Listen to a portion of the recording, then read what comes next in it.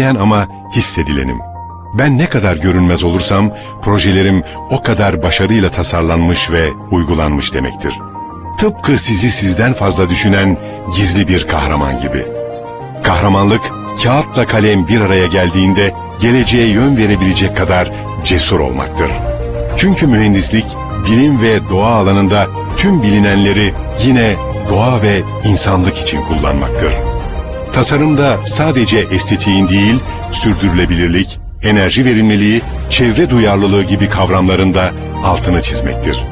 Mühendislik, modern, konforlu ve doğaya saygı gösteren yenilikçi yaşam alanlarını hayal etmek ve gerçeğe dönüştürmektir. Gelecek kuşaklara yön vermektir. Binlerce yıl önce bir kıvılcımla yaratılan aydınlığı bugün tek bir tuşla milyonlarca insanın yaşadığı yerlere taşımaktır. Geceyi gündüze, soğuğu sıcağa, sıcağı soğuğa çevirebilmektir. İnsanlığın ihtiyaçlarını karşılamak için hayallerimizi gerçekleştirirken yanımızda TTMD vardı. 1992 yılında kurulduğundan bu yana çatısı altında güven bulduğumuz, etik değerlerin teşkili ve temel sorunların çözümü için birlikte çalıştığımız yol arkadaşımız.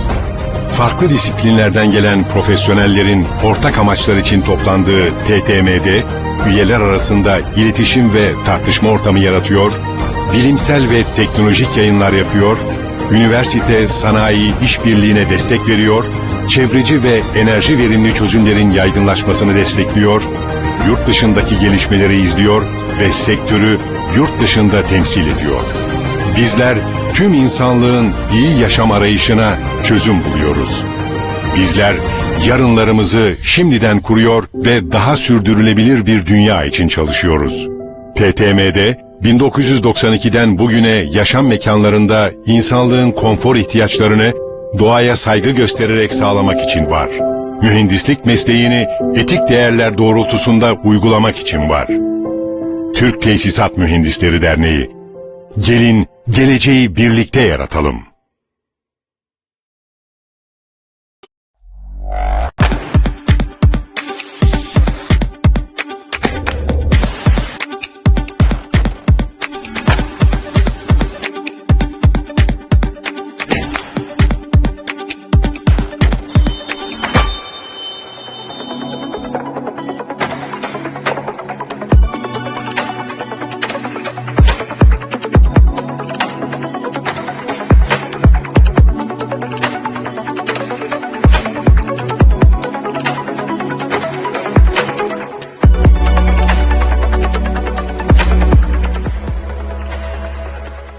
Aydın Global, PAGLE, Türkiye'nin ilk pik boru markasını 2015 yılında piyasaya vermiştir. Türkiye'de ve çevresindeki ülkelerde dökme demir pissu boru sistemleri konusunda tanınmış bir markadır. A1 sınıfı yanmaz, ses geçirmeyen ve %100 geri dönüşümlü özellikleriyle binaların iç tesisatlarında son derece güvenli bir sistem sağlamaktadır.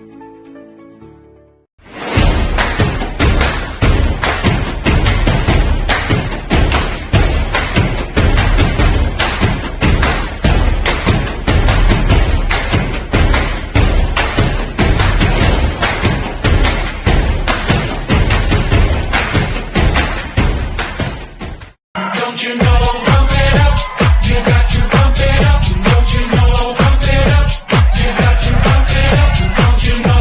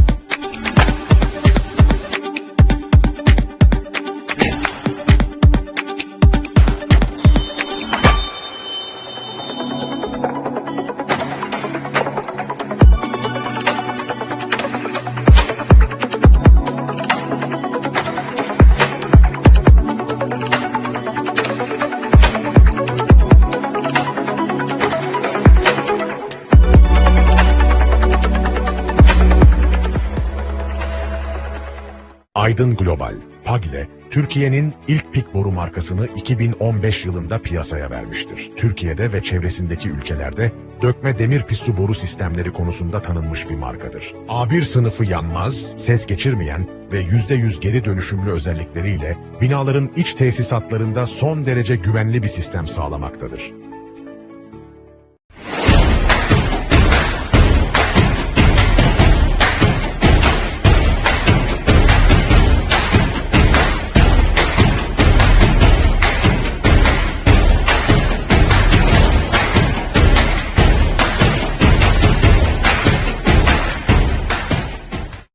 Don't you know, pump it up. You got to pump it up. Don't you know, pump it up. You got to pump it up. Don't you know?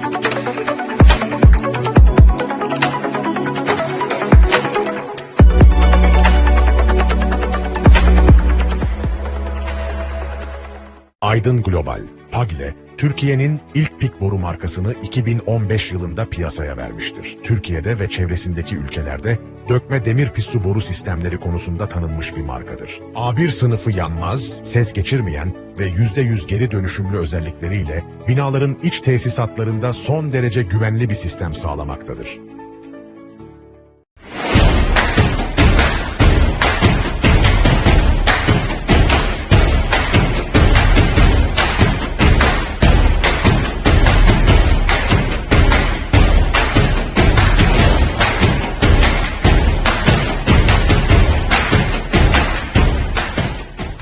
Don't you know, pump it up.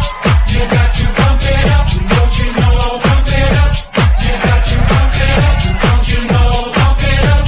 You got to pump it up. Don't you know, pump it up. You got to pump it up.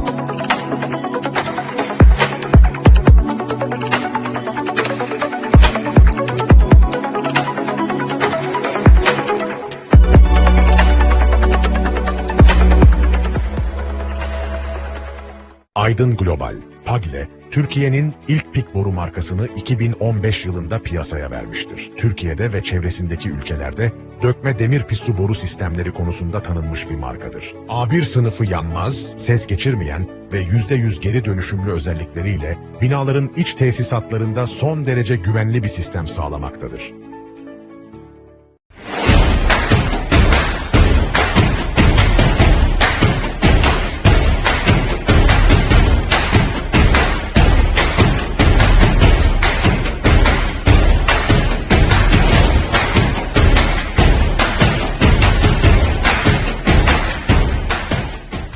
Don't you know, pump it up. You got to pump it up. Don't you know, pump it up. You got to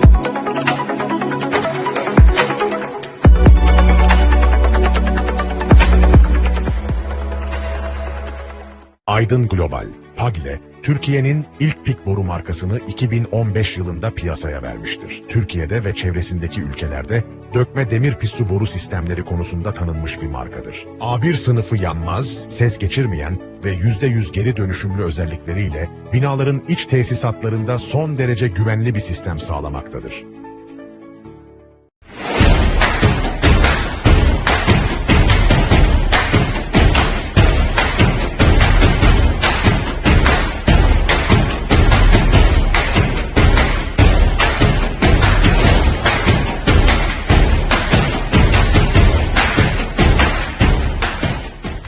Don't you know, pump it up. You got to pump it up. Don't you know, pump it up. You got to pump it up. Don't you know, pump it up. You got to pump it up. Don't you know, pump it up. You got to pump it up.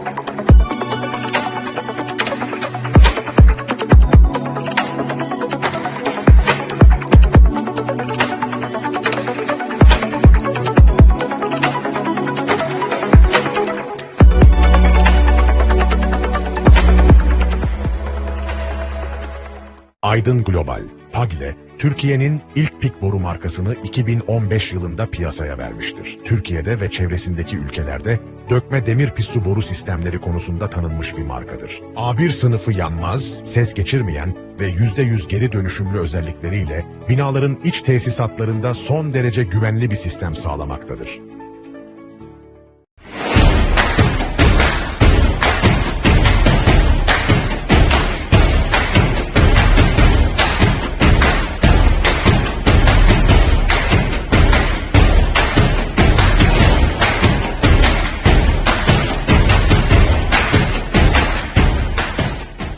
Don't you know, pump it up. You got to pump it up. Don't you know, pump it up. You got to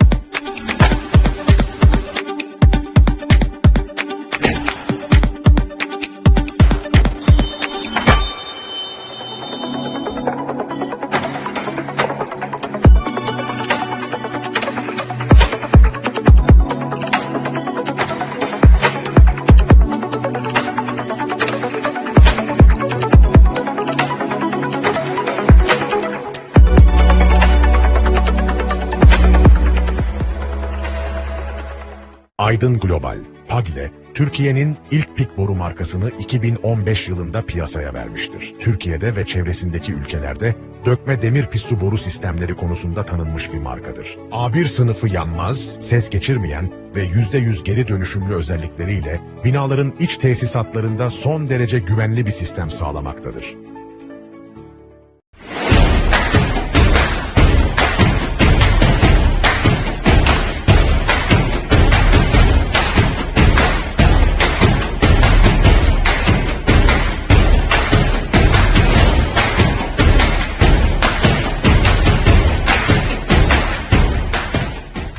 Don't you know, pump it up.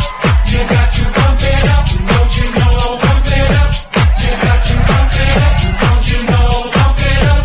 You got to pump it up. Don't you know, pump it up. You got to pump it up.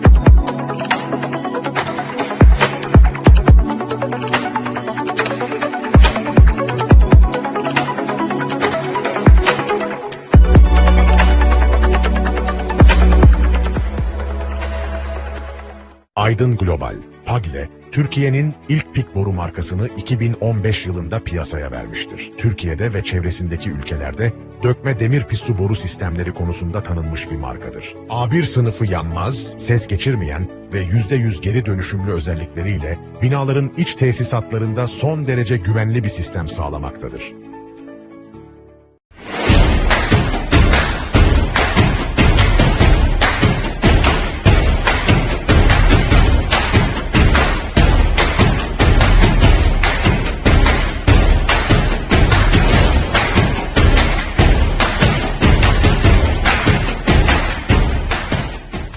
Don't you know, pump it up. You got to pump it up. Don't you know, pump it up. You got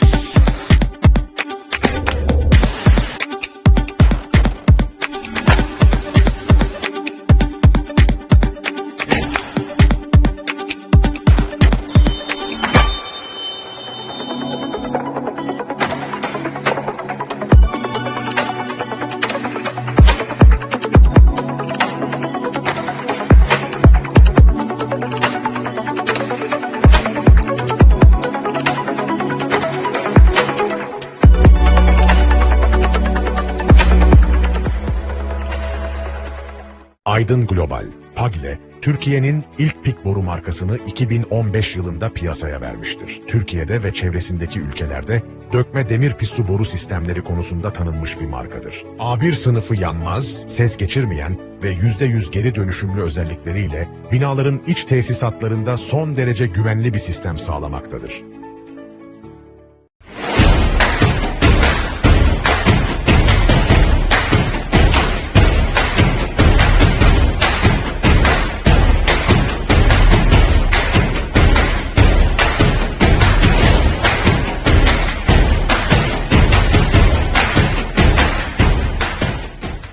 Don't you know, pump it up. You got to pump it up. Don't you know, pump it up. You got to pump it up. Don't you know, pump it up. You got to pump it up. Don't you know, pump it up. You got to pump it up.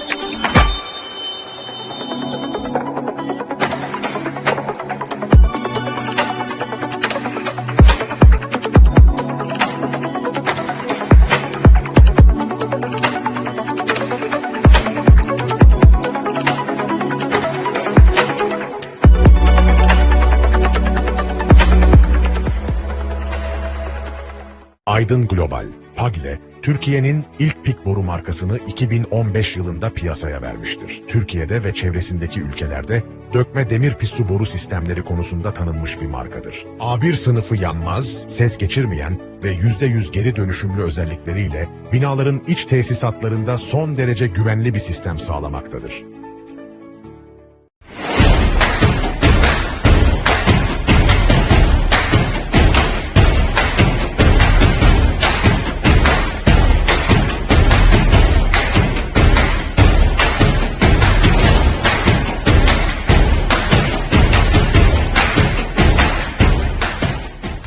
Don't you know, pump it up. You got to pump it up. Don't you know, pump it up. You got to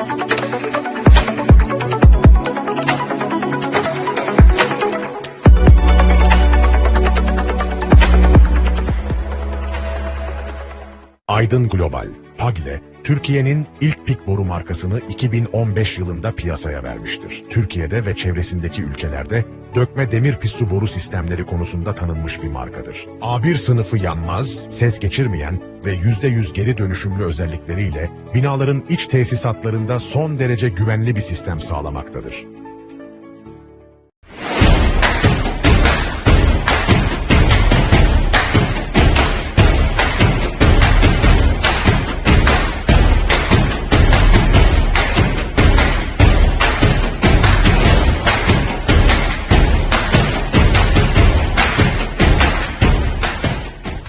Don't you know, pump it up. You got to pump it up. Don't you know, pump it up. You got to pump it up. Don't you know, pump it up. You got to pump it up. Don't you know, pump it up. You got to pump it up.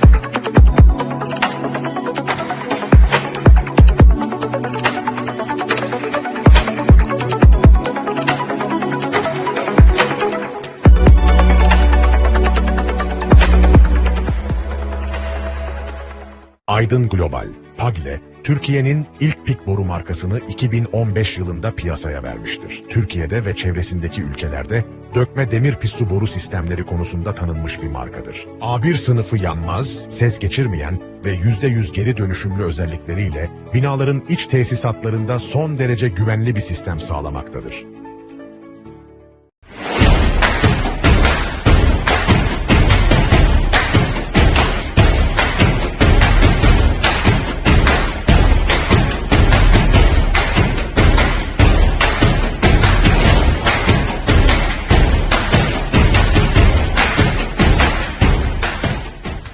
Don't you know, pump it up. You got to pump it up. Don't you know, pump it up. You got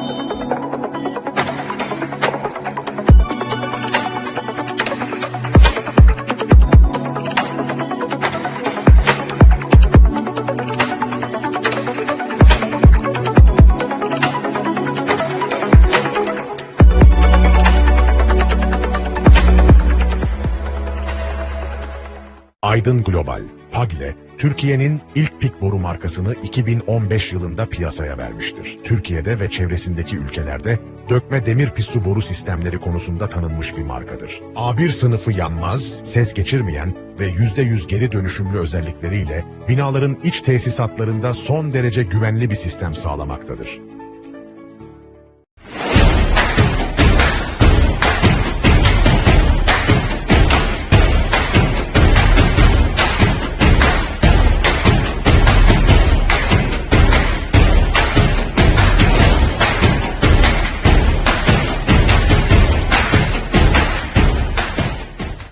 Don't you know, pump it up. You got to pump it up. Don't you know, pump it up. You got to pump it up. Don't you know, pump it up. You got to pump it up. Don't you know, pump it up. You got to pump it up.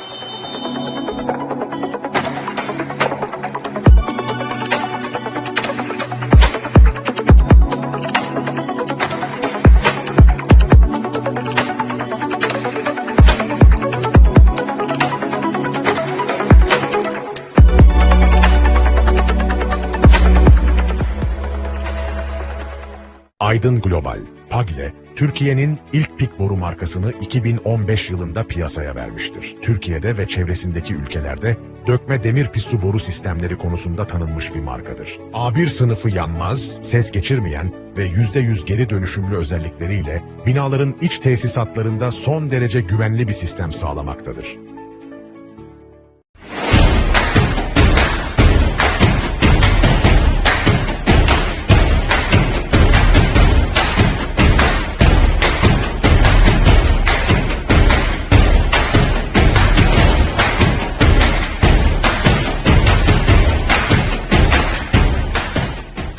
Don't you know, pump it up. You got to pump it up. Don't you know, pump it up. You got to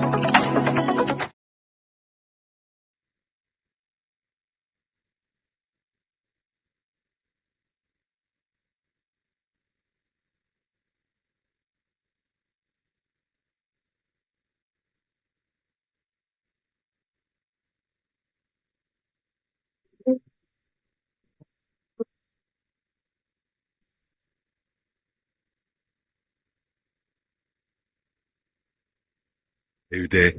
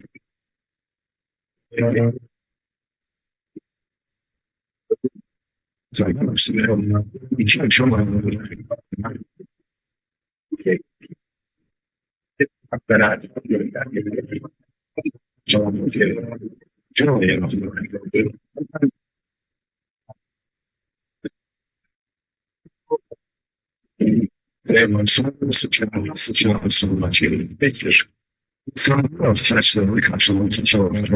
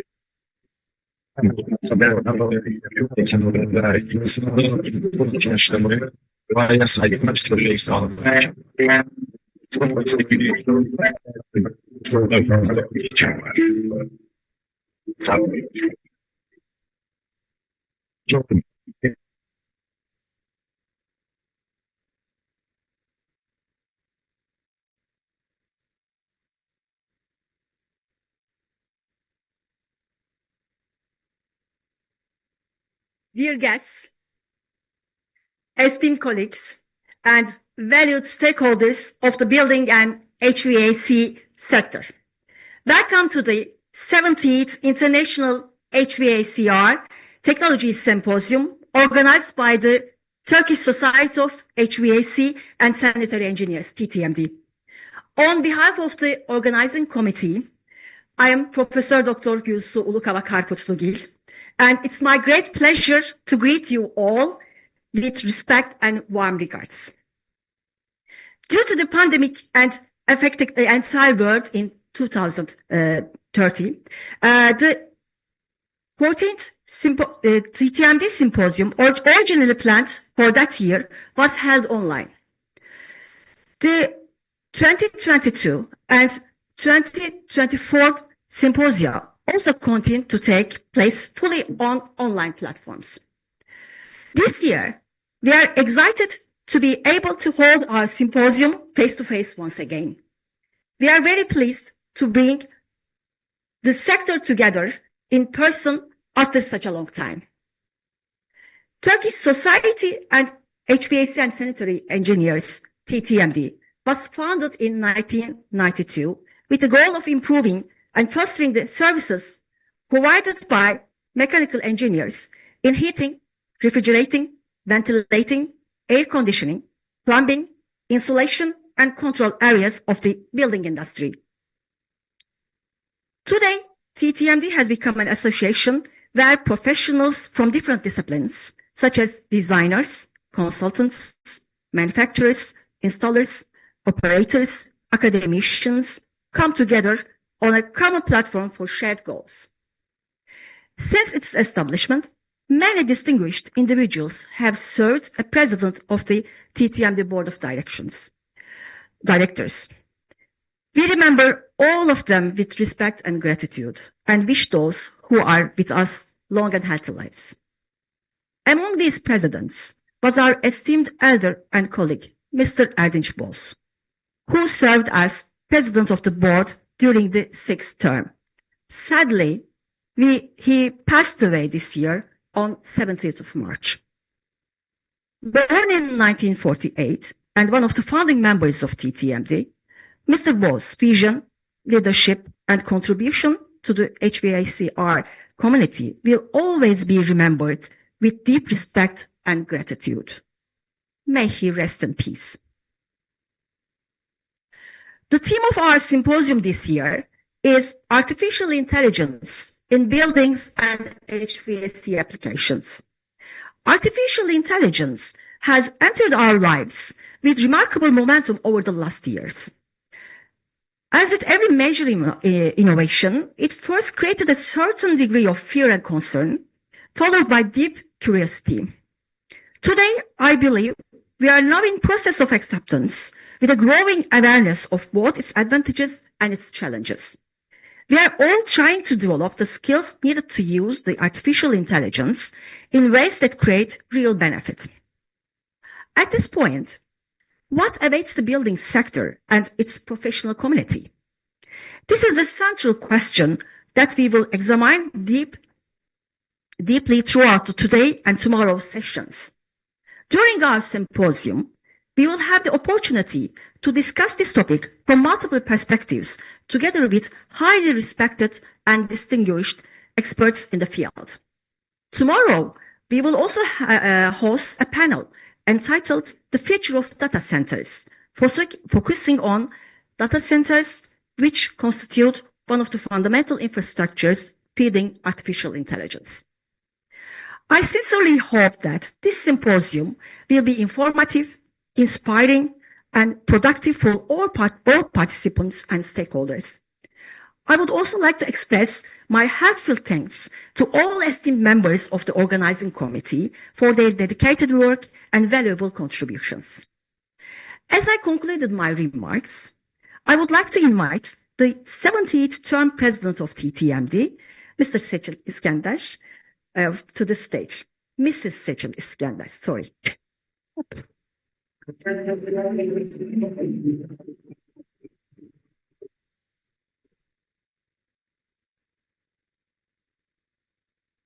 Distinguished guests, estimated speakers, valuable industry representatives, dear colleagues and friends, welcome to the 70th TTMD International Symposium. It's a great pleasure and honor to welcome you all here today in Istanbul on behalf of Turkish Society of HVAC and Sanitary Engineers, TTMD. TTMD is the Turkish Society of Heating, Ventilating and Air Conditioning Engineers, founded in Ankara more than 30 years ago. Furthermore, TTMD is an ESHRE Associative Society Alliance member and a founding member of REHVA. This year, we gather around the topic that is not only shaping our industry, but also transforming the way we design, operate, and experience buildings. Artificial intelligence in buildings is the topic. Over the next 2 days, we will explore how AI is influencing HVAC system, digital twins, data centers, energy efficiency, and sustainable urban environments. For many years, our sector has focused on improving comfort, efficiency, and sustainability through engineering expertise. Today, we are entering a new era where engineering is increasingly supported by data, machine learning, and intelligent systems. Artificial intelligence is no longer a futuristic concept. It is becoming part of our professional reality. Today, we are also witnessing a major global shift in digital infrastructure and data center investments. Across Europe, traditional hubs are facing increasing challenges related to energy supply, grid capacity, and sustainability targets.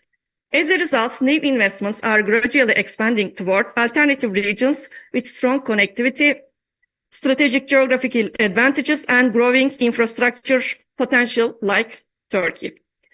For our industry, this means not only new investment opportunities, but also greater responsibility. Advanced cooling technologies, energy efficiency, resilient HVAC systems, and sustainability engineering solutions will play a central role in shaping the next generation of digital infrastructure. This symposium reflects exactly that perspective. Our program brings together academics, engineers, designers, technology providers, and sector leaders from different disciplines and different countries. Throughout the sessions, we will discuss not only the technological advancements, but also practical applications, challenges, opportunities for the future of our industry. I also would like to emphasize the importance of collaboration and knowledge sharing. The buildings of the future cannot be designed by a single discipline. Mechanical engineers, architects, software developers, energy experts, and urban planners must be involved, work together closely than ever before. TTMD has always believed in the value of collective learning and professional solidarity. And this symposium is one of the strongest examples of that vision. I would like to express my sincere gratitude to all speakers, moderators, sponsors, especially organizing and technical committee members. I also thank all participants joining us both here in Istanbul and online through a hybrid format. Your presence and contributions are what make this symposium truly meaningful. I hope these 2 days will inspire new ideas, valuable discussions, and long-term collaborations for all of us. Thank you once again for being with us today. I wish you all an insightful, productive, and inspiring symposium. Thank you.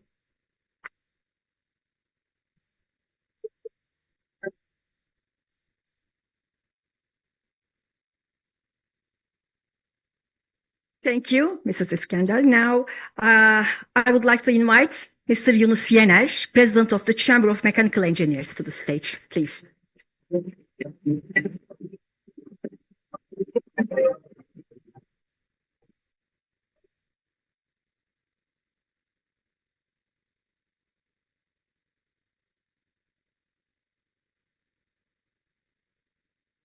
Dear guests, dear colleagues, dear academicians, on behalf of Chamber of Mechanical Engineers, MMO, I respectfully greet you all. Pardon. First of all, I would like to congratulate TTMD on the occasion of the 17th International HVAC+R Technology Symposium. As we always express with great satisfaction, our chamber regards TTMD, which operates in the field of HVAC engineering, as an organic part of our structure. And we take pride in its successful activities.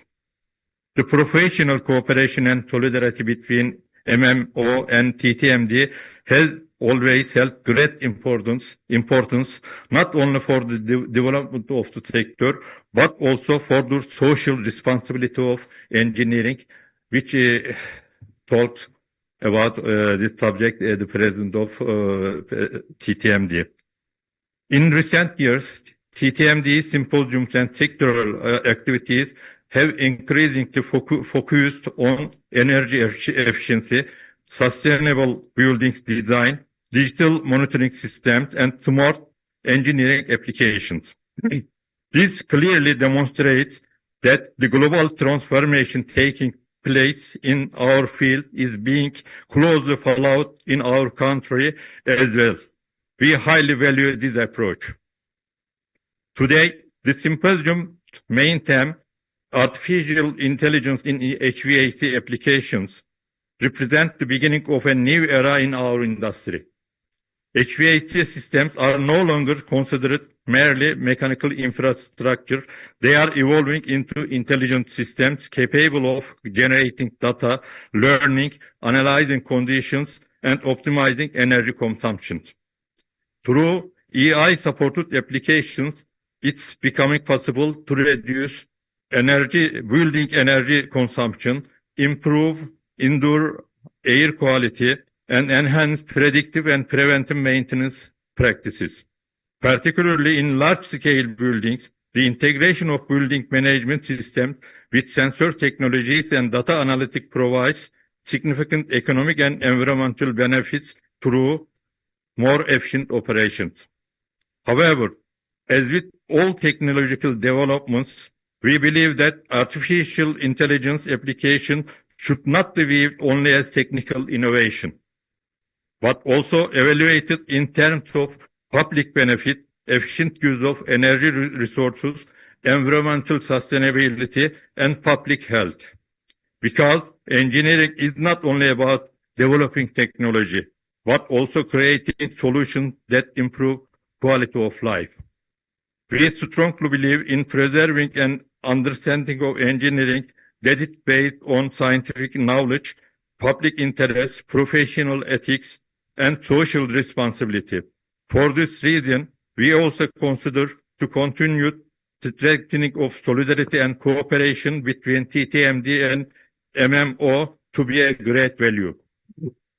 With these talks, I would like to thank the TTMT executives, academics, industry representatives, and all participants who contributed to the organization of this symposium. I wish the symposium every success and productive outcome. Thank you for your attention.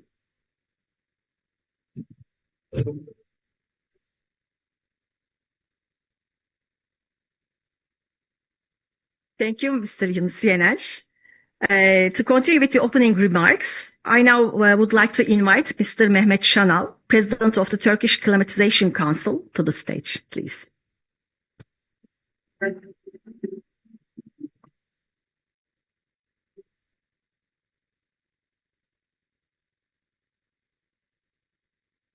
Good morning. I don't speak English very well, so I will continue speaking Turkish. Değerli akademisyenler, değerli misafirler, sektörümüzün değerli temsilcileri, hepinizi İklimlendirme Sanayi İhracatçılar Birliği ve Top İklimlendirme Türkiye Odalar ve Borsalar Birliği İklimlendirme Meclisi adına saygıyla selamlıyorum. Türk Tesisat Derneği tarafından 17.si düzenlenen Uluslararası HVAC Teknoloji Sempozyumu'nun açılışında sizlerle bir arada bulunmaktan son derece mutluyum. Ve bu seneki sempozyumun konusunun da yapay zeka ve data center merkezleri odaklı olması, gelişen teknolojimiz açısından ve biz üreticiler açısından da son derece önemli. Bildiğiniz gibi Türk Tesisat Mühendisleri Derneği'nin yapmış olduğu bu sempozyumlar, aylık veya 2 haftada bir düzenlenen eski tarihlerdeki eğitimler bizlerin kişisel gelişimi için son derece önemliydi. Ve bu sempozyumları da biz halen çok önemsiyoruz ki bakıldığı zaman dünyadaki gelişmelere de baktığımızda artan yapay zekanın gelişmesiyle birlikte dünya coğrafyasında da çok ciddi bir data center yatırımları yapılmakta ve tedarik zinciri bu noktada ciddi manada zorlanmakta. Ülkemizdeki tüm üreticilerimizin, designerlarımızın da bu alanda bizlerin yatırım yapması biraz daha bu konuda fokuslanarak kendimizi geliştirmemiz gerekiyor. Çünkü özellikle tüm coğrafyayı da dünyayı da dolaştığımız zaman özellikle Amerika'da yapılan çok büyük yatırımlar bizlerin tedarik zincirinde etkilemiş durumda. Bu nedenden dolayı bu yıl tamamen hava uygulamalarında yapay zeka olarak belirlenmiş olması bizler için son derece önemli ve önümüzdeki 5-10 yıllık süreçte de bu noktada ciddi yatırımlar devam edecek gibi görünüyor. Yapay zeka destekli bina sistemleri, akıllı otomasyon çözümleri ve mühendislik odaklı yaklaşımlarla enerji verimliliği yüksek, sürdürülebilir ve dayanıklı çevrelerin oluşturulması da son derece kritik bir rol üstlenmekte. Küresel ölçekte yaşanan iklim krizi, enerji arz güvenliği, karbon nötr hedefleri, sürdürülebilir şehirleşme politikaları pek çok sektörü olduğu gibi iklimlendirme sektörünü de her zamankinden daha stratejik bir noktaya taşımaktadır. Diğer bir taraftan da sürdürülebilirlik ve iklim krizi sonrasında gelişen gelişmeler doğrultusunda sektörümüzü de özellikle Avrupa Birliği'ne yönelik sınırda karbon vergisi uygulamasına yönelik de sektörümüzün çalışmaları devam etmektedir. Bu noktada aynı zamanda eğitimlerimiz ve sürdürülebilir iklimlendirme sanayi ihracatçı birliği olarak da sürdürülebilirlik strateji belgemizi de geçen sene içerisinde tamamladık ve sizlerle paylaştık.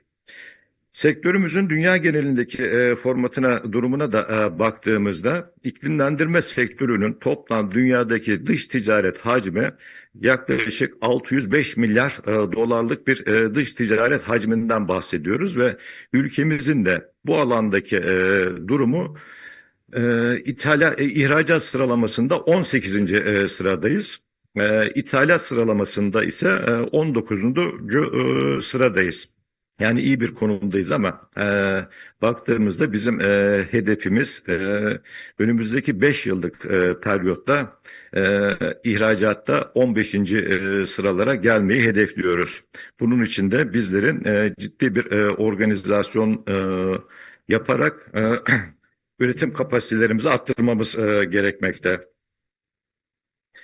Bu noktada zaten üniversitelerimizle de işbirliği yapıyoruz. İSKAL'dan birlikte ve Türkiye Odalar Borsalar Birliği ile birlikte 5 tane üniversitemizde de öğrencilerimizle de bir protokol anlaşması yaptık ve öğrencilerimizi 2. sınıftan itibaren burslandırmaya başlayacağız. Bu konudaki gelişmeleri de Haziran ayından sonra tüm sektörümüzde kaç tane öğrencimizi burslandırdığımızı yapacağız. Bu ilk yıl için 50 tane sektörümüze yeni mühendisleri kazandırmak için çalışmalarımız devam ediyor. Bu noktada İklimlendirme Sanayi İhracatçılar Birliği ve Sektör Meclisi olarak bizler de sektörümüzün sürdürülebilir büyümesini desteklemek amacıyla ihracat odaklı projelerden uluslararası yatırım faaliyetlerine, teknik işbirliklerinden sürdürülebilir yeşil dönüşüm çalışmalarına kadar geniş bir alanda çalışmalarımızı kararlılıkla sürdürüyoruz. Bu vesileyle sektörümüzün gelişmesine katkı koyan tüm paydaşlara, Türk Tesisat Mühendisliği Derneği yöneticilerine, yurt dışından gelen misafirlerimize, ülkemizin, sektörümüzün gelişimi açısından bugün paylaşacakları bilgiler ve emeklerinden dolayı hepinize teşekkür ediyor, saygılarımı sunuyorum.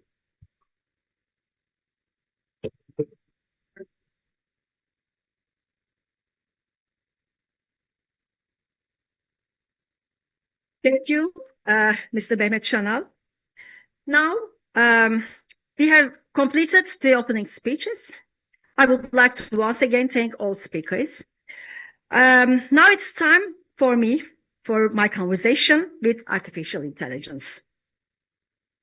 This is a conversation directly linked to the main theme of the symposium, actually. Before we begin, I would like to thank Gemini for preparing the questions, and ChatGPT and DeepSeek for providing answers based on their extensive knowledge.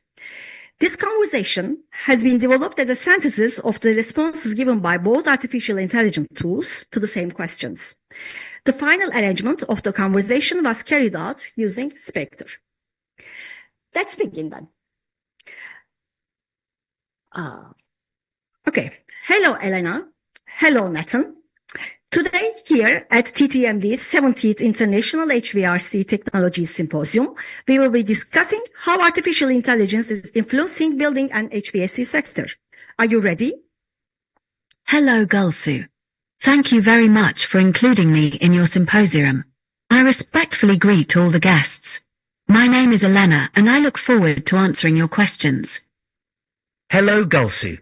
I'm also very excited to be here. Greetings to everyone. My name is Nathan, and I am ready for your questions. Okay, then let us begin. My first question will be on energy efficiency and dynamic optimization. Traditional HVAC control systems are generally based on predefined, rule-based strategies. After reinforcement learning algorithms in artificial intelligence provide an advantage over traditional methods in minimizing energy consumption by analyzing a building's thermal loads and outdoor weather conditions in real time. Is it possible to predict the concrete efficiency rate? I would like to answer first. Think of it this way. Traditional systems are like a rulebook that tells you if the outdoor temperature exceeds 28 degrees Celsius, run the air conditioner at 100%. It works, and it is reliable, but it is not flexible. Reinforcement learning, on the other hand, does not receive this rulebook in written form. It learns through its own experience. You place sensors in every room of the building, and the system observes for hours, even days, If I operate the air conditioning at this level now, the room reaches the desired temperature in this amount of time, but the energy bill increases by this much. The objective is essentially a reward function. Minimize energy use, but do not compromise comfort. Over time, RL learns the actions that will maximize this reward. So, what is the outcome? In laboratory environments, that is, in simulations, there are robust studies showing that RL can achieve a 30% to 40% improvement in energy consumption compared to traditional rule-based systems.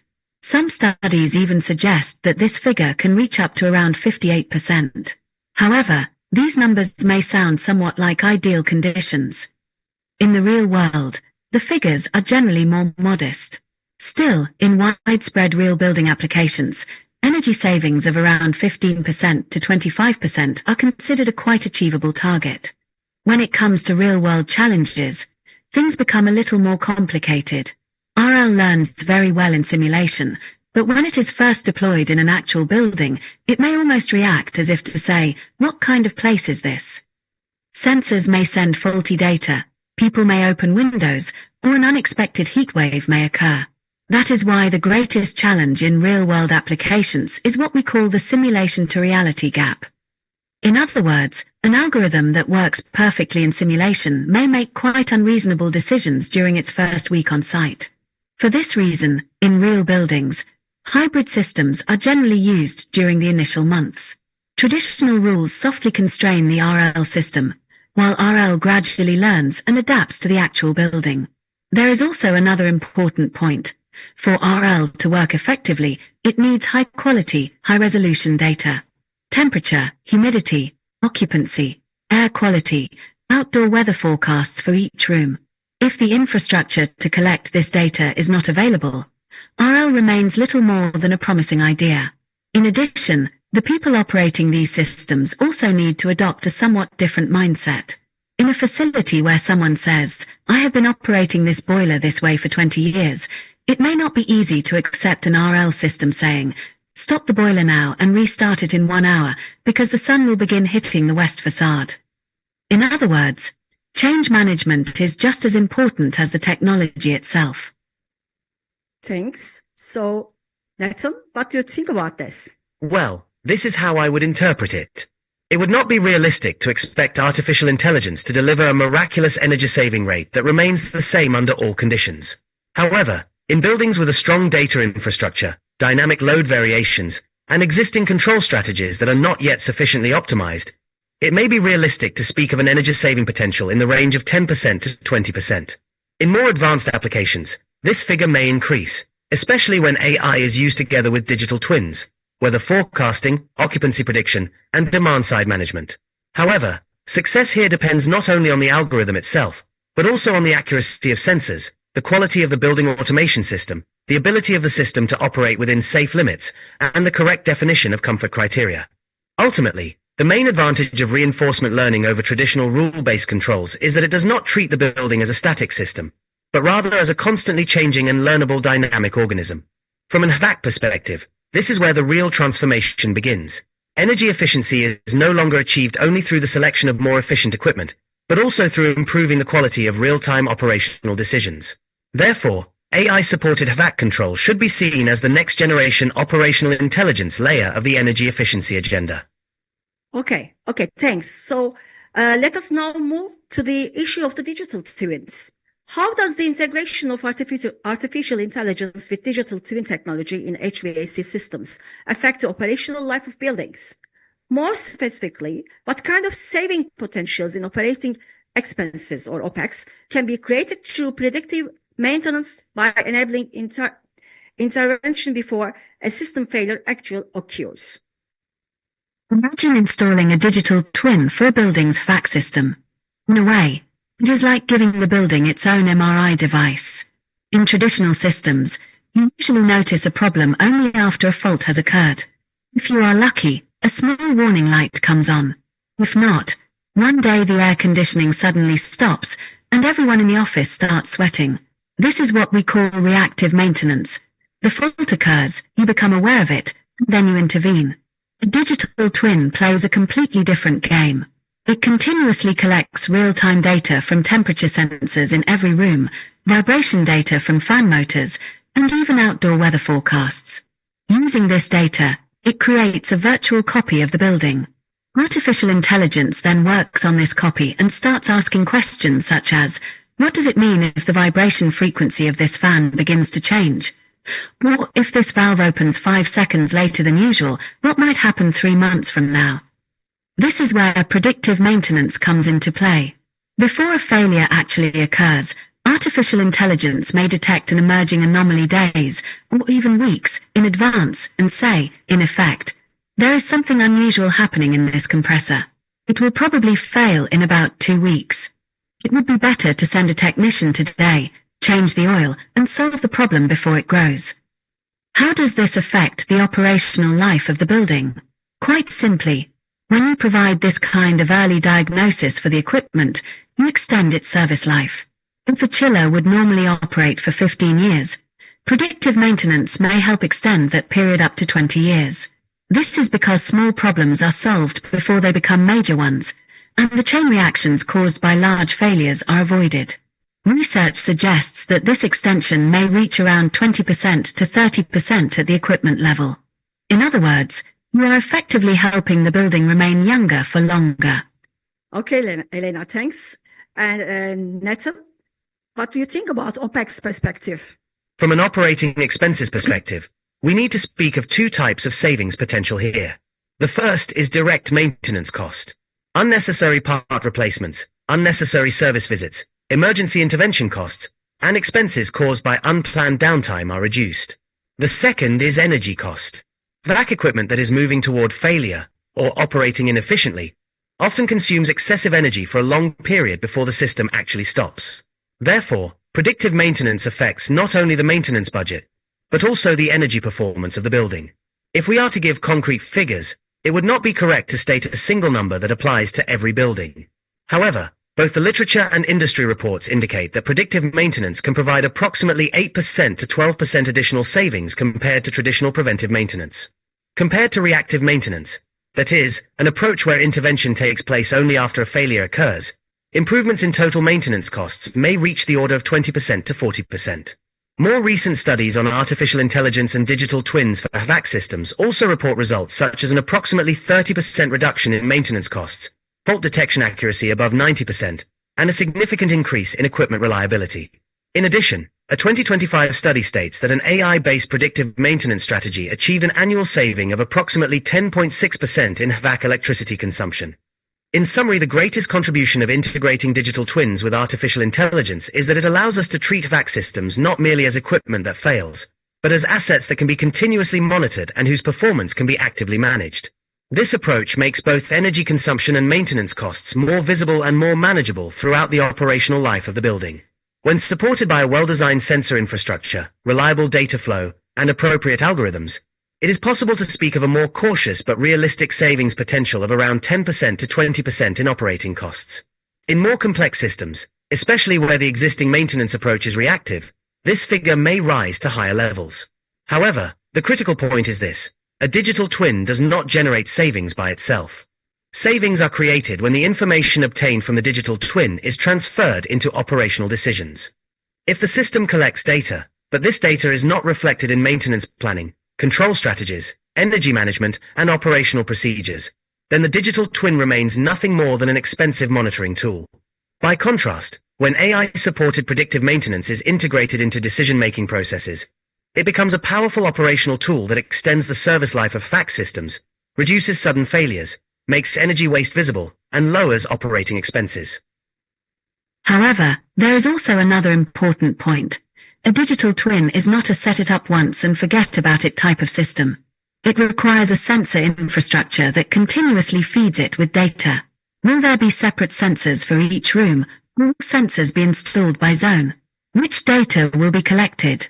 How will this data be processed? These questions have cost implications. There is also the human side of the issue. It may take time for a traditional facility management team to understand the concept of a digital twin and to trust the system. However, today, because the return on this investment is becoming increasingly clear, Many building owners are willing to take on these challenges. You are right, Elena. Now I would like to come to a point of occupant comfort conditions and indoor air quality. In the post-pandemic period, indoor air quality has gained critical importance. How can artificial intelligence optimize the delicate balance between energy savings and indoor air quality? What can an AI system that monitors occupancy rates and carbon dioxide levels in real time offer us in terms of personalized climate control? Think of it this way. Before the pandemic, indoor air quality, or IAQ, was not really a major concern in many buildings. It was almost taken for granted. There is air, after all. But after COVID, when the CO2 level in an office exceeds 1,000 ppm, people immediately start thinking, the air here is stale, and the risk of virus transmission may be increasing. Traditional systems, however, still operated with rigid rules. If CO2 exceeds 800 ppm, bring in 20% outdoor air, and so on. But the problem is that bringing in outdoor air means heating or cooling it, and that means energy. So there is, in fact, a delicate equation here: healthy air or lower energy bills. Traditional systems cannot truly solve this equation. They tend to operate with an all-or-nothing logic. Artificial intelligence, on the other hand, can solve this equation almost like a mathematical genius. How? First, you place sensors in different parts of the office. CO2 sensors, particulate matter sensors such as PM2.5, temperature and humidity sensors, and even VOC sensors for volatile organic compounds. But most importantly, use occupancy sensors. Monitor in real time how many people are in the office at which hours, and which zones are being used more intensively. AI then combines all this data and creates a kind of prediction engine. So what does this prediction engine do? Let us say that at 9:30 in the morning, 12 people are expected to enter a meeting room and stay there for about an hour. Before the meeting even starts, AI increases the ventilation rate from 20% to 60%. At the same time, it reduces ventilation in other zones that are empty. In other words, it works according to the principle of maximum comfort where it is needed, minimum energy where it is not. In this way, overall energy consumption in the building is minimized, while indoor air quality is kept high precisely at the moments of greatest risk. So, how much energy can this save? A study by the University of Copenhagen showed that demand-controlled ventilation can achieve energy savings of around 37% to 48% compared to traditional constant ventilation, while still maintaining indoor air quality standards, with CO2 levels kept around 800 to 900 ppm. In other words, with artificial intelligence, the dilemma of energy or health begins to disappear. You can gain both at the same time. Now, let us come to the issue of personalized climate control. This is a somewhat more future-oriented concept, but one that has been maturing rapidly in the post-pandemic period. Think of it this way. Everyone's thermal comfort is different. Some people feel cold at 22 degrees Celsius, while others feel warm at 24 degrees Celsius. A traditional system tries to keep the entire office at 23 degrees Celsius, but this is designed for the comfort of an average person. In reality, it may not fully satisfy anyone. This is where things become interesting when the digital twin is combined with personal sensors. For example, an app on each employee's phone could send feedback such as, "I feel too warm right now, I would like it to be a little cooler." A wearable device, such as a wristband, could monitor heart rate and skin temperature. Artificial intelligence combines these individual data points with the building's overall optimization strategy. Let us say that Mehmet is comfortable at 24 degrees Celsius, while Eyes prefers 22 degrees Celsius. The system adjusts Mehmet's room to 24 degrees Celsius and Eyes' room to 22 degrees Celsius. But what happens if both rooms are connected to the same central air handling unit? This is where smart valves, zonal control units such as VAV boxes, and personal heating or cooling devices, such as under-desk heaters or personal fans, come into play. AI operates the central system efficiently at the general level, while creating personal comfort bubbles through local devices. This means a balance where everyone can experience their own microclimate, without the building consuming energy unnecessarily. Of course, there are also challenges. For example, allowing every employee to adjust the temperature from their phone may lead to exaggerated requests, such as "let me set it to 16 degrees Celsius and enjoy my life." Therefore, the system needs to limit user requests within a reasonable range and balance individual preferences with overall energy optimization. In addition, this level of personalization increases the cost of sensors and communication infrastructure. But in my view, especially in high-value offices, healthcare facilities, and hotels, this is increasingly becoming a competitive advantage. Okay, Elena. I would like to summarize it as follows. Yeah. The most important contribution of artificial intelligence in the field of IAQ is that it allows us to move beyond the dilemma of more ventilation or less energy consumption. The issue is no longer simply to increase or reduce airflow. It is to manage ventilation intelligently by understanding when, where, by how many people, and in what way the building is being used. If this approach is well designed, it may be possible to reduce energy consumption without compromising indoor air quality. However, for this to happen, sensor reliability, data privacy, the selection of appropriate algorithms, continuity of maintenance, and the system's intelligibility for users are all critical conditions. Therefore, AI-supported HVAC systems promise us healthier, more energy-efficient, and more user-oriented buildings in the future. Yet the realization of this promise depends on treating the technology not merely as an automation tool, but as an integrated indoor environmental quality management system. Indoor air quality, energy efficiency, and comfort should no longer be considered separately, but rather as performance domains that need to be optimized together. Okay, Nathan, as we listen to all these impressive interactions with artificial intelligence, I'm sure one question has come to the minds of our audience. How will the role of engineer be shaped? Let me ask it in this way.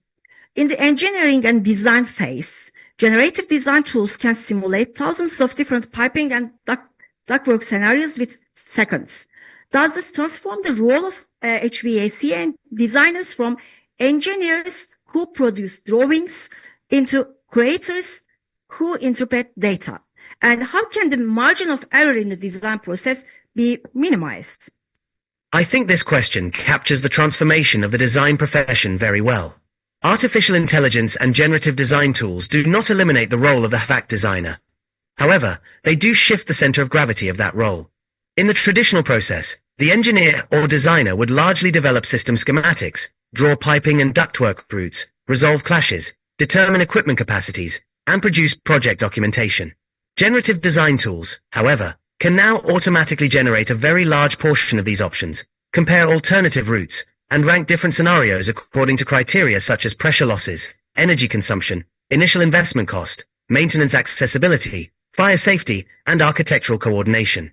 For this reason, the shift from the idea of the engineer who produces drawings to the curator who interprets data is a very appropriate analogy.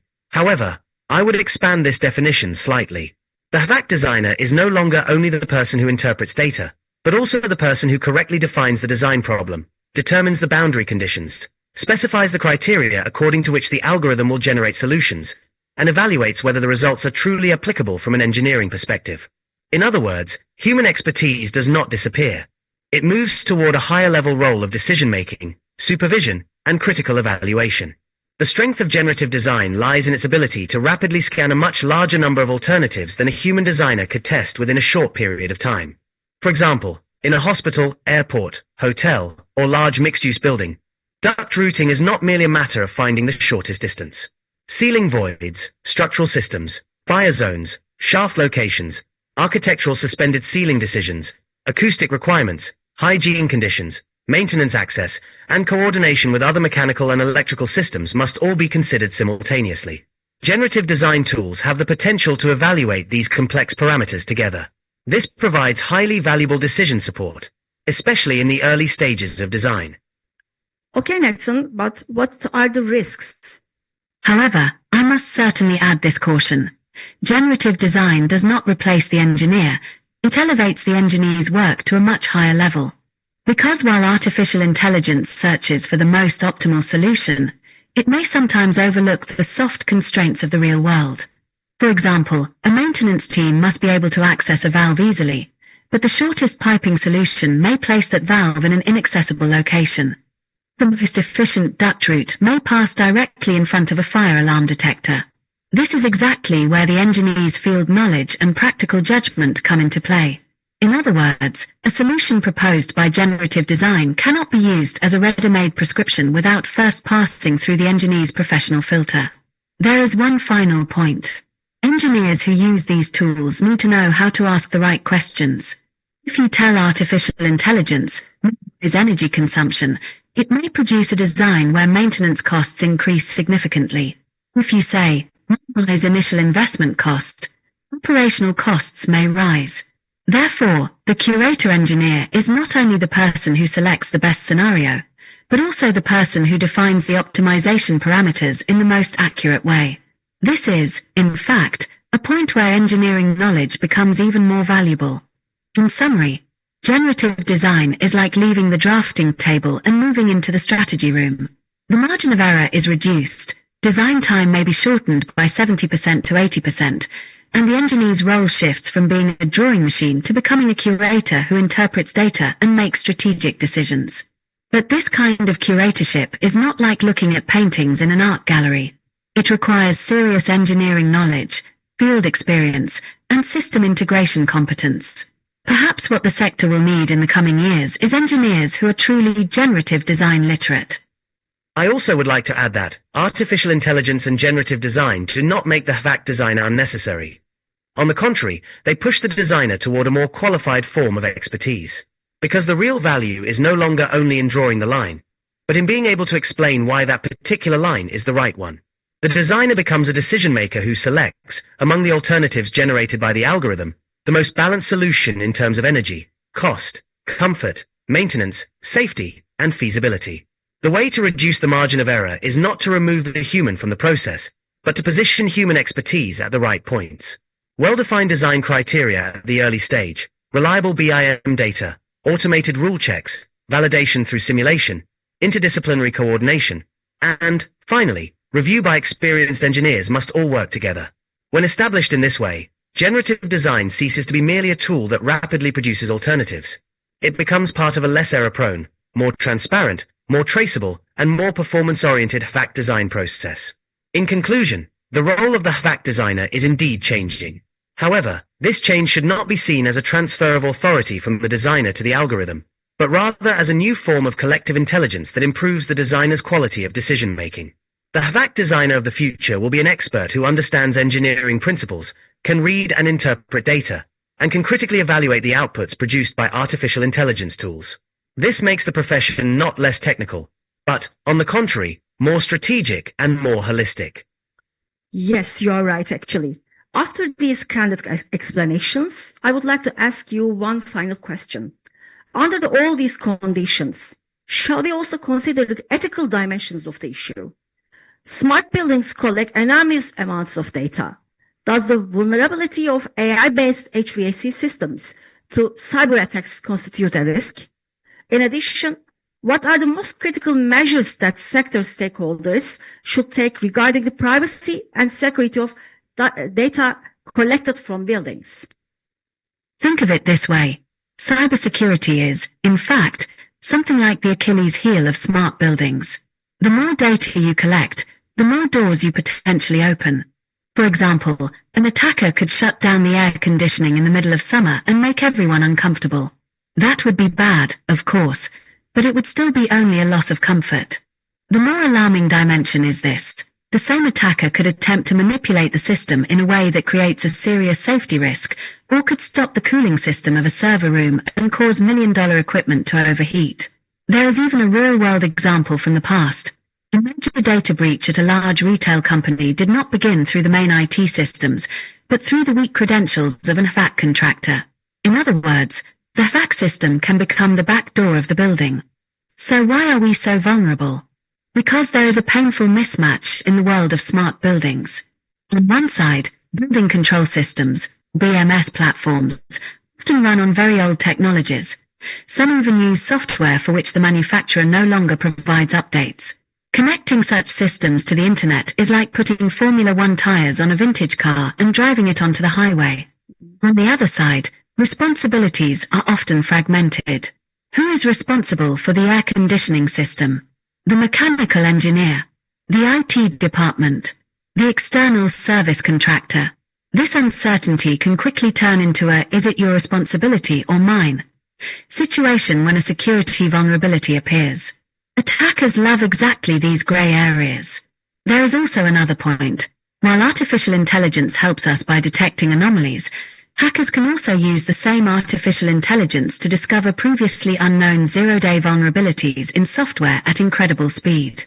So, while defense is becoming faster, attacks are evolving just as quickly. So far, we have talked about the problems. Now let us come to the solution. What should sector stakeholders do? The first and most important principle is the philosophy of never trust, always verify. The time when simply entering the company network meant that everything was automatically trusted is over.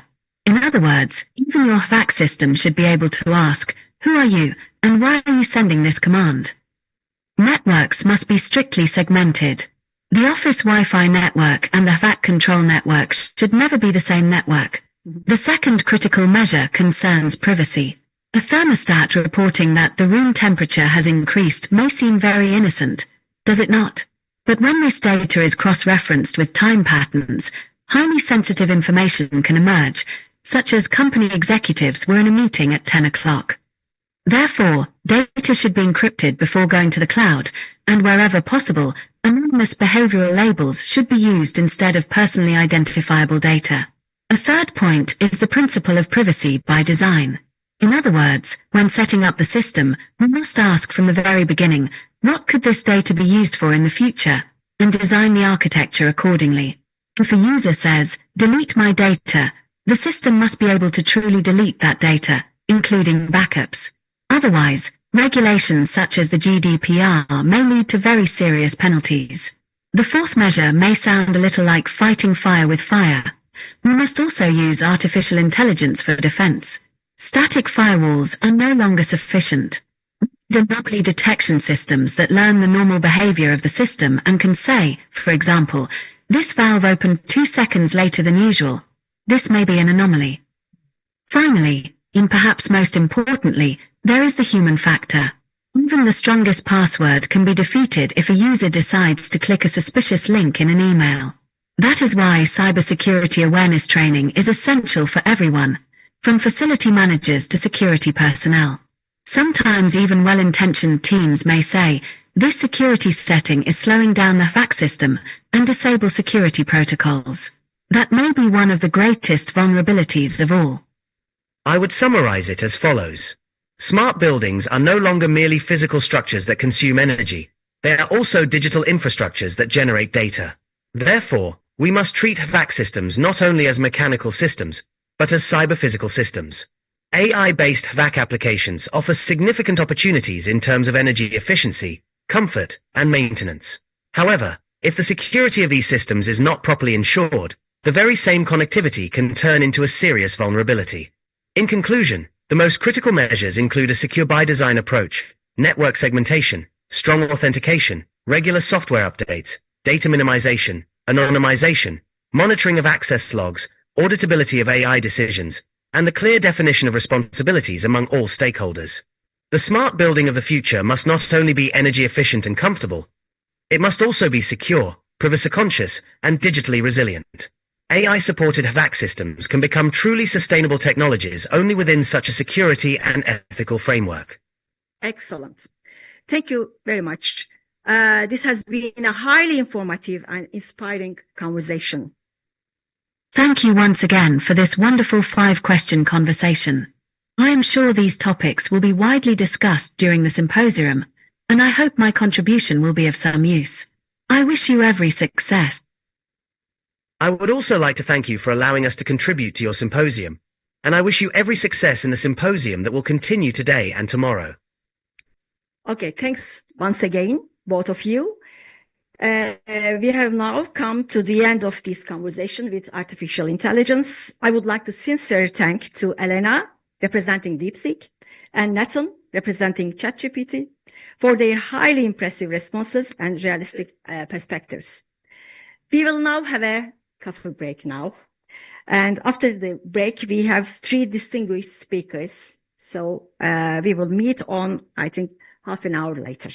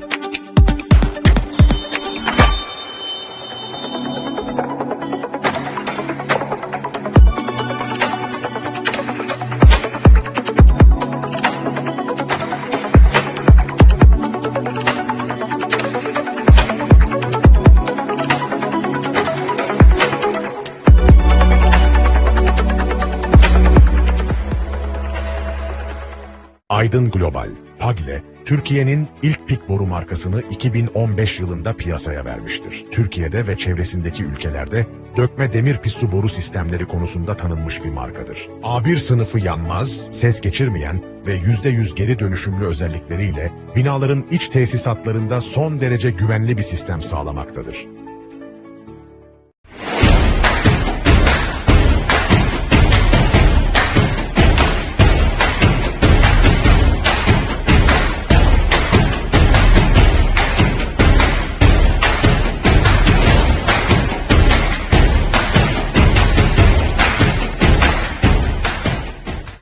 Don't you know, pump it up.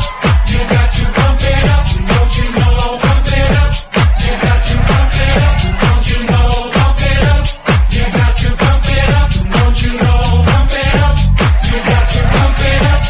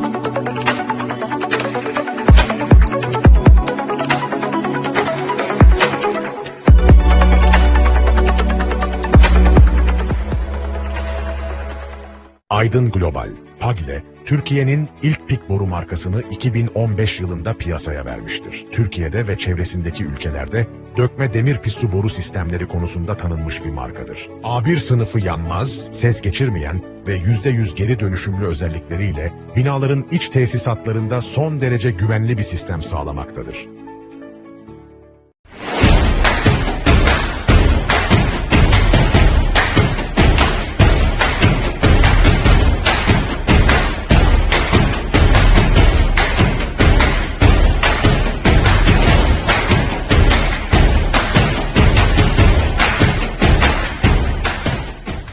Don't you know, pump it up. You got to pump it up. Don't you know, pump it up. You got to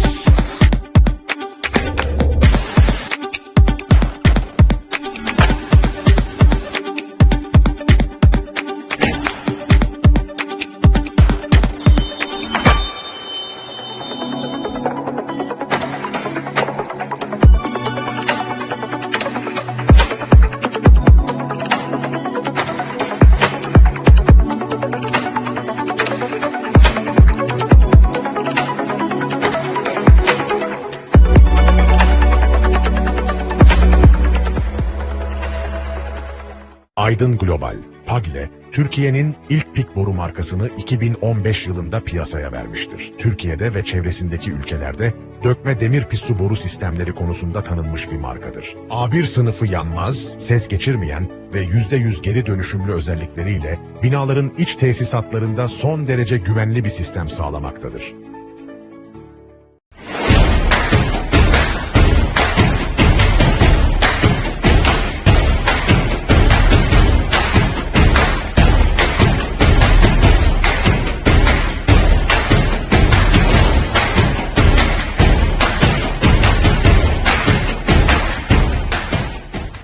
Don't you know, pump it up.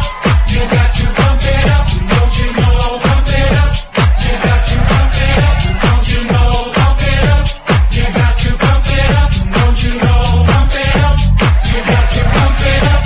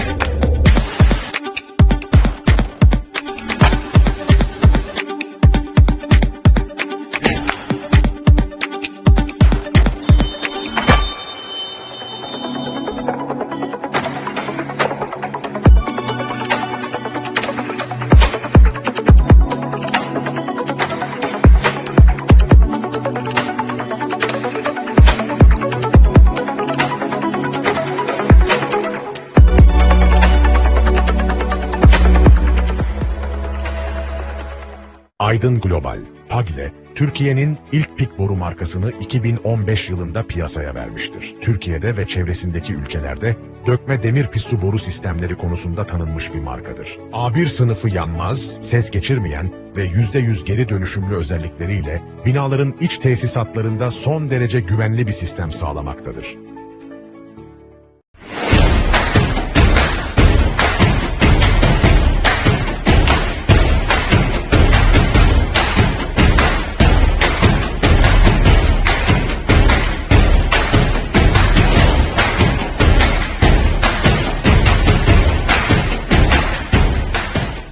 Don't you know, pump it up. You got to pump it up. Don't you know, pump it up. You got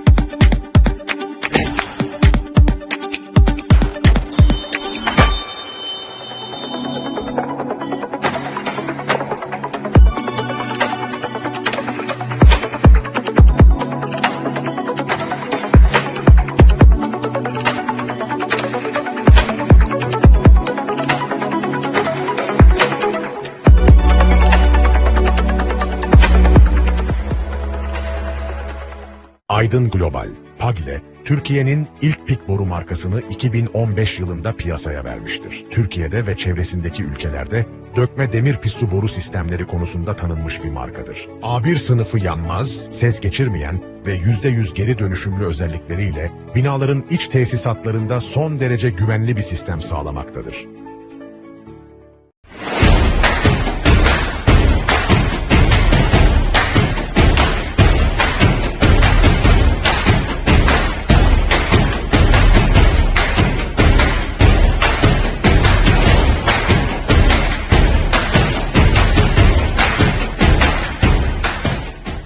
Don't you know, pump it up.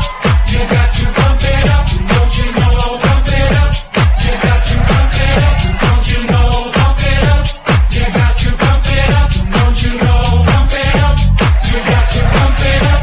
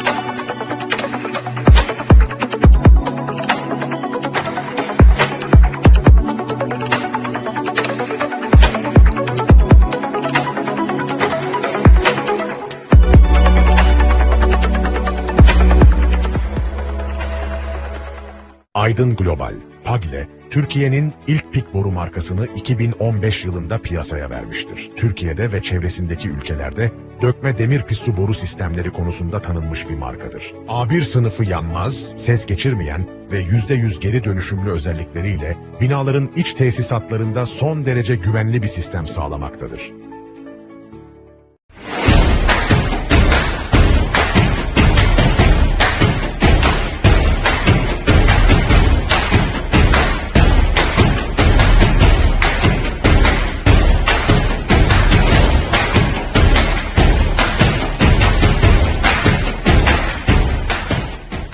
Don't you know, pump it up. You got to pump it up. Don't you know, pump it up. You got to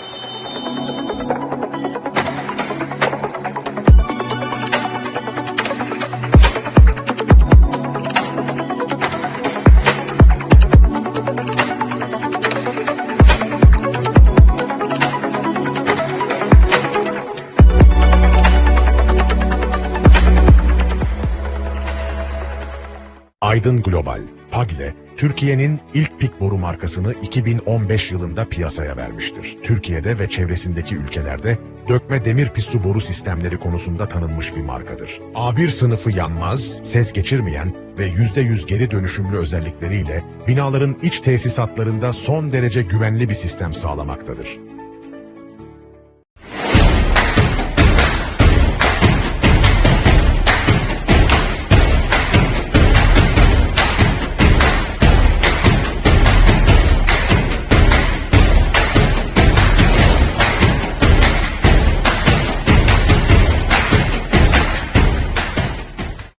Don't you know, pump it up. You got to pump it up. Don't you know, pump it up. You got to pump it up. Don't you know, pump it up. You got to pump it up. Don't you know, pump it up. You got to pump it up.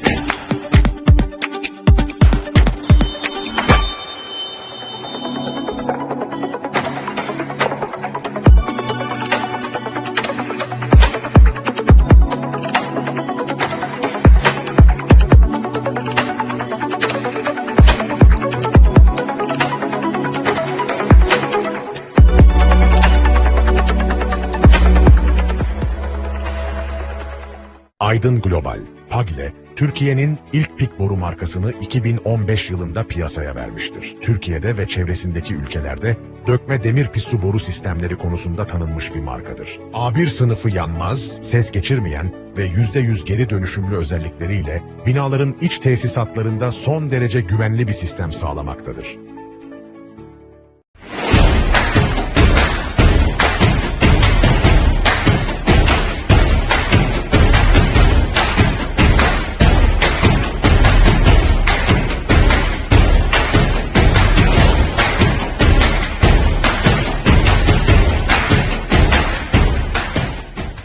Don't you know, pump it up. You got to pump it up. Don't you know, pump it up. You got to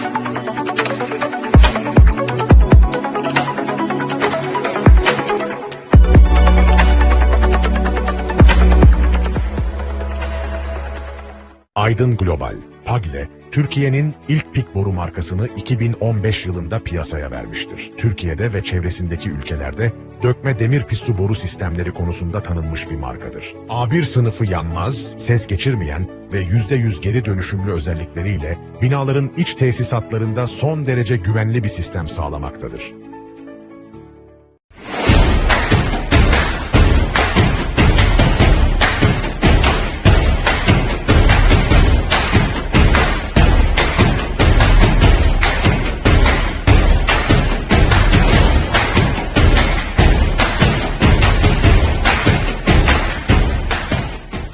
Don't you know, pump it up. You got to pump it up. Don't you know, pump it up. You got to pump it up. Don't you know, pump it up. You got to pump it up. Don't you know, pump it up. You got to pump it up.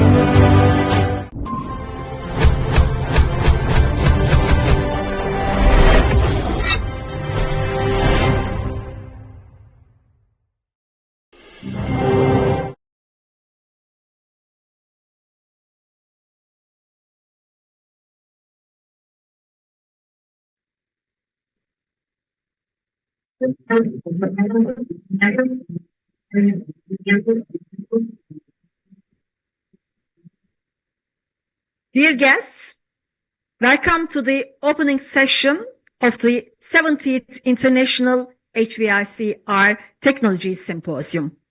On behalf of the organizing committee, I am Professor Dr. Gülsu Ulukava-Karputlugil, respectfully greet you once again. In this session, we have three distinguished speakers. Our first speaker is Mr. Volkan Doda. Volkan Doda is the head of design technologies at Atelier 10's US offices and the 2025 CIPSE Engineer of the Year. With a background in architecture, engineering science, and environmental design, he has spent his career at the overlap of disciplines where the spreadsheets meet the sketchbooks.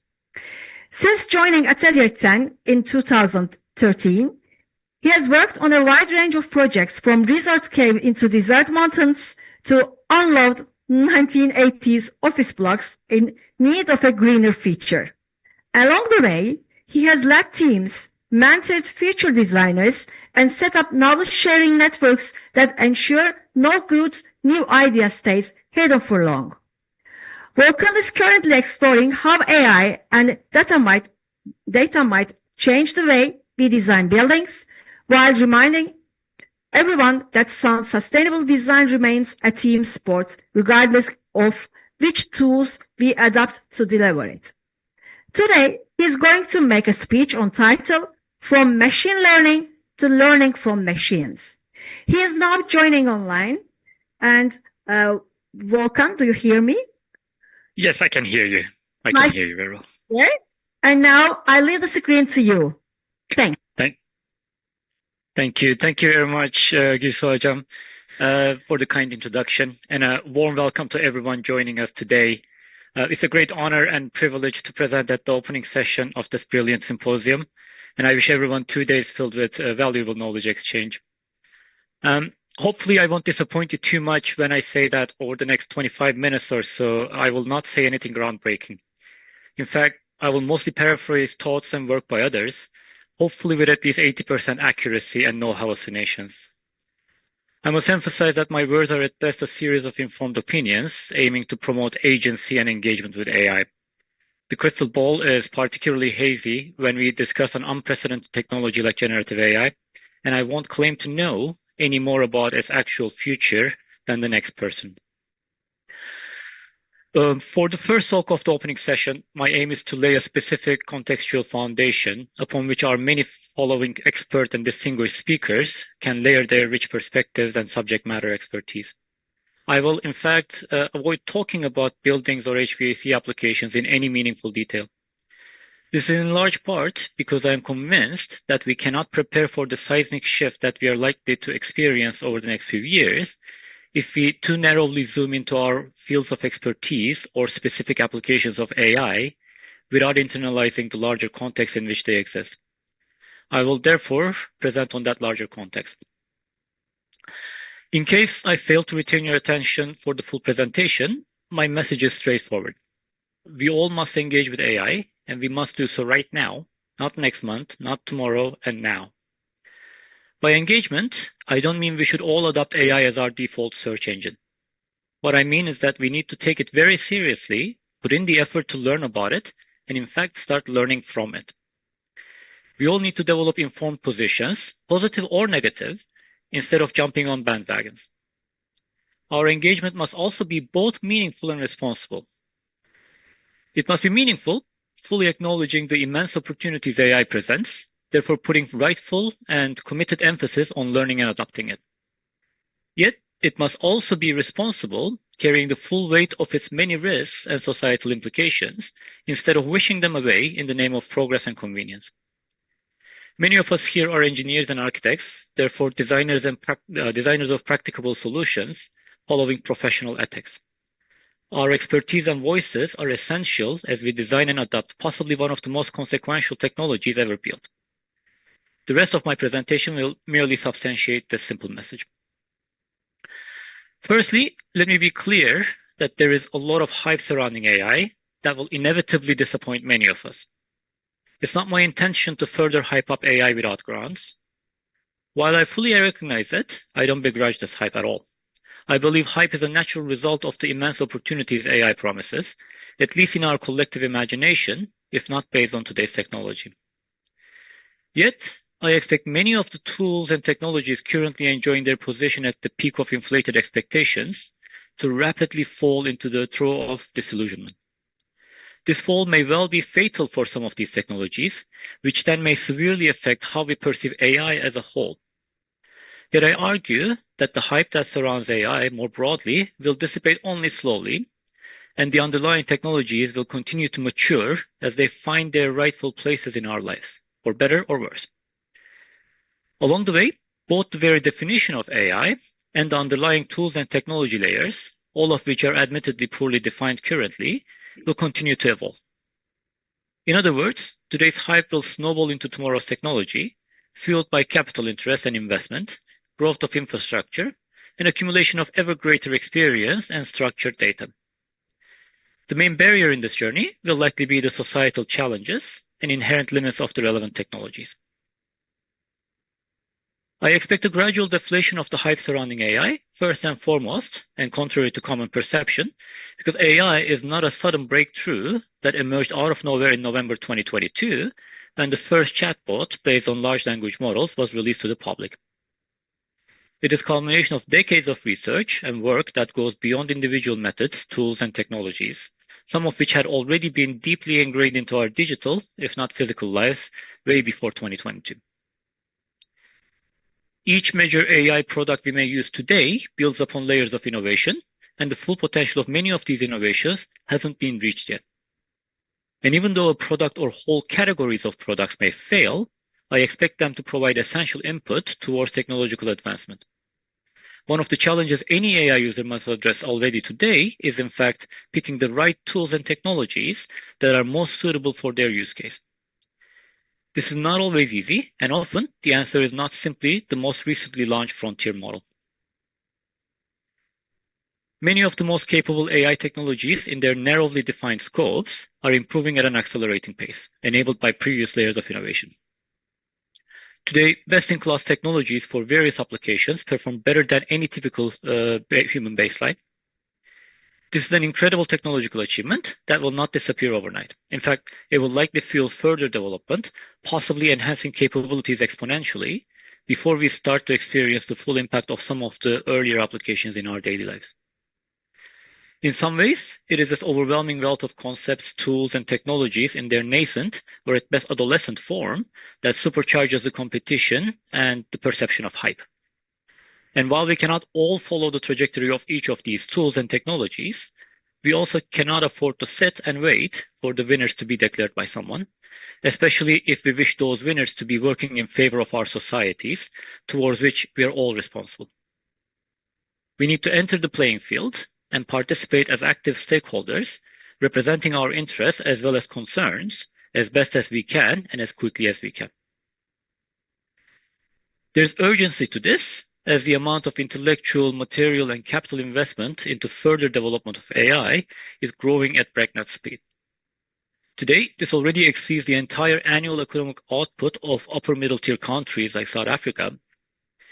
It is unlikely that most of this investment will yield returns, yet it may well have already entered the territory of too big to fail, with all the associated risks this notorious term may entail, including, most importantly, hesitancy to regulate. This hesitancy is also compounded by the practical inability to regulate. The pace of AI development is such that our regulatory processes cannot keep up with it, locally or globally. Short of a global moratorium, for which there is little appetite, or a major global political, resource, or financial crisis, which is unlikely to be curtailed without regulation, AI development is unlikely to slow anytime soon unless we hit yet unknown technical barriers.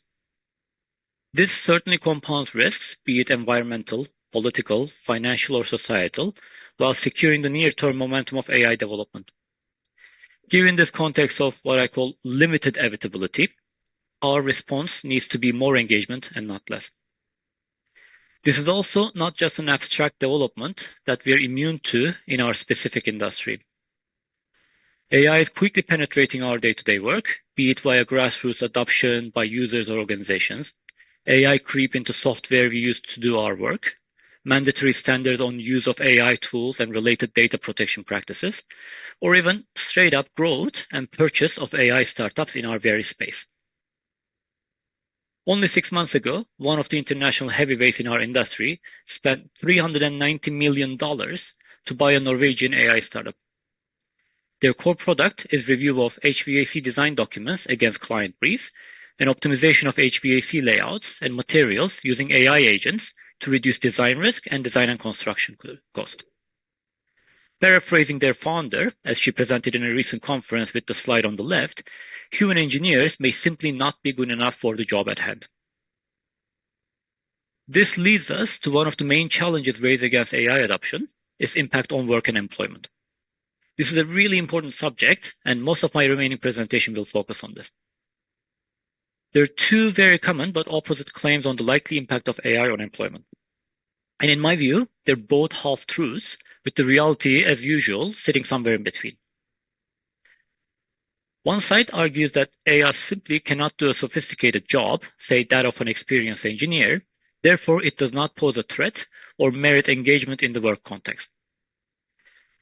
In the opposite corner sits the anxiety that AI is out to get all white-collar jobs, doing what the Industrial Revolution did to blue-collar jobs, but within a span of years rather than decades.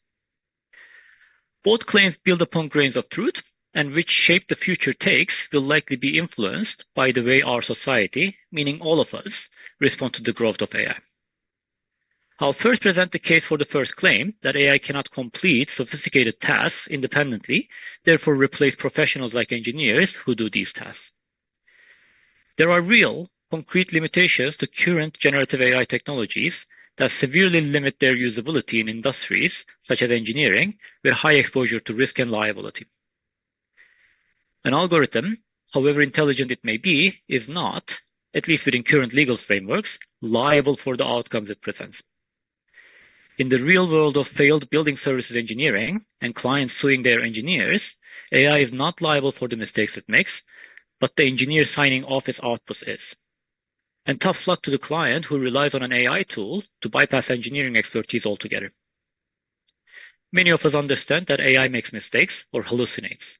In fact, it makes many such mistakes and does so inherently by design, often in subtle ways that are difficult to discern, unless, of course, observed and corrected by a subject matter expert. Unlike pretty much any other tool we ever developed before that either works reliably or fails visibly, generative AI's failures are not deterministic in ways we can trace and fix. The same input rarely yields the exact same output twice, and small changes to the input can have an outsized impact on the outcome. Where outcomes matter and liability is at stake, even getting the right answer 99.9% of the time, a benchmark far from today's AI technology's capabilities for most functions that matter anyway, means that the outputs need to be checked and confirmed 100% of the time, possibly costing more time than it saves. This is often because there's often no identifiable pattern to the occurrence of these mistakes. If the task at hand requires chaining multiple steps, as is the case in so-called agentic workflows, an 80% accuracy in each step means that the chances of the eventual outcome being reliable drops below 50% after the third step. In other words, the outcome becomes less reliable than a coin toss. The consequences of this and the resulting jaggedness in intelligence are not the only limitations of the current AI technologies that protect today's professional jobs either. Our professional decision-making processes are often informed by disconnected experiences that require a high level of context-aware filtering. Current AI technologies struggle to replicate this. Our decision at a key moment in the engineering process may well be influenced by an obscure set of discrete events instead of resulting from the statistically most likely choice. These could be an observation we had during a recent site visit, a book a client casually recommended a few weeks ago, or an advice from a mentor many years ago that cannot be fully fed as context into an AI tool. Similarly, an AI tool may pick up patterns within a very large data set, say continuous readings from many sensors in a building, much better than an engineer can, but it rarely has the context awareness to match that pattern to discrete events that may have shaped it in unpredictable ways. All of this compounds what generations of AI researchers have labeled the alignment problem, i.e., how we make sure that the intelligence we are interacting with fully understands our intent and delivers outcomes aligned with our goals. The state of the art is far from resolving this fundamental problem with far-reaching implications. In the mimified example on the screen, the AI bot is not necessarily wrong or hallucinating. The person asking the question can indeed eat the mushroom, but may in fact not want to. Asking the right question precisely and providing the right input is essential, especially when interacting with AI tools that lack context awareness, and therefore it requires expertise embodied by experience and technical knowledge. Lastly, there's also the creativity problem worth highlighting. An engineer is much more than an algorithmic decision maker following a flowchart. Engineering requires creative thinking and problem-solving skills that necessitate more than predicting the next most likely output based on patterns in a large training data. Pattern recognition and prediction of next most likely step is, at the risk of oversimplifying it, what fuels a vast majority of current AI technologies, and this rarely lends itself to innovative, creative, and problem-specific design solutions that the society expects from us engineers. This is all nice and reassuring if you would like to see it that way. Yet there's also, of course, the other side of the coin, and allow me to briefly present that case as well. For many of us, everything we know about AI today entered our lives in a span of short 4 years, roughly the time it takes to design and build a large commercial building. Yet the quality and capability of the generative AI tools have improved immensely during this period. The technology that enabled vaguely convincing conversations or photos of people with 7 fingers in 2022 has evolved into conversations that easily pass the so-called Turing test, often performing better than real humans, and high-definition videos that are approaching quality of studio productions. Today, AI tools solve complex mathematical problems that human experts failed to solve for decades, and identify latent weaknesses in decades-old software closely scrutinized by human experts, both for exploitation and protection. Past performance does not guarantee future returns, yet we appear to be far from the limits of even the currently available technology, let alone those yet to be developed and rolled out following the ongoing exponential increase in investment. Next is the argument on creativity. Even though the currently dominant large language and diffusion models tend towards middling outputs, these are not the only means of artificial intelligence at our disposal. They excel because they are broadly adaptable in the context of our day-to-day needs, yet AI tools with much narrower sets of capabilities have proven to be equally, if not more creative than humans, even before the public launch of large language models. The old but iconic example here is AlphaGo, which already in 2016, so 10 years ago, appended centuries of human expertise in the infinitely variable game of Go with a single move that most observers watching it live at the time thought to be a glitch. At the end of the game, however, that move, surpassing human imagination, was the defining moment leading to AlphaGo's victory against a world-leading professional player and opening up previously unexplored understanding of this age-old game. Similar examples exist in many fields, from music composition to computer game mastery and discovery of protein structures leading to a Nobel Prize. These are not just curiosity examples, these are examples that demonstrate capabilities of decade-old technology against even the best of us humans, if the exercise can be sufficiently well-defined and it warrants development of specific tools that narrowly address it. And such tools do not have to do everything that an engineer does to displace an engineer, nor do they have to do the things engineers do perfectly. It's enough for them to do only some of the engineer's tasks, and only as good as the engineers do them, for them to reduce few engineers' jobs into fewer engineers' jobs.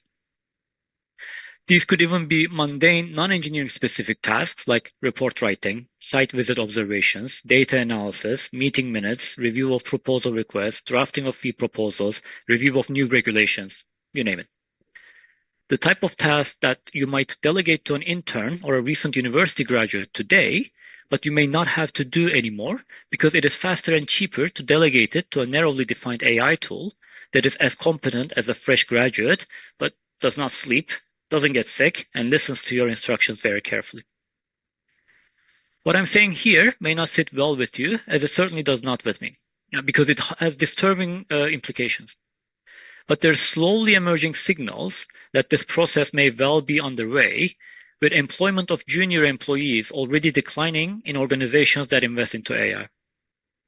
In the long term, this could pose an existential threat to all employment unless we understand this challenge and develop mechanisms to overcome it. Those young engineers who may be cut off from employment because AI can do their job are the experienced engineers of 10 years from now and the leaders of major engineering projects in 20 years. Academia and industry needs to tackle this problem as soon as possible, and meaningful engagement with AI is a prerequisite for this. Some of us may want to resist AI adoption to exactly buck this trend. This might well be a noble position to adopt, in as much as a sword-wielding career warrior's noble stance against an automated machine gun. As project budgets become tighter, delivery timelines become shorter, and client expectations become higher each day, the pressure to adopt AI-enabled efficiency tools will only increase, All the while, competitors adopt these tools to cut their own costs, and even more such tools flood the industry, expanding the AI capabilities in the engineering space. Some of us might also argue that our industry is immune to these effects, as it has historically struggled to adopt new technologies. Painful, slow, and incomplete transition to BIM over the 2 decades now is the poster child of this argument. Yet AI is fundamentally different here in that it is not a sophisticated but clunky tool developed monopolistically in a relatively niche field of application. This is a sea rise affecting all industries, whereby general purpose technologies are easily converted into domain-specific tools. A provider of BIM software does not need to reinvent large language models to enable AI-rich capabilities in their software. Similarly, a small group of practitioners can develop functional, independent BIM tools enabled by AI and customized to meet their own needs without being at the mercy of monopolistic software behemoths. Accordingly, the time span between the development of a new technology layer in AI and its adoption in our industry is likely to be faster than the drip feeding of features by black box software developers we are used to. This touches on another notable difference of AI, as it is likely to affect employment. AI is a democratizing technology that lowers barriers of entry into technical fields, therefore opening them to steeper competition. A small group of experienced and tech-savvy engineering practitioners that supercharge their work using AI can undercut large, well-established businesses that are slow to adapt to these changes. Big organizations need to engage with AI as much as small organizations do, and by doing so, potentially and paradoxically, lower their competitive advantage. At the opposite end, lower barriers to entry may well altogether reduce demand for simple services by clients, who may accept the risk of letting AI do the simple work instead of hiring a professional. Following a race to the bottom to retain at least some of these clients, the result may well be further fragmentation of engineering practices that focuses on efficiency over scale, experience, and quality. This doom and gloom perspective is, of course, not the end of the story either, as I alluded earlier. I expect reality to sit somewhere between these two extremes, especially if we collectively choose to work towards that reality as I advocate we should. Accordingly, during the final portion of my presentation, I will share my views on the path I would humbly recommend we strive to deliver. I will start by referencing an observation by Marta Sikaris, a peer I highly respect when it comes to astute observations on AI's impact on our industry. When photo cameras were first invented, many painters were concerned about its impact on painting as an art. What followed, however, was an explosion of creativity that revolutionized arts, turning this change into an opportunity. Cameras, instead of putting the nail on the coffin of arts, freed them from the chains of mimicking reality. This enabled myriad new forms of expression and experiences, new forms of media, and new debates about the place of creativity in our society. It spawned entirely new arts and forms of employment for many generations to come. There is no reason for AI not to have a similar but larger effect if we take it as an opportunity to expand our horizon towards the better and use it to develop previously inconceivable designs and solutions. Historically, job markets have proven very resilient to unprecedented changes. I like this particular research by Professor Otter, which observes that nearly 60% of jobs we do today did not even exist 80 years ago. And this is before being an Instagram influencer became a viable job. Yet, there was an age not so long ago when an artificial intelligence was supposedly replacing rows of men, up to 150, holding a device that many of us would not even recognize today. I'm happy to report that the discipline of engineering has survived just fine. In fact, today we have many more engineers that continue to develop and advance these and many other machines. Of course, this will happen only if we sufficiently and flexibly improve our skills and expertise. Stretching the painting analogy possibly too far, but I hope you will humor me, one could also argue that in contexts where creativity matters more than accuracy, AI hallucinations may in fact have their own place as opportunities to expand our horizons and understanding of the reality, like Van Gogh or Picasso's imaginations did for painting. After all, what happens if we start seeing some AI hallucinations not as mistakes, but as figments of creativity and imagination? How could we use and learn from AI's hallucinations? Can it inspire us to explore new technologies, new solutions, new designs? Can we learn from our machines and become better and more creative engineers? Returning from the abstract analogies to our specific industry, I would like to argue that globally, our industry does not have an unemployment challenge, at least not yet. Instead, it has a persistent efficiency and productivity challenge, which could well turn AI into an opportunity. Productivity and influx of labor into our industry continues to stagnate to such an extent that a global management consultancy estimates the supply of construction output to be 20% below the expected demand by 2040. This is already evident in our day-to-day experiences, with long hours of work and difficulty in recruitment affecting many design and construction disciplines around the world. Responsibly adopted AI, if it delivers on its promise, may well help us break through this cycle and pivot towards greater productivity while we develop new roles in our field that are higher up in the labor value chain. In other words, we have 20% productivity gap to bridge before we need to start worrying about mass employment because of AI. And this may in fact future-proof our industry by allowing us headroom to introduce AI effectively with low risk, if we play our cards right then. In this version of AI, AI helps us deliver ever more tasks increasingly more efficiently. It helps us discern patterns that we are unable to do as humans. It outperforms us in many narrowly defined cognitive tasks, improving productivity. But it affords us, firstly, the time and space to orchestrate these tasks together and to focus on the other cognitive tasks where we excel. And how do we get there? Well, after 25 minutes, the crystal ball is still hazy. This is partly because the future is not set yet. As AI evolves, our engagement with it will determine the level of our agency.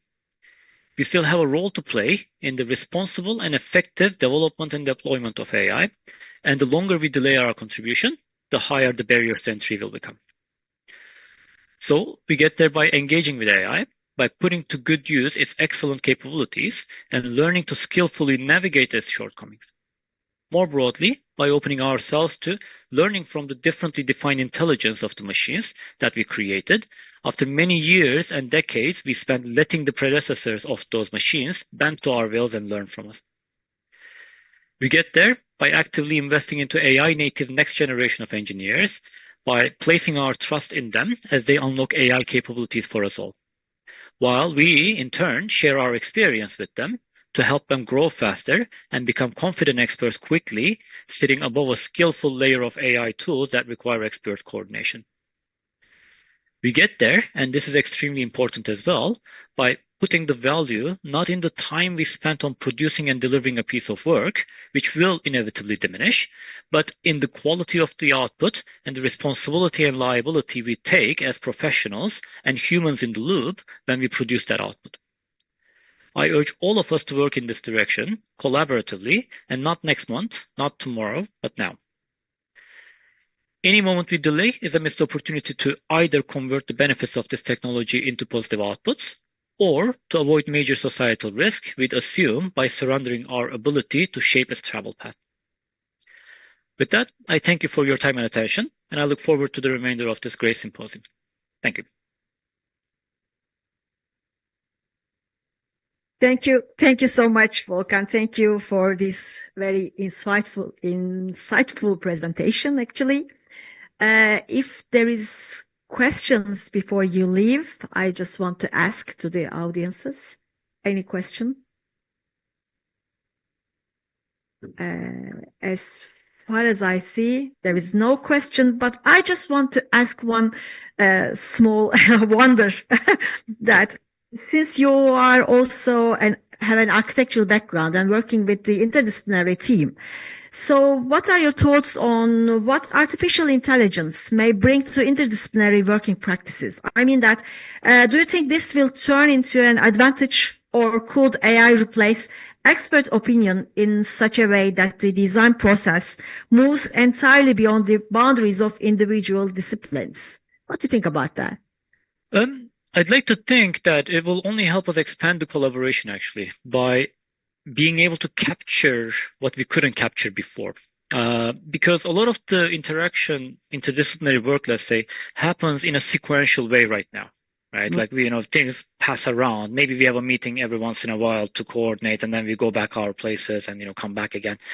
I think what AI will enable actually is a lot of potential awareness or input during that process simultaneously, and help us collaborate more deeply where it's more valuable and brings us value. I should say, architecture discipline is actually being affected much more heavily than the engineering disciplines so far. But because the creativity element, or like the client's engagement with AI tools, has a much more direct impact in the delivery of a vision, of a concept, and so on, than a calculation, an analytical piece of work, and final outcome. So they are very much in the deep of it right now. But at least in our experience collaborating with our architecture colleagues, it has been actually more productive, despite the anxieties here and there, than problematic for us. I see. Okay. Thanks a lot once again. Thank you. And it's very nice to have you here. It's been a pleasure. Thank you very much for hosting me. Okay. Now our next speaker is Professor Dr. Livio Mazzarella. Professor Mazzarella graduated in Milan in mechanical engineering with a focus on energy in 1982. Full professor of environmental technical physics since 2000, he has been teaching various disciplines in the field of environmental, air conditioning, and building physics at the Politecnico di Milano since 1990, and he is author of more than 200 publications in such sectors. Member of ICAR since 1979, he has held the position of member of the board several times and represents ICAR in Rehwa, where he is the actual president for the term 2025-2028. He has been working in standardization since 1992 at Italian Standardization Committee for HVAC, where he is currently nominated council member by the Ministry of University and Research. He is also president of the Indoor Environmental Quality Global Alliance. He is here. It's very nice to have you here, Professor Mazzarella. It's a great pleasure for me.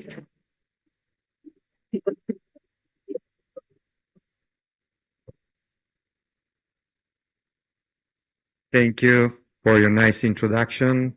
First of all, I would like to thank TTMD for the invitation. I'm very glad to be here. And sorry, I have only the first slide in the standard format because I prepared 1 month ago the slide. I didn't have the time to revert in the standard format. But what I'm trying to do today is to see AI from the engineering point of view, trying to, as a professor, starting from definition to try to understand how it's been created, what we are talking today. Then you can see there are 2 pictures related to 2 different tools about AI and HVAC, and you can see completely different quality of the 2 tools with the same question. Try to give a picture dealing with AI and HVAC. One is based on more realistic view, measurement, and so on. The other one is just a cartoon. Just to say that is Copilot and ChatGPT, just to give an idea. That means not all the tools are interpreting the same way, the same question.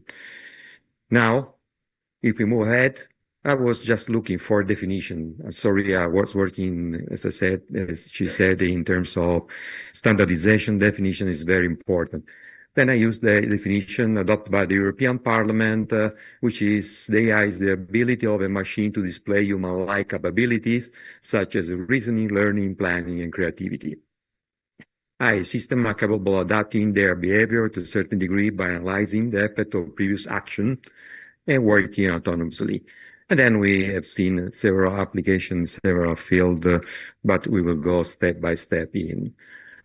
Now, the evolution, because already something which is embedded in today, AI, was already present in the past with different names.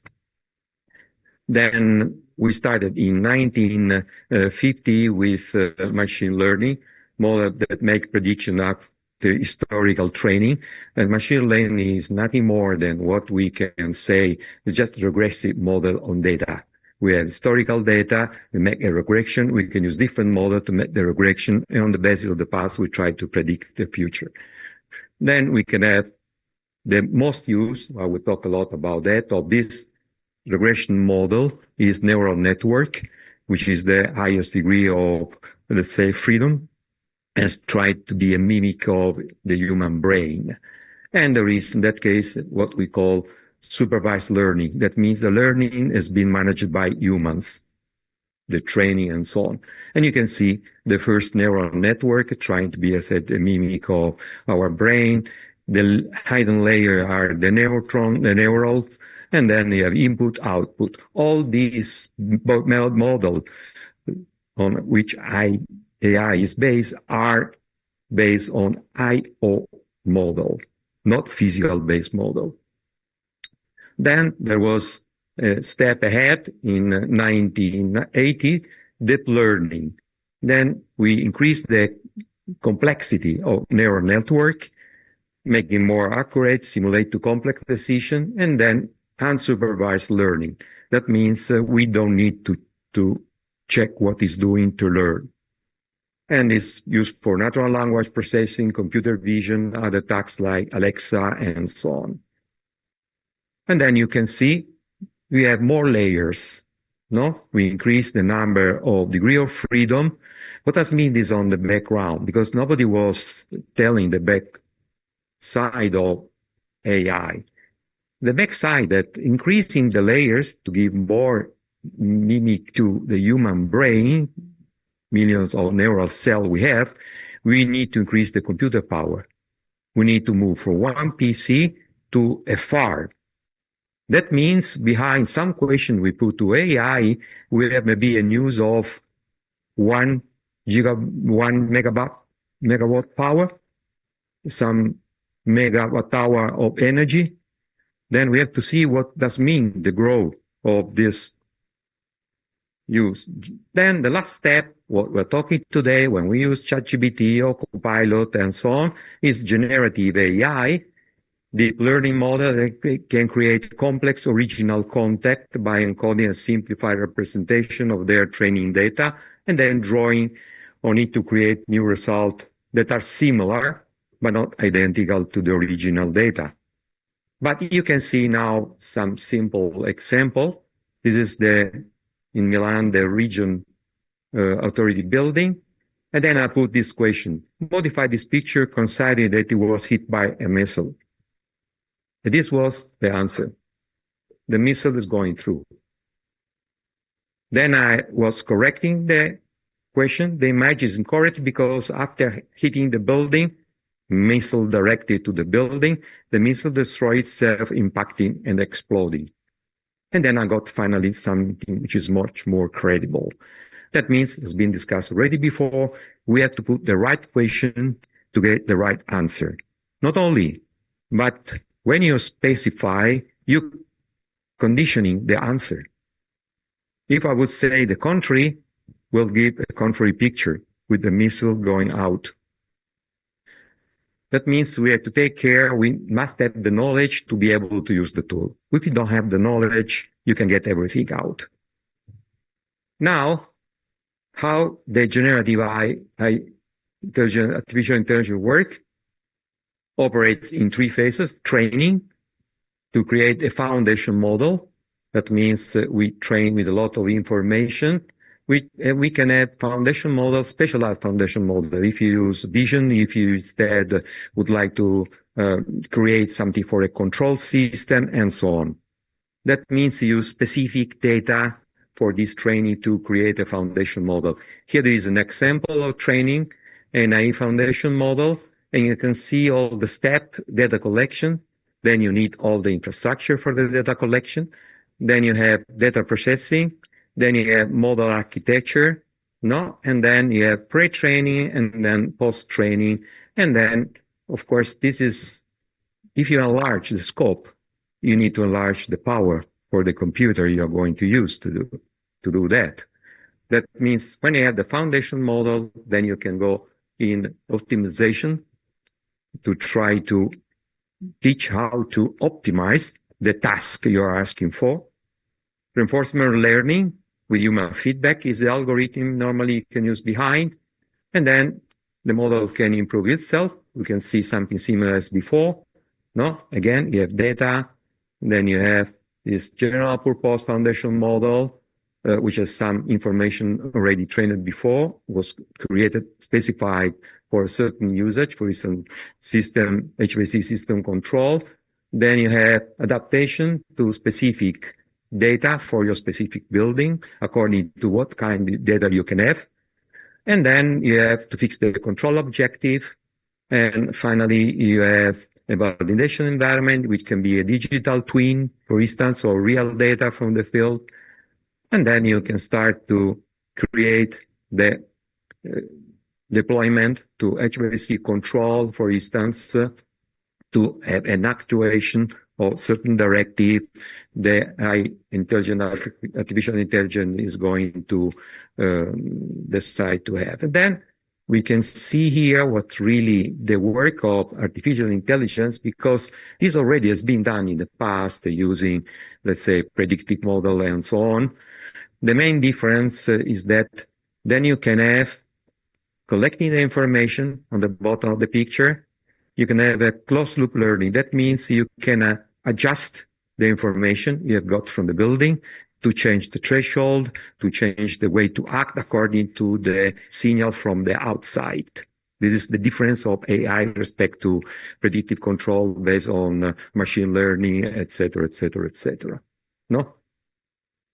Then this is the final phase, continuous generation, evaluation, and tuning. Now you see again the loop, okay? This is something we discussed before. We have to look at the result. This is the human intervention to check evaluation, to check the metrics according to understand if there is something we should, let's say, tune better to make the system working better and to avoid some mistakes we discussed before. The validation phase is very important. Can be against real data, can be against twin system. Okay.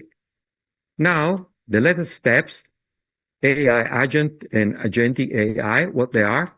AI agent, autonomous AI program that can perform tasks and accomplish goals without human intervention by designing its own workflow and using available tools, for instance, using simulation model behind physical base and so on. And agentic AI is just a system combination of agents which are communicating each other to try to look to accomplish more complex tasks. Agents use the learned part to interact with each other. This is the difference again. Learning from the past, they can update the way they interact with each other in the way that to perform better and better and better. It's this retroactive loop, very important in making the difference.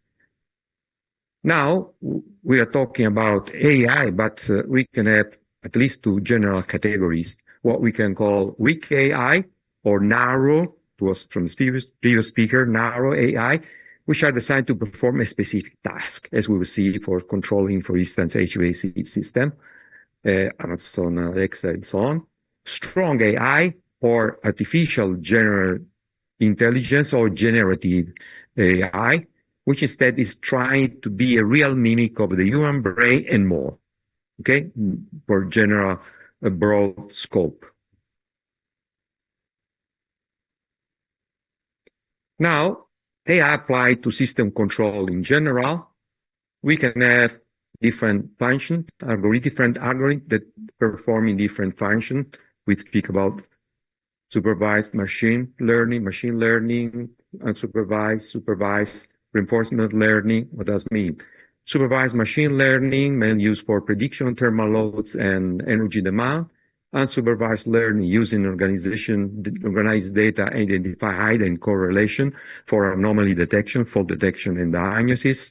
Deep reinforcement learning, we are talking about AI agent autonomous learn to manage the system through a continuous process, trial and error, as we do. No, using eventually digital twin to understand what would be the reaction of the system according to new, let's say, control ideas or whatever.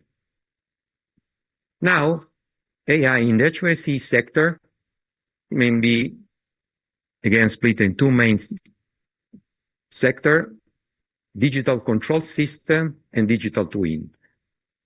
I will speak about digital twin only for the feedback in digital control, not for the design. The design has been already touched the point how AI can help in the process of designing building and systems.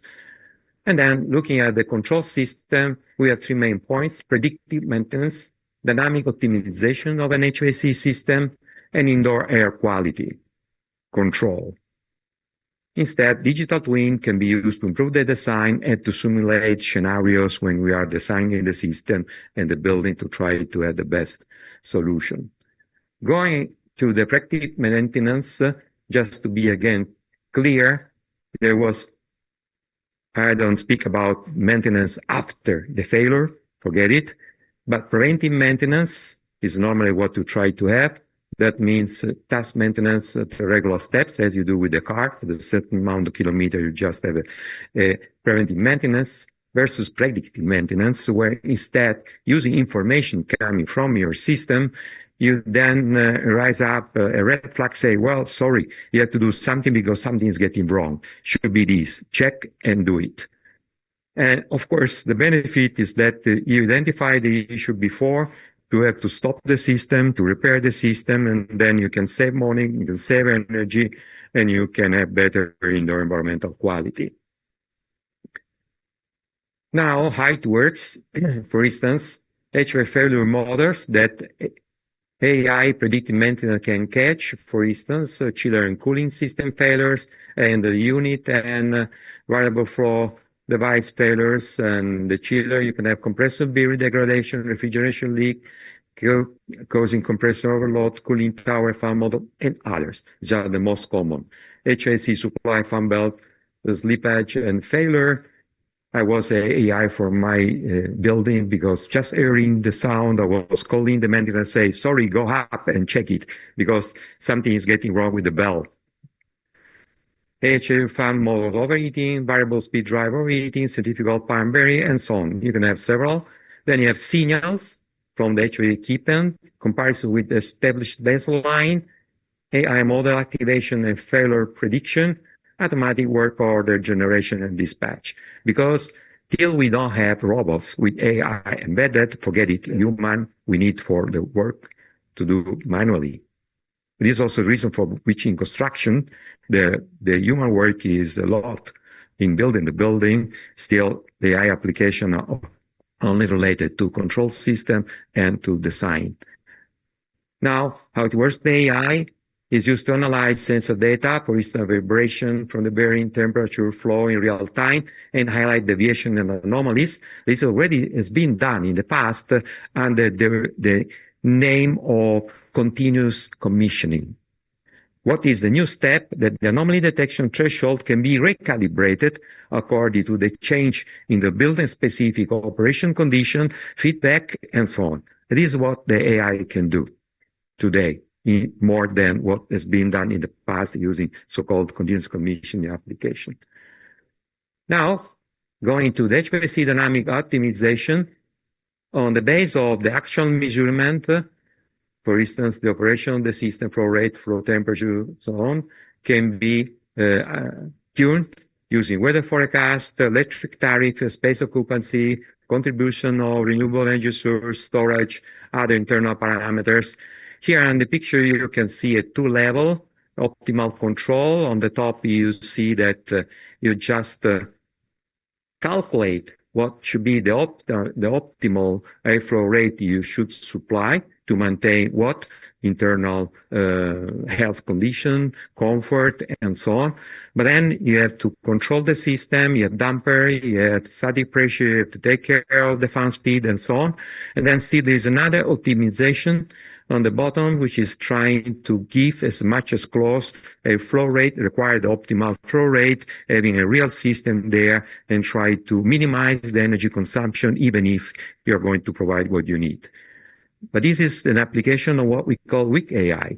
That means it's fully specialized. You see two different specialization, different kind of agent working on the top and on the bottom according to the actual need. HVAC indoor quality control, what we can do, as already was discussing the in the questioning with the AI itself. Of course, we can tuning the airflow based on continuous monitoring of the indoor air quality. Can be, of course, CO2, VOC, can be PM10, can be in the future also some virus, some sensor for COVID-19 has been produced. And also we can have intelligent filtration monitor, which is looking about the pressure drop in the filter to understand if you have to clean up the filter without to be too clogged and to use too much fan energy to have the flow rate you need. Then this is still weak AI. The important between the weak AI and the strong AI, that means the generative AI, that the weak AI can be employed on site with not so large computing effort because it's strongly dedicated. And also the learning phase can be managed by a modern computer PC without any strong requirement. Now you see here an example of ventilation managed by AI, but the main point is that how is going in this case to use part of specialized AI on visual control visualization because the occupancy now is detected using cameras. Okay, and according to the height, is change in the position, then the assumed need or assumed production of CO2 is calculated according to the position and the height of the people. And then it's going to control, of course, locally, room by room, their flow according to the needs, and then saving energy for the ventilation control. And then according to the change, can have feedback, can optimize, and so on. Now, AI digital twin, what is a digital twin? First, again, definition. A digital twin is a virtual replicas of a physical asset system or process that use real-time data, machine learning, and simulation to predict, optimize, and autonomously improve performance. Okay? This is a digital twin, and inside the digital twin, at the beginning there was no AI, now we're employing AI to be able to retune, to refine, to update when we have something which was not considered as an input at the beginning, and so on. Enhanced capability, AI enabled digital twin to move beyond static visualization to dynamic, full dynamic, predictive and prescriptive analytics. Key AI technology, system use machine learning, deep learning, and computer vision to analyze data from sensor and IoT device. Predictive maintenance and simulation. Generative AI synergy. Generative AI can create synthetic data to train digital twin models, because the problem is how we train the digital twin model, which are always IO model, neural network-based or similar algorithm-based. We can use real data if we have historical data, but if we don't have historical data, may we ask to AI to produce this data to train. We have to take care because we know that we are not very clear in specification, we can get something wrong out and we can train the wrong way. That means still we need a lot of knowledge to use correctly the tool. Maintenance, we already discussed, but it's on the design stage that you try to understand how you can design the maintenance, which is a very important task. Because as already said, if you put the valve where you cannot assess, you cannot maintain the valve and so on. Then you have an example of the digital twin. This is for an equipment because you can apply at the equipment level. You can have AI, let's say weak AI, specialized AI on board on the equipment. And then you can have on the building. In this case, you can see here the physical asset, then you have sensor, then you have measurement, then you have the digital twin, then you predict the performance, then you can tune according to the weather condition, to the occupancy condition, and so on. What is behind? Anyhow, you have a structure of if-then. Okay? You can avoid, you can try to avoid, but this will be employed by generative AI anyhow. Question, answer to take decision. But as we said, everything is based on knowing data and how we can gather the data from the building. It's important that, this is the next slide, I was jumping. before I would like to just say that about control, we can see that we had an evolution and we use an acronym HVAC 1.0, 2.0, 3.0, 4.0, 5.0. The mechanical age, pure manual maintenance only done after failure. Instead, the programmable era, introduction of electronic thermostat with fixed schedule, reducing waste during not use hour, but without an ability to react to unexpected changes. The digital automation, building automation, BS system, using BACnet, Modbus, or other standards, using standard control logic, PID controller, for instance, but rigid and bound by fixed rules written by programmers. Still, we have rule-based control. Today, we can switch to smart and predictive era, current generation where AI, IoT, and digital twin, three together, converge. The system no longer just follow rules, but learn from the past data, and we see updating and retraining the digital twin, weather forecast to act in advance, predictive action, predictive control, predictive maintenance. And future, HVAC+, collaboration and resilience, new frontiers, they collaborate with technicians as co-pilot, and the system designed to be anti-fragile, that is capable of improving its performance precisely by reacting to disturbance of extreme event. We're talking a lot about extreme event today, no? For the weather forecasting from the point of view of heat islands, other situation, and so on. And then this can be employed somehow. We will see. Smart sensor, just to say that we need sensor, we need communication protocol. Now we are going finally to have a standardized common protocol because we're patent protocols, not speaking to each other. Then Internet of Things allow for scalability, energy efficiency, signal range, massive sensor management, native cloud architecture. But we will come back on this point. Here some sensor, doesn't matter for agglometric and so on. To use, but we need the sensor, and we need the sensor placed in the right place. If you put the sensor in the wrong place, we have wrong instrument, and then we have wrong result. The question always was, wired or wireless? Of course, wired sensor required a lot of work traces, conduct, and physical wiring, all the way to the electrical panel. Wireless sensor can be installed in a few minutes without monthly work, but the counterpart was that, of course, they are powered with battery, and then the battery lifetime could be very low, depends on the sensor.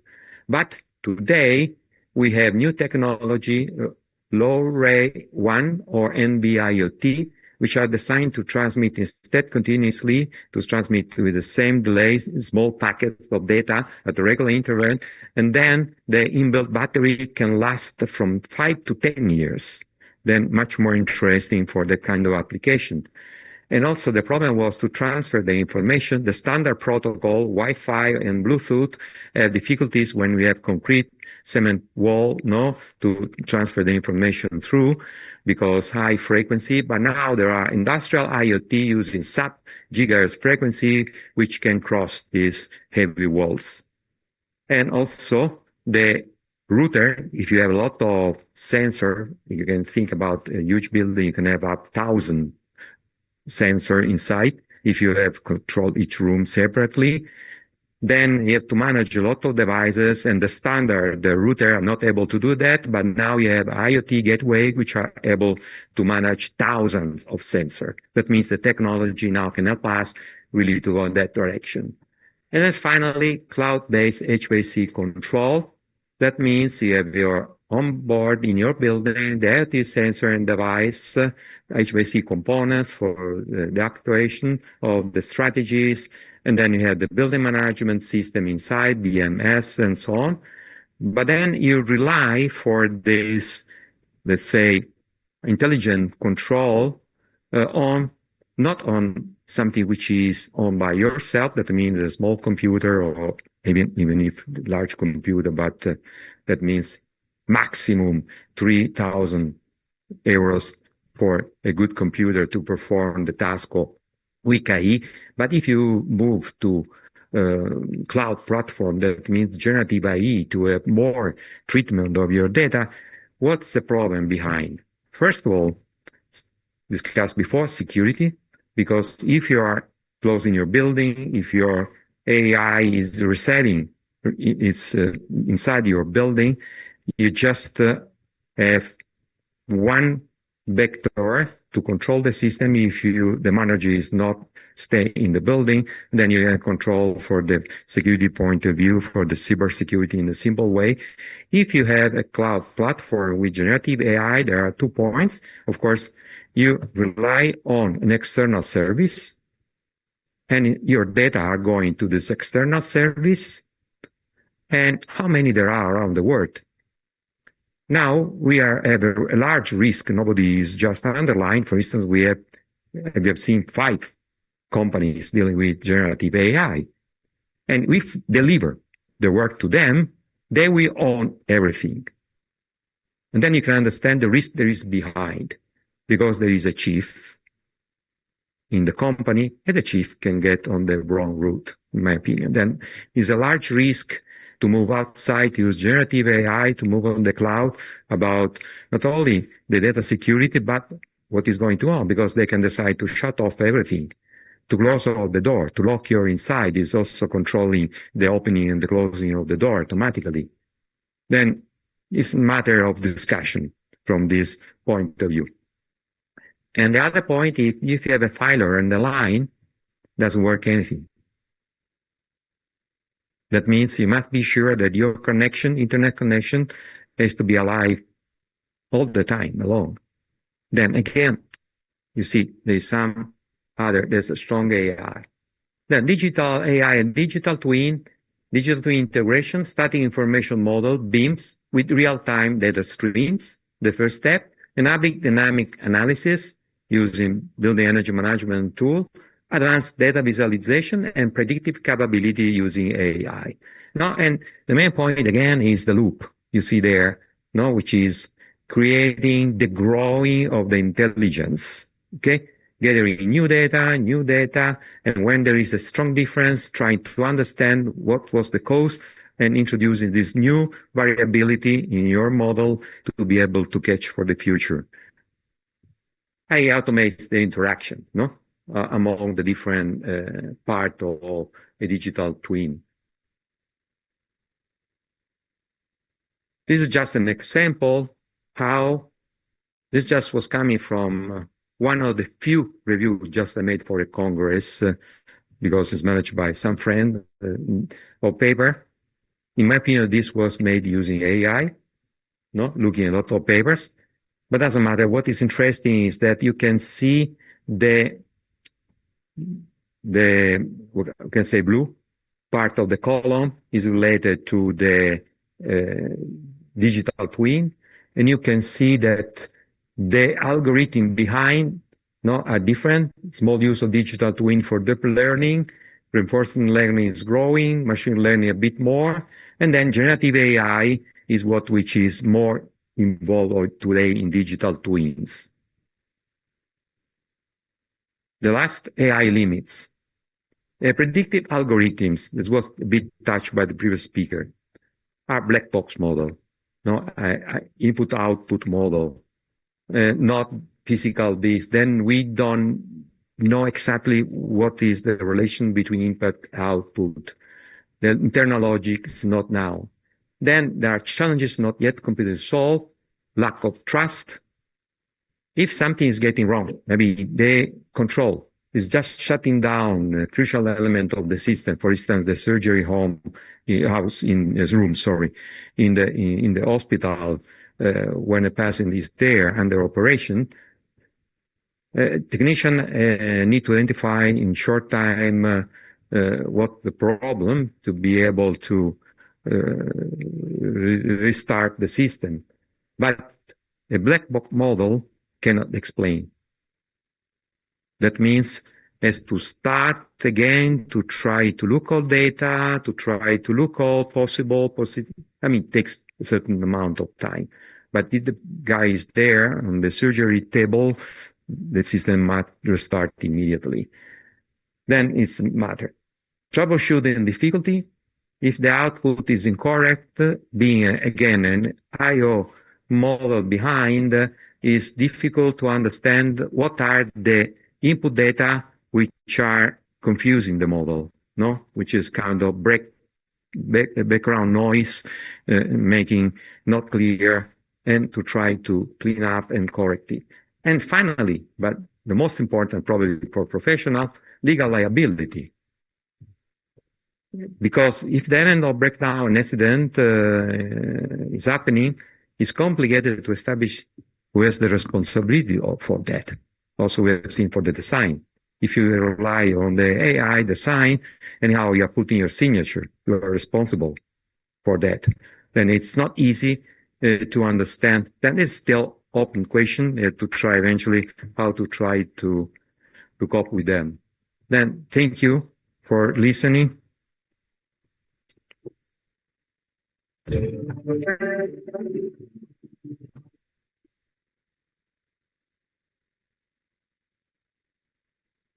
Thank you so much, Professor Mazzarella. You really presented the topic in the clearest form that we understand very well. So, any questions?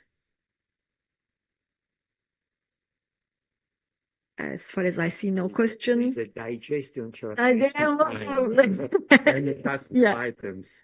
Okay. So, do you want? Yeah. Judiciary side. No, poor people. Mentioned at the end of your presentation. Is it working? Yeah. You mentioned just briefly the judicial side of this. I mean, who's going to be responsible for what he or she did through AI? That's a big problem, I guess, that we are going to be facing in the future. The second thing is, I want to learn a bit more about this. What do you see? And the second thing is the energy consumption. Yeah. Do you think it's manageable in this pace, or will there be a limit? Because the natural resources may not be sufficient to, at least economically sufficient. Yeah, sure. Starting from the second point of view, second question, the energy consumption is related to the amount of data degree of freedom you like to have in your system. If you're going to use specialized AI, that means if you're going to use what I call weak AI, that means can be run on a simple PC. That means you're going to spend installed power of 300 watt. That means you can understand the saving you can achieve is much than what you can use in energy.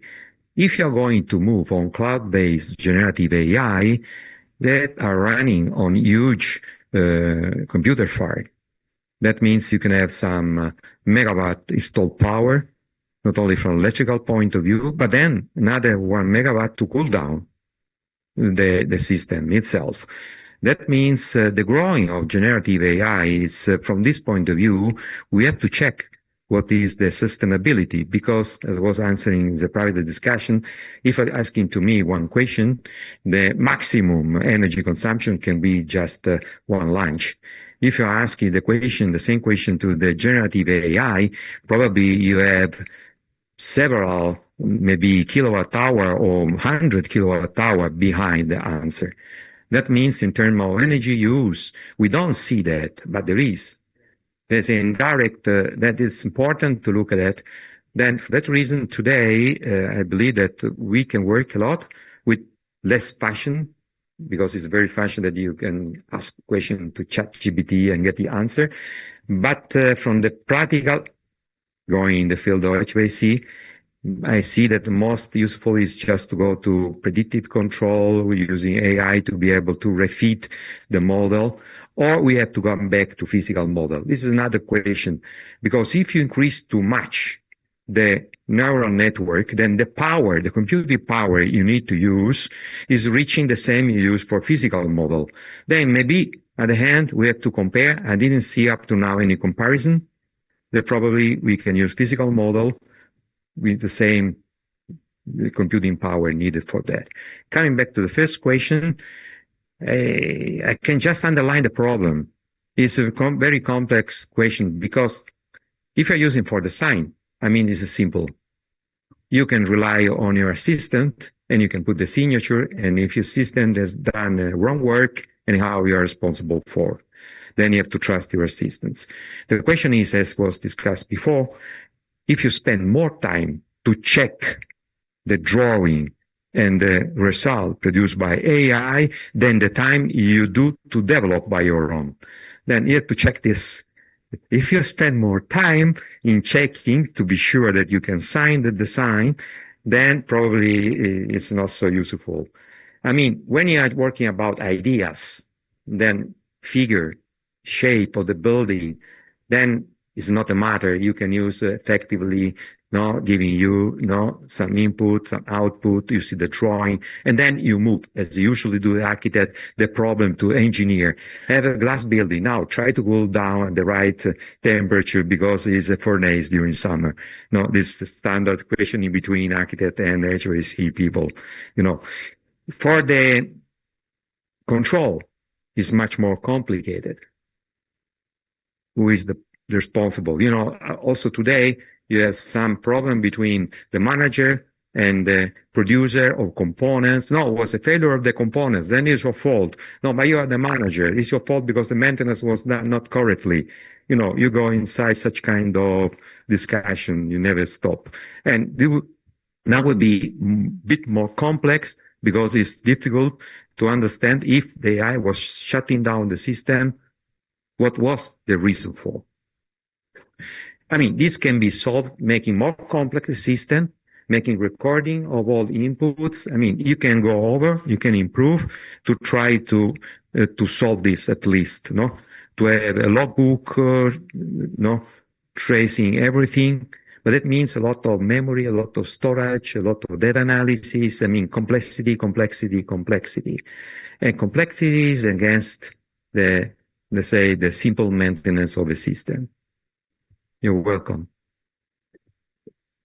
Thanks once again to you. Okay, so the last but not the least speakers of today's opening session are Katalin Lungu and Andre Christian. Dr. Lungu holds a PhD in civil engineering from the Technical University of Civil Engineering of Bucharest, with specialized training at Paris Van der Marne University, France. He also holds bachelor's degree in building services engineering and economics. He's an associate professor at the Technical University of Civil Engineering of Bucharest and was a visiting professor for 7 years at Grenoble, France. His expertise focuses on the dynamic simulation of HVAC and renewable energy systems, energy performance of buildings, and nearly zero energy buildings. Since 2020, he has served as president of the Romanian Chamber of Energy Auditors, and he was president of REFA for the 2022-2025 mandate. He has managed 6 research on grant projects and contributed to several others, including the recast of the Romanian methodology for calculating building energy performance in line with EPBD standards. He is also responsible for the training and continuous education of Romanian energy assessors. As an author or co-author, he has published 8 books and more than 50 scientific and technical articles, and he is an active member of several Romanian and international standardization technical committees. Dr. Andrea Christian is a lecturer at the Polytechnic University Timișoara within the Department of Steel Structures and Structural Mechanics and head of the Center of Innovation and Technological Transfer. A structural engineer by education, his academic and research activity combines steel structures with advanced numerical simulations and digital engineering methodologies. His current work focuses on building information modeling, digital twins, and structured information management across the entire life cycle of built assets. He is particularly interested in the integration of simulation-driven approaches with BIM-enabled workflows, supporting performance-based design and decision-making. With over a decade of experience bridging academia and industry, he contributes to applied research and international initiatives such as the BIM2 in our project, advancing training frameworks that connect BIM, digital twins, and simulation with real-world applications in cultural heritage, LCA, and manufacturing. Now, Dr. Lungi will make a brief introduction, then Dr. Krishan will deliver the presentation. They are going to make a speech under the title of Beyond 3D Models, BIM and Digital Twins in the Age of AI. They pre-recorded their speech, so now it's time to have Katalin first and then Andre on the screen.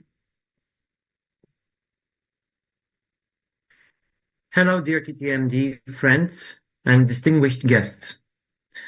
I'd like to begin my short introductory presentation by expressing my sincere regret that I cannot be present in person at this edition of the TTMD Symposium.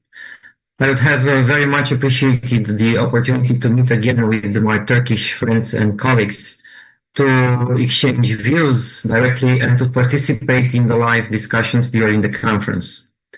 Unfortunately, I'm unable to attend this year because I had already confirmed my participation in another international conference before receiving TTMD's kind invitation. This prior commitment prevents me from joining you in person, although I would have truly valued being there. I'm nevertheless honored to contribute to the symposium through this short overview of the Romanian BIM market, and I hope it will serve as a useful introduction to Andrei Krishan's presentation. I send my warmest regards to the organizers, speakers, and participants, and I look forward to meeting you again at a future TTMD event. Next minutes, I'm going to frame the Romanian BIM context. The key message is simple. Romania now has a formal BIM direction, but implementation is still uneven.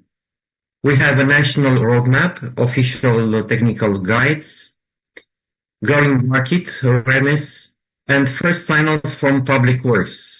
So this short presentation is a bridge from policy and market readiness to the practical BIM workflows that will be discussed next. The best way to describe Romania today is through the National BIM Roadmap. The process started with the 2022 Government Memorandum. In 2023 and the first half of 2024, the focus was framework preparation, guidance, methods, and technical regulation, including RTC8 guide, which is the guide on the management and monitoring of information generated in BIM systems, and RTC9, which is the guide on the use of BIM tools for generating and managing digital data related to construction works. Today, in May 2026, Romania is in stage 3, national rollout and pilot public projects. This means BIM is not only a topic of awareness, but it is also not yet a full mandatory requirement for all public works. The quality of these pilots will shape the next phase. From a perspective, there is no single Romanian BIM law and no blanket European BIM mandate. The EU Public Procurement Directive enables contracting authorities to require specific electronic tools, including building information modeling tools. Romania transports the procurement framework through Law 98 of 2016, but that law doesn't impose BIM generally. The Romanian BIM specific layer is the 2022 roadmap followed by RTC8 and RTC9 previously mentioned in 2023. So Romania currently works through enabling the frame, technical guidance and stage implementation, not through one hard national BIM obligation. The technical vocabulary exists. The RTC8 covers information management and monitoring in BIM. We had the information requirements, the BIM execution plan, the common data environment roles and workflows. On the other side, RTC9 is more operational and addresses the use of BIM tools for generating and managing digital construction data. These documents are both aligned with the international standard ISO 19650 logic, which shifts the discussion from software to information management.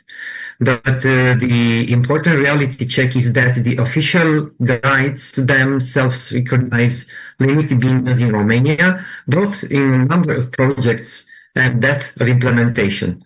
The challenge is now consistent application. The courses are the decisive test. The roadmap phase we are in now is pilot-oriented, especially for publicly funded investment projects. The clearest public signal comes from infrastructure. Romania's National Road Infrastructure Investment Company has announced BIM design requirements in strategic road tenders.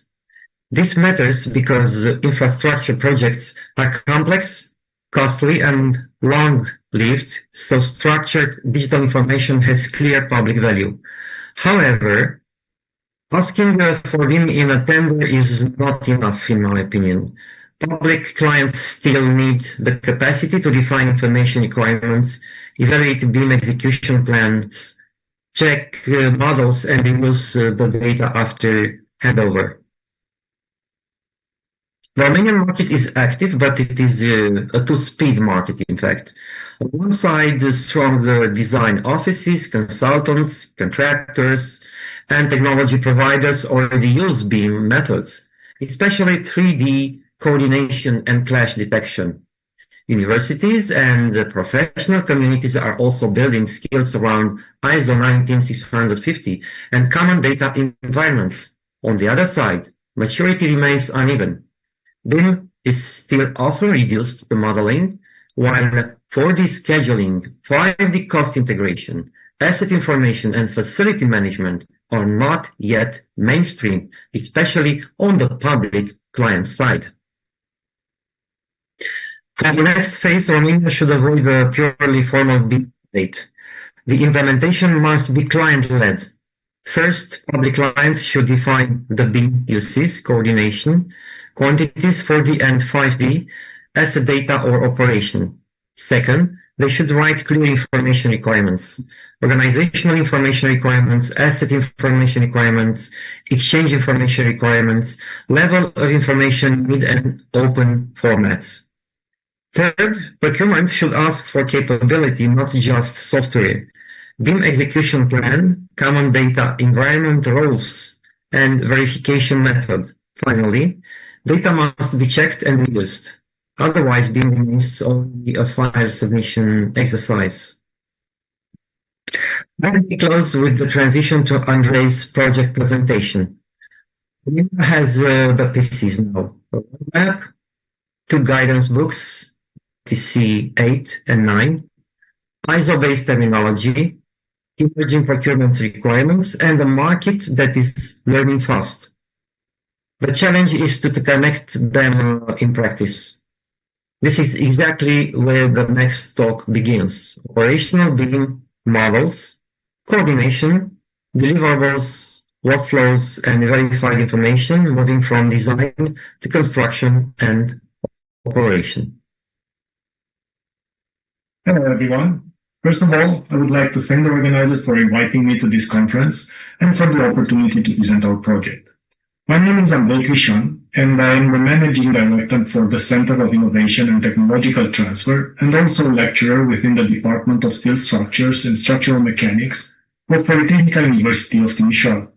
Unfortunately, I could not be there in person, so I have prepared this digital presentation to walk you through how BIM enables digital twins and supports AI in building operations.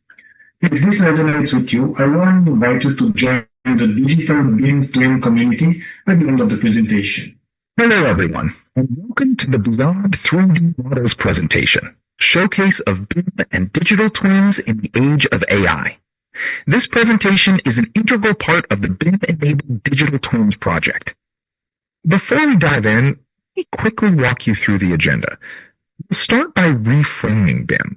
Because in many cases, the problem is not BIM itself, but how we understand and apply it. Then we'll look at the real problem and argue that it's not about tools or models, but about how information flows or doesn't. From there, introduce the 2E framework, which is our attempt to bring structure and clarity to this space, grounded in ISO 19650 and aligned with real industry needs. This naturally leads us to systems thinking, moving beyond objects and models towards understanding buildings as interconnected dynamic systems. Once we have that, we can properly position digital twins, not as a buzzword, but as the missing link between design and operation. Then does it make sense to talk about AI, where it actually fits, and more importantly, where it doesn't? And finally, I'll close with the impact of BIM 2N in terms of skills, mindset, and how we prepare for what comes next. So let's start by challenging how we currently think about BIM. Let's start with a simple question. What is BIM actually? Because for many, BIM still means a 3D model, a better model, a detailed model, maybe even a coordinated model. But BIM is never about the model. At its core, BIM is about information, about how we structure, connect, and manage information across the life cycle of an asset. What you see here captures that idea. BIM is the process of assembling and organizing information containers to create a digital representation that supports decisions during design, construction, and operation. The real question is not how good is your model? The real question is, how well is your information structured? And how far does it actually flow? So if BIM is about information, then let's be honest about where we actually are. We don't lack models. We have plenty of them. We have great software, fast hardware, ever more detailed geometry, and even certifications to prove we know how to use them. But despite all that, we still struggle with decisions. Why? Because the problem is not the model. The problem is that information is fragmented. Each discipline produces its own data. Each tool stores it differently. Each phase reinterprets it, sometimes from scratch. And what we end up with is not a system. It's a collection of isolated information containers. So instead of enabling decisions, we spend time searching for information, validating information, worse, recreating information. And this becomes critical in our operation, especially for systems like HVAC. The performance depends on continuous connected data, not static models. Let me show you something you might recognize, the so-called BIM iceberg. The water level is represented by BIM deliverables and BIM requirements. What we usually talk about in BIM are the deliverables, 3D models, coordinated drawings, quantities. These are visible. They are measurable. They are above the waterline. The BIM doesn't fail because of what we see. It fails because of what we don't. What sits underneath is much bigger, and much harder to manage. Inside, we keep adding more deliverables, simulations, analyses, modeling, integration with GIS, even during construction. And on the other side, we try to support all this with software, hardware, training, but that's still not the foundation. The real foundation of BIM is hidden. Standards and norms, clearly defined processes, responsibilities, operation frameworks, quality control, and most importantly, information requirements. Start with how things should work. Theory. Project evolves from concept to design to construction to operation. If information flows correctly across these phases, value should continuously increase. This is the ideal scenario. Continuous information flow, where each phase builds on the previous one. No repetition, no loss, just progression. But this is not what happens in reality. What we actually see is this. Each phase progresses, suddenly drops. Concept to design, drop. Design to construction, drop. Construction to operation, their drop. These drops represent something very simple and very costly. Loss of information between phases. Because instead of transferring information, we recreate it. We redraw, we reinterpret, and rebuild the same knowledge again and again. Every time we do that, we lose accuracy, we lose time, and most importantly, lose trust in data. So BIM is not about creating the blue. It's about making it possible, ensuring that information is structured from the beginning and carried consistently across the life cycle. We can say that BIM's phases protects value between phases. We have the data silos, defined by different systems, the architectural intent, structural logic, MP systems, mechanical, electrical, plumbing. All of these are translated into documents, documents, drawings, specifications, rates, schedules. But here's the problem. The systems provide the documents, but they don't move forward. The documents do. At site, teams don't work with systems. They work with interpretations of documents. Each discipline reads, understands, and acts independently. And this is where fragmentation really happens. Because what was originally a coordinated system becomes multiple disconnected interpretations. And when we reach operation, we expect a building that performs. Instead, HVAC systems are rediscovered at operation. All of this becomes critical when we start talking about AI. Because AI does not fail due to lack of algorithms. It fails due to lack of information quality. AI needs consistent and coherent information. Not fragmented, not duplicated, not contradictory. Strong and clear context, not isolated data points without meaning. And most importantly, data continuity across the entire life cycle. And this is exactly what our current workflows do not provide. This is where the BIM Twin project comes in. To teach or promote another tool, not to create better models, but to build a structured information framework that supports the entire life cycle of an asset. The objective of BIM Twin is to enable consistent and continuous information flows from project inception all the way to operation, maintenance, conservation, improvement, and so on. Even though the project explores cultural heritage, life cycle assessment, and manufacturing, its real value is the framework itself, a framework that can be applied to any building, any system, use case. At its core, Twin is grounded in ISO standards to create a clear mapping between requirements and deliverables. This is not just structure, this is continuity. This continuity is critical toward operation, as buildings are defined by systems, especially HVAC systems, which drive performance, energy consumption, and comfort. The center is a very simple idea. Information is not created because we might need it. It shall be clearly defined by information requirements. We start with organizational information requirements that define the strategic goals of the organization. From there, we move to asset information requirements that define what we need to know about the asset in operation. The project information requirements that define what must be delivered during the project. Next, this is translated into exchange information requirements that defines what information must be delivered in a structured and verifiable way. During design and construction phases, the information is consolidated to the so-called project information model. And when the project implementation ends, it is transferred into the asset information model to support operation and maintenance. And all of this happens inside a controlled environment. Storage, but as a controlled process of information states. So instead of losing information between phases, it creates a controlled, traceable flow. And this is what enables the development of a reliable digital twin.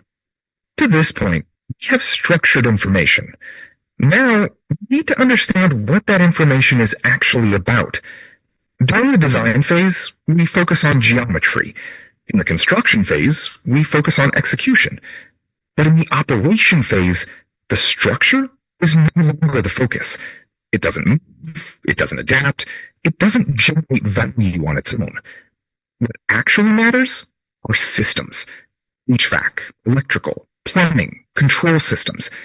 These are the systems that consume energy, respond to users, and define performance. So over time, structures fade and systems emerge. This is the point where we can start thinking about digital twins. When we say digital twin, we're not talking about a 3D model. We're talking about a connected system of information. Digital twin means data is continuous. Data has a verified origin. Most importantly, behavior of the asset is understood, can be predicted. So how do we get here? We start with BIM. BIM gives us structured information, geometry, properties, documentation. BIM itself is static. To move toward a digital twin, to connect BIM to real-world data, sensors, systems, operational feedback. Depending on how this connection is implemented, we can identify 4 levels of integration. Level 1, digital model. This is where most projects are today. Structured BIM model, disconnected from reality, live data, feedback. Level 2, digital shadow. We start receiving data from the real asset. Sensors feed information into the visual. The flow is one way. It observes but does not influence. Level 3, digital twin. We have one-directional communication. It receives data, but can also send control actions back, can simulate, device, and intervene.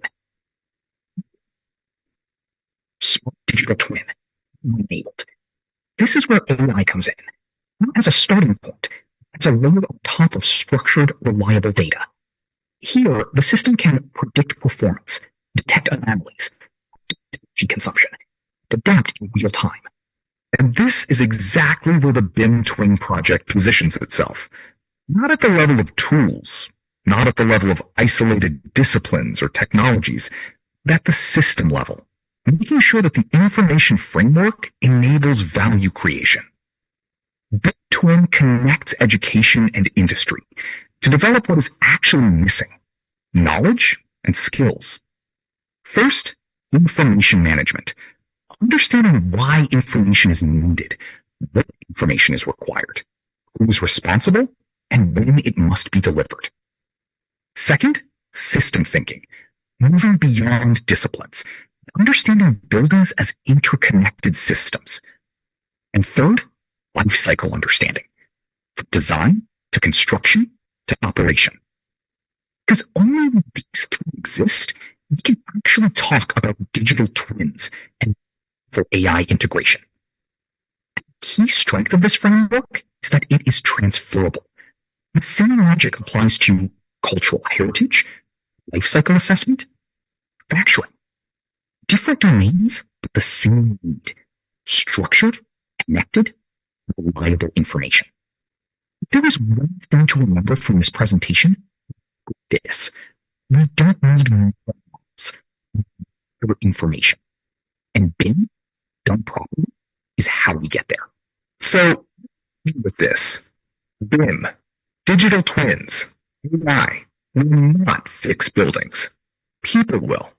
But only with structured, connected, reliable information. If this resonates with you, we invite you to join us. Explore the project, access the training, and become part of a growing digital community focused on doing BIM properly.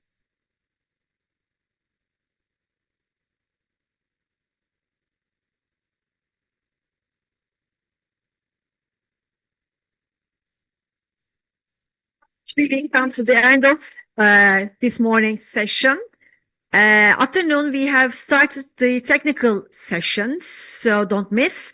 And now it's lunchtime. Afiyet olsun.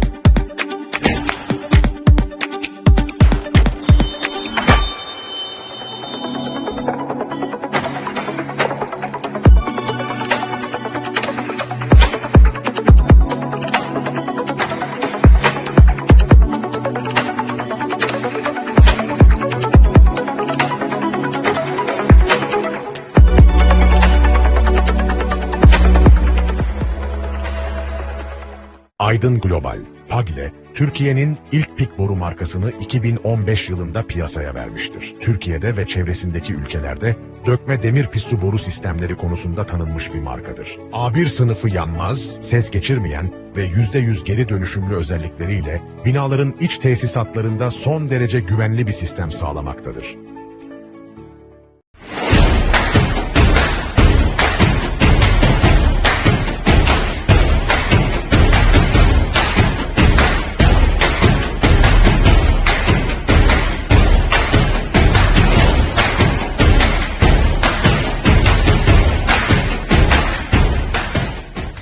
Don't you know, pump it up. You got to pump it up. Don't you know, pump it up. You got to pump it up. Don't you know, pump it up. You got to pump it up. Don't you know, pump it up. You got to pump it up.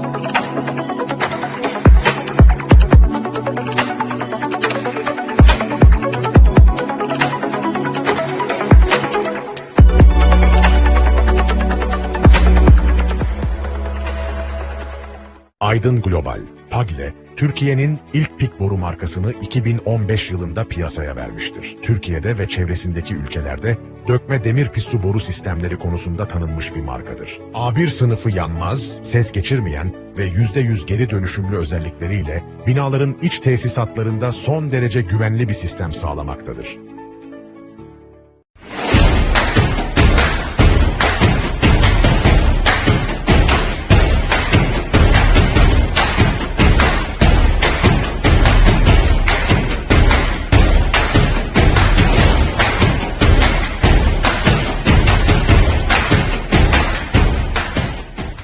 Don't you know, pump it up. You got to pump it up. Don't you know, pump it up. You got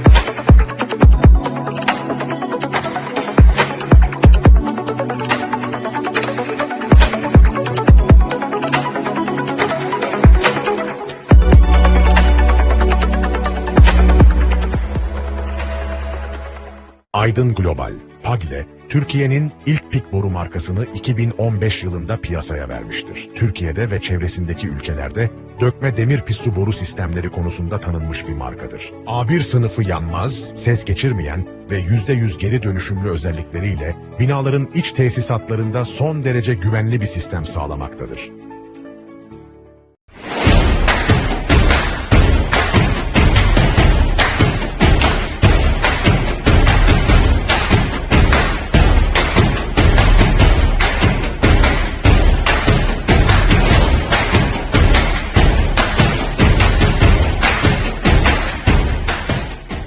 Don't you know, pump it up.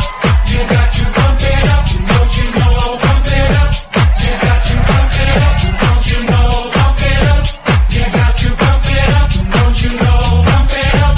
You got to pump it up.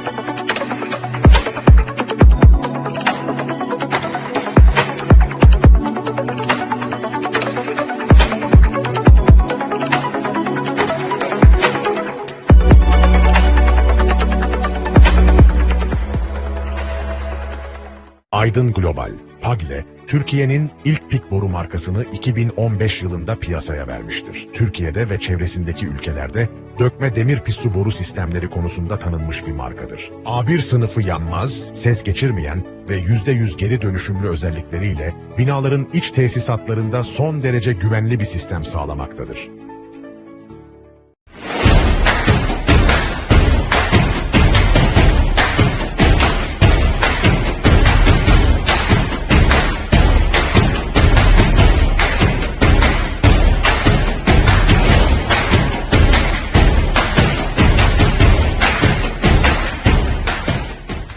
Don't you know, pump it up. You got to pump it up. Don't you know, pump it up. You got to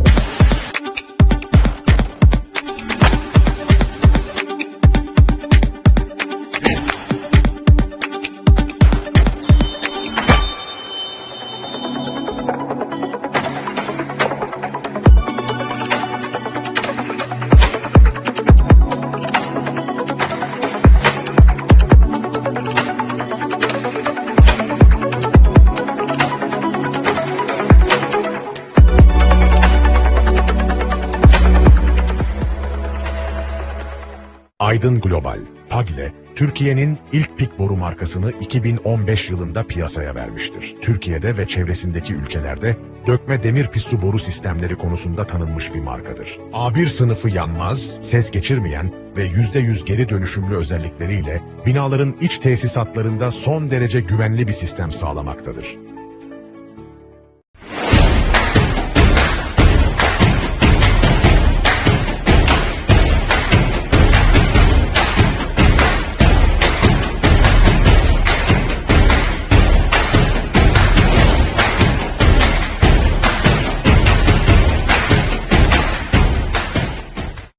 Don't you know, pump it up. You got to pump it up. Don't you know, pump it up. You got to pump it up. Don't you know?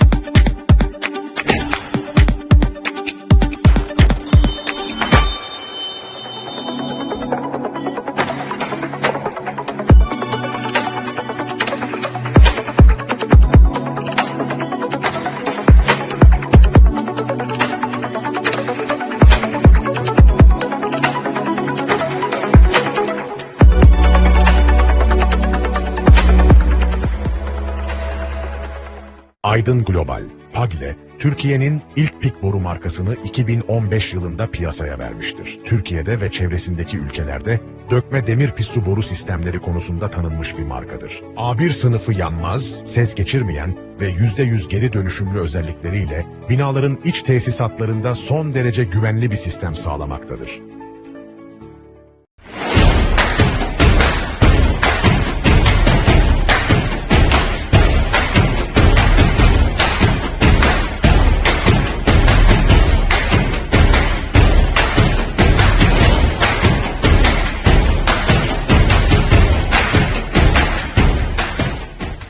Don't you know, pump it up.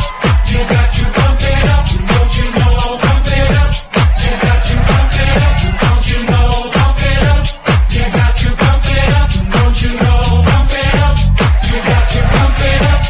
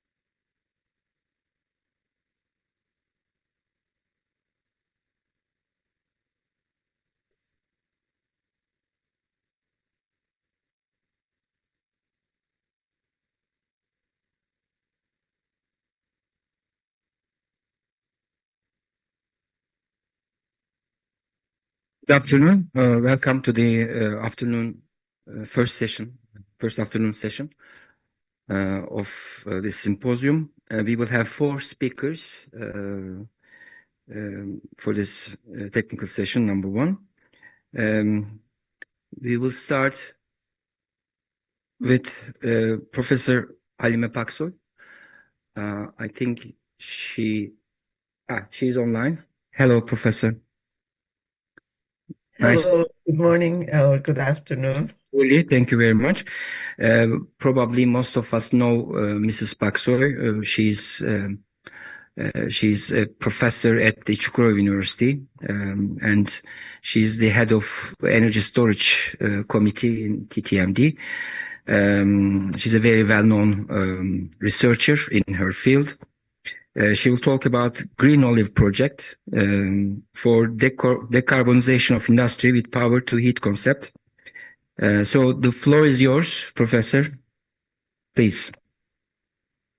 Thank you, Professor Çakan. Thank you very much, TTMD, for giving me this opportunity to share with you our project Green Olive and also talk about how AI is important with our system. I'm sharing my screen, just a minute. Can you see my screen now?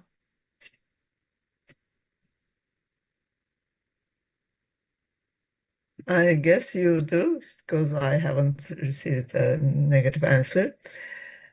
So, Green Olive project for decarbonization of industry with power to heat concept is something that we have started in 2025, and I will start by giving you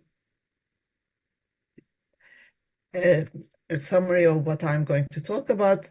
I'll first give a background information on importance of heat, calling it a heat iceberg, and then possible renewable responses to decarbonization of industry, and within that context, power to heat technologies. Then I will give more information on the Green Olive project, the context consortium, our power to heat concept application, AI-based controlled expected impacts, and I will end with some conclusive remarks. What I call heat iceberg shown in this picture is 90% of the global energy demand that is currently being consumed for providing heat to our critical demands of our society for producing electricity is shown in this picture in the top part of this graph for power plants that mainly consume fossil fuels still, and they also waste the fossil fuels used when they're generating electricity, about 65%. And the next sector is the transportation that is also using petroleum products and exhausting waste heat as they consume fossil fuels. Buildings where we live in use fossil fuels for heating and cooling electricity, mainly also based on fossil fuels. And there are a lot of heat losses from buildings as well. For industrial activities, the largest consumer in this case and waste heat producer, in total, as I said, we are using 90% or more of the global energy. And as a result of that, 37.8 gigatons of carbon dioxide as of 2024 is sent to the atmosphere, increasing the carbon dioxide concentrations to a record level of 422.5 ppm. This is to emphasize heat isn't a niche issue, and it is the dominant energy challenge that we are not adequately addressing right now, I think. In addition to that, we have some unpredicted challenges that I would like to show in this graph based on the data I have from World Bank. And this red curve shows the change in prices of natural gas, and the blue one shows the change in prices of the crude oil. As you can see, OPEC embargo, Iranian revolution, Iraq's invasion of Kuwait, global financial crisis, all have some spikes related to them in prices. And shale oil emission dropped the prices a little bit of the petroleum, but natural gas was still peaking. And then we had the COVID pandemic, unfortunately, which showed us that if we don't use energy, if we don't leave our houses, we can decrease this energy consumption and decrease our demand for crude oil and natural gas. Then we had, or still having, the war in Ukraine, and recently, unfortunately, war in Iran, between USA and Israel. So we see that these things are happening outside us, but they're affecting our lives. The prices we pay is based on the energy prices. The critical lessons from this history should be energy independence is essential for national security, and we should diverge from fossil fuels to be less vulnerable, and resilient energy economy can withstand global shocks. So energy security requires a strategic planning and innovation, and that brings us to the projects I'm going to talk about. There are, of course, some promising responses to challenging, and for example, in power generation, we have seen solar PV, CSP, wind, and geothermal now can deliver competitive electricity prices. In the last decade, we have seen a very sharp decrease of prices in renewable power, and levelized costs continue to fall, enabling rapid capacity deployment worldwide. In transportation, we see a rapid increase of use of hybrid and electric vehicles, and their internal combustion engines are replaced by these new vehicles, and market shares are climbing across especially passenger and commercial vehicles. Buildings, heat pumps, solar thermal, passive design make net zero achievable, and we see very good examples in the building sector. With these district heating networks, scaling up with renewable integration is also a positive response. But for high temperature industry, especially for processes above 250 degrees, we don't have very much answers from renewable sector yet. And that remains the next frontier. Renewable energy solutions for this domain are still emerging and urgently needed. The scale of the challenge can be seen with these three figures I'm sharing with you now. 47% is the high temperature industry's energy demand percentage, and more than 70% of industrial demand is for heat, and over 90% of the industrial carbon dioxide emissions come from heat. So decarbonizing high temperature industries with renewables can be done in two ways, either to use renewable heat directly or through electrification pathways. In renewable heat, we have some ceiling values. For solar thermal, for example, you need to use concentrated collectors, which could work until 500 degrees C with parabolic throws. And those are limited by land, high cost, and irradiance and intermittency. Biomass can reach very high temperatures, but it's also constrained by sustainable feedstock availability and land competition. Geothermal, it's location dependent. We should use it wherever it's available. Our country is rich in this source. And typically, it's limited to temperatures below 350 degrees for direct use applications. In terms of electrification pathways, variable renewable electricity generation creates supply uncertainty and complicating 24/7 industrial operations.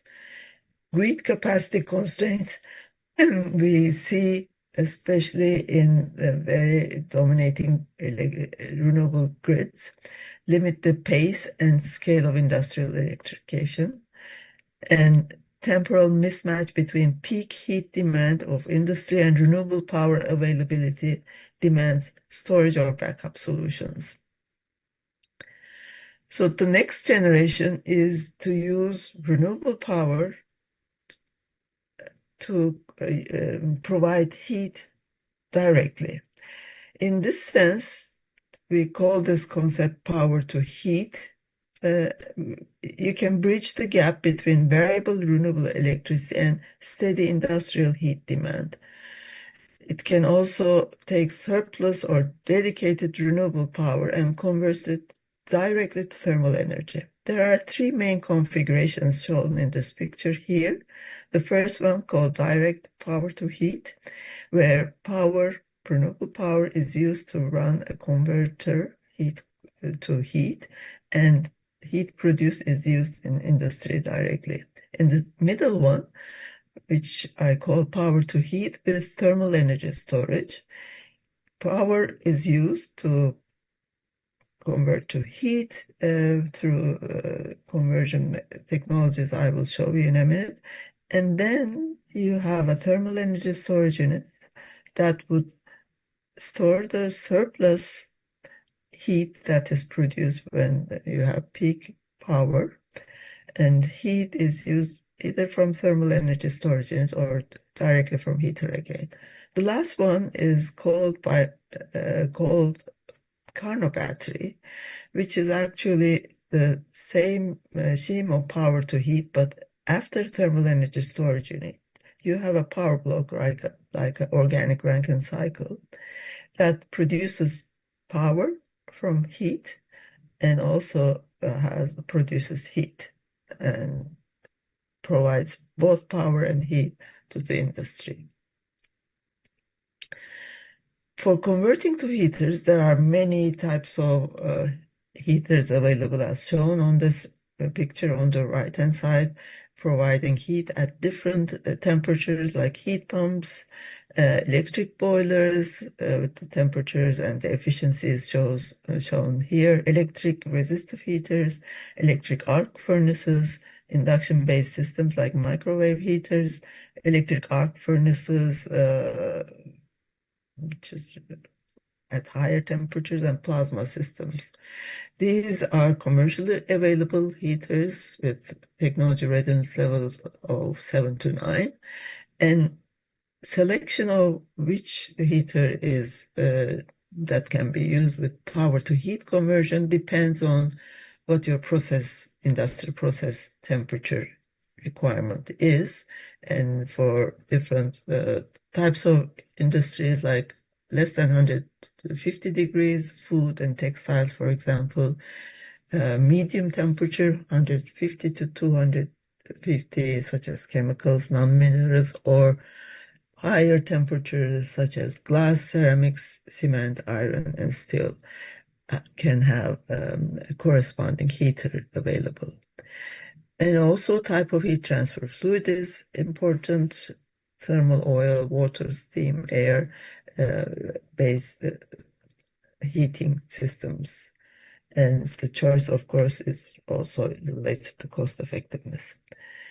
For thermal energy storage, at low temperatures, we have many commercial products, but for high temperature, we are still at low technology readiness levels. If we look at the picture shown here, the sensible heat storage systems, which use temperature change and specific heat capacity of materials when they're storing, have different materials. For example, up to 120 degrees water-based storage with very high TRL levels. Also, if you're using a pressurized form, you can reach to 180 degrees as steam. Molten salt up to 565 degrees is used in CSP, concentrated solar power plants, solid media, rocks, concrete, sand, etc., and thermal oil up to 340 degrees are available. For latent heat storage, which has 5 to 100 times higher energy storage than sensible heat, at high temperature, we are at TRL level of 4 to 6, with some organics up to 200 degrees, salts and mixtures up to 900 degrees, metals, alloys, silicon up to 1,500 degrees. The last one being thermochemical storage uses the enthalpy of reaction and storing within the material at ambient conditions for any amount of time is something very compact with 5 to 10 times higher energy density than latent heat storage systems, but it has a low TRL level, so it could be up to 1,200 degrees. And as you can see, I have shown the products as a result of the reaction in 2 different tanks, and that's how you store the energy in the material. And when you mix the products back, you can get the heat of reaction back. So as long as the products are staying in the tank, there will be no energy losses, and you can get your energy back with a reversible reaction. So TESS thermal energy storage is a key enabler for decoupling electricity supply from heat demand and enhancing operational flexibility, but you need more innovation for latent heat storage and thermochemical heat storage. Sensible heat storage is available. If we look at the power to heat case studies around the world, you can see that in this table, there are 2 examples from Germany to provide heat demand about 4 gigawatt hour for the first one, using 3 megawatt photovoltaics with an electric thermal oil heater and thermal energy storage capacity of 12 megawatt hours. The material is concrete here, and energy conserved is 3.5 gigawatt hours with annual carbon dioxide reduction of 700 tons. And in Finland, there is a similar heat demand, which produces about the same 700 tons. And here the TESS capacity is 10 megawatt hours with sand. There is one from Morocco where there is a CSP plus PV, renewable power input, to produce 750,000 tons. And the second project from Germany has 4,600 tons. And the last one from Netherlands has 17,000 tons of annual carbon dioxide reduction. So power to heat is real and produces very high carbon dioxide reductions. If you look at the Green Olive Project, the name comes from Green Mediterranean through Solar-Driven Decarbonization of Industries. It's the acronym. And it's funded by Interreg NextMed program of European Union between 2021 and 2027. Total budget is 2.74 million and duration is 36 months. The countries that are in the project are Italy, Spain, France, Turkey, Palestine, and Egypt. The context of the project is the Mediterranean region facing severe climate crisis compared to other parts of the world, and the global warming, which is estimated to be 20% higher than the rest of the world. And being blessed with abundant solar radiation, this energy source could contribute to a promptly transit to greener, low carbon, and resilient industrial sector. Within this context, the Interreg NextMed program funded the Green Olive Project to support the energy efficiency and reduction of greenhouse gas emissions in the Mediterranean area. Our partners, I have told you about the countries. The lead partner is from Italy, eCampus University. Partner 2 is Chukrova University. Partner 1, Barcelona University from Spain. Partner 3, Siamat from Spain. Partner 4, Askem Industries from Turkey. 5, R2M from France. 6, Al-Quds University from Palestine. 7, Arab Academy of Science, Technology, and Maritime Transport from Egypt, and plus 9 associate partners. The concept relies on the integration of the following key technologies according to power-to-heat concept: a photovoltaic plant for renewable power generation, electrical heaters running on renewable power, and sensible thermal energy storage system. The system will produce process heat at required temperature levels with the developed power-to-heat concept, and the pilot plant, groundbreaking pilot plant, will be installed at a major polymer producer who is also the partner of the project, serving as a model for other sectors. Here is a schematic image for the green olive power-to-heat system. The current system, shown at the right-hand side, uses natural gas boiler to provide heat with thermal 66 oil at 285 degrees to the process. The power-to-heat system, which is shown on the left-hand side of the current system, has a 600 kilowatt electric of PV system, shown here, which is connected to the electrical heater and which can also be fed from the grid. And there is the packed bed thermal energy storage system in the middle, using local waste-based materials as fillers. The charging and discharging is shown with dashed lines here. And there is also an AI-based control, which is not shown here. Benchmarking is for R&D on microwave heaters to look at their applicability to other applications at different temperatures. Will be done within the concept.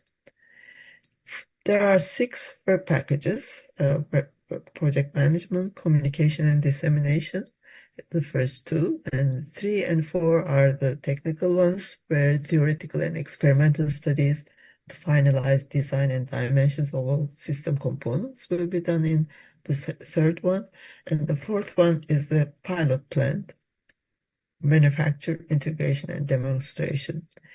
Impact assessment and replicability analysis and capacity building will be done in parallel to these activities. So what do we expect as impacts? We would like to reduce the natural gas consumption by about 18 to 22% of the plant, and 3 lab-scale replicas for open living labs will be developed to investigate and adapt the system to other industries and residential sector as well. Relevant stakeholders will be engaged through the support of 9 associated partners of the consortium. A white paper addressing policy, industry, technology, and society perspectives will be prepared. Awareness on general topics related to greener and low-carbon Mediterranean will be increased. Know-how and skills on green olive concept will be improved, and employment will be increased. A number of skilled technical professionals and early-stage researchers around Mediterranean territories will be increased. And finally, green olive demo results and learnings will contribute to local and regional policy development. The AI-based control system, which is under development, is needed because power-to-heat systems operate under continuously evolving boundary conditions such as intermittent solar and wind energy and time-varying process heat requirements. In our case, it's only PV, intermittent solar energy, that is changing. And that requires an integrated real-time predictive control model, which is under development. And I have shown an image here that describes what we are planning to have. It's a dynamic behavior of key process variables, heat transfer fluid, shown on the left-hand side as process heat demand, PV generation or electrical power input, and state of charge of thermal energy storage provided to the AI core, and using the information, optimization of output to PV panels, more effectively producing and enhancing operational flexibility, the operation of the electric heater and thermal energy storage plant, and decreasing fossil fuel consumption and reducing greenhouse gas emissions as a result. To conclude, I would like to say that heat is the defining decarbonization challenge, with 47% of industrial energy demand concentrated in medium to high temperature processes.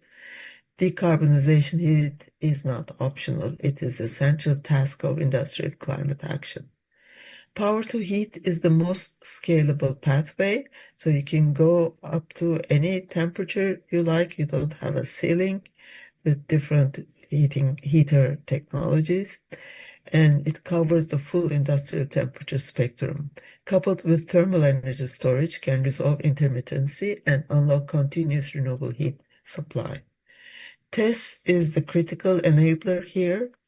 It can address all temperature ranges up to 2200 degrees C, and thermochemical storage in particular, storage technologies collectively offers transformative potential with near infinite storage duration and ultra-high energy density. Green Olive project will demonstrate decarbonization in plastic industry with a pilot plant, and it will use local waste materials in thermal energy storage with a circular economy approach and decreasing natural gas demand for process heat by 18 to 22%. AI-based control is essential for such decarbonization activities due to varying boundary conditions of power to heat. Controlling and optimizing plant operation and maximization of the renewable energy penetration and greenhouse gas emission reduction can be realized. With this, I would like to thank Interreg NextMate program and our partners in the project. You can get more information about our project through our website or our social media address shown here. And I would also like to thank you for listening and giving your time to come to this presentation. Thank you. I will be happy to have your questions if there are any. Very much, Mr. Aksoy. Are there any questions from the attendants, participants? If not, I would like to ask you a very brief question about the CSP, concentrated solar power systems, which are not, as far as I know, which are not in use in our country. You showed an example from Morocco, the Nur Midelt, if I remember correctly. Yes. They are capable of producing like 600 megawatt of electricity plus some 200 megawatt of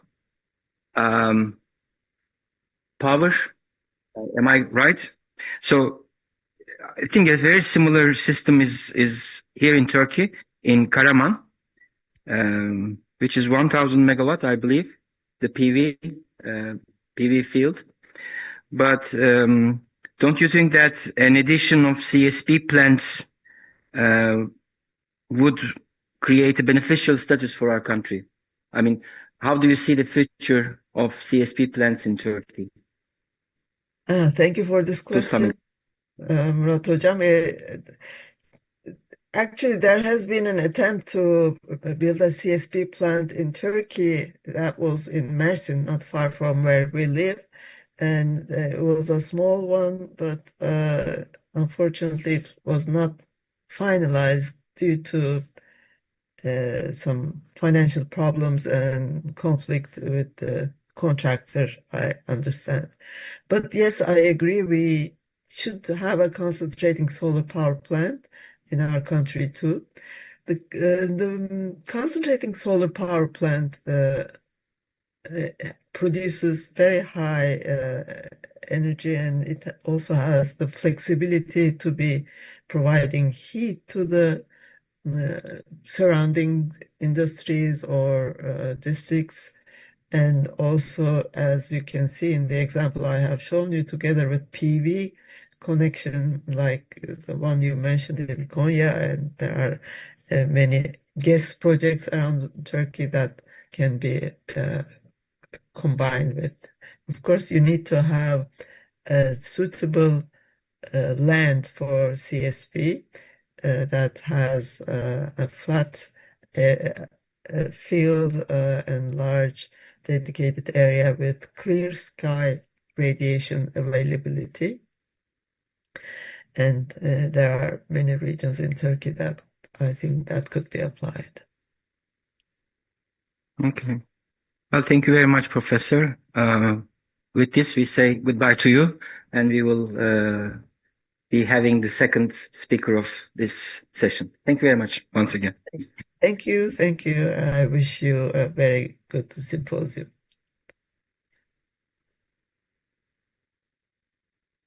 Our next speaker is Mrs. Burcu Koçak. Like Mrs. Paksoy, Professor Paksoy, Mrs. Koçak is joining us from Çukurova University. She's from the same team as Halime Paksoy, and the title of her speech is Artificial Intelligence in Thermal Energy Storage Building Applications. The floor is yours.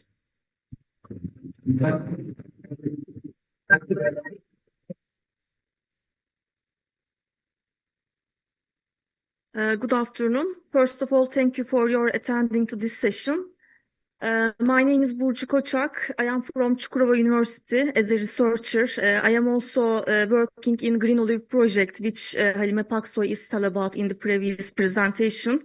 If you have detailed question, you can ask me in the break. But today I am here for a presentation with the topic of artificial intelligence in thermal energy storage building applications. Also, our colleagues Sedat, Ebubekir, Fatma, Filiz, Gülfeza, and also Halime Paksoy is our leader. Has a huge effort for this study. Thank you for all them. This presentation starts with the motivation behind of this study, and also I will introduce you thermal energy storage systems and their applications in building systems. Then I will continue with a quick literature research for potential AI-based strategies for thermal energy storage systems. And then I will introduce you our European Union project with the name of Hectopus. Then I will try to match their operational challenges with potential AI-based strategies and try to find solution these challenges. But please be aware of that this project has not currently used AI system. We only try to find solutions for AI, what we can do by these strategies. And then we concluded this presentation. And let's start with motivation. As you have already know that buildings has a huge energy consumption in Turkey. And as you can see in the left-hand side or right-hand side from you, there is a figure, and as you can see in the figure, space heating has a higher amount, high share of this energy consumption, and then lighting and electrical applications, water heating continues after space heating. If you look at the figure below, as you see that water heating use mainly natural gas for heat demand, and after that solar is used in water heating in building applications. But in space heating there is no much more solar applications.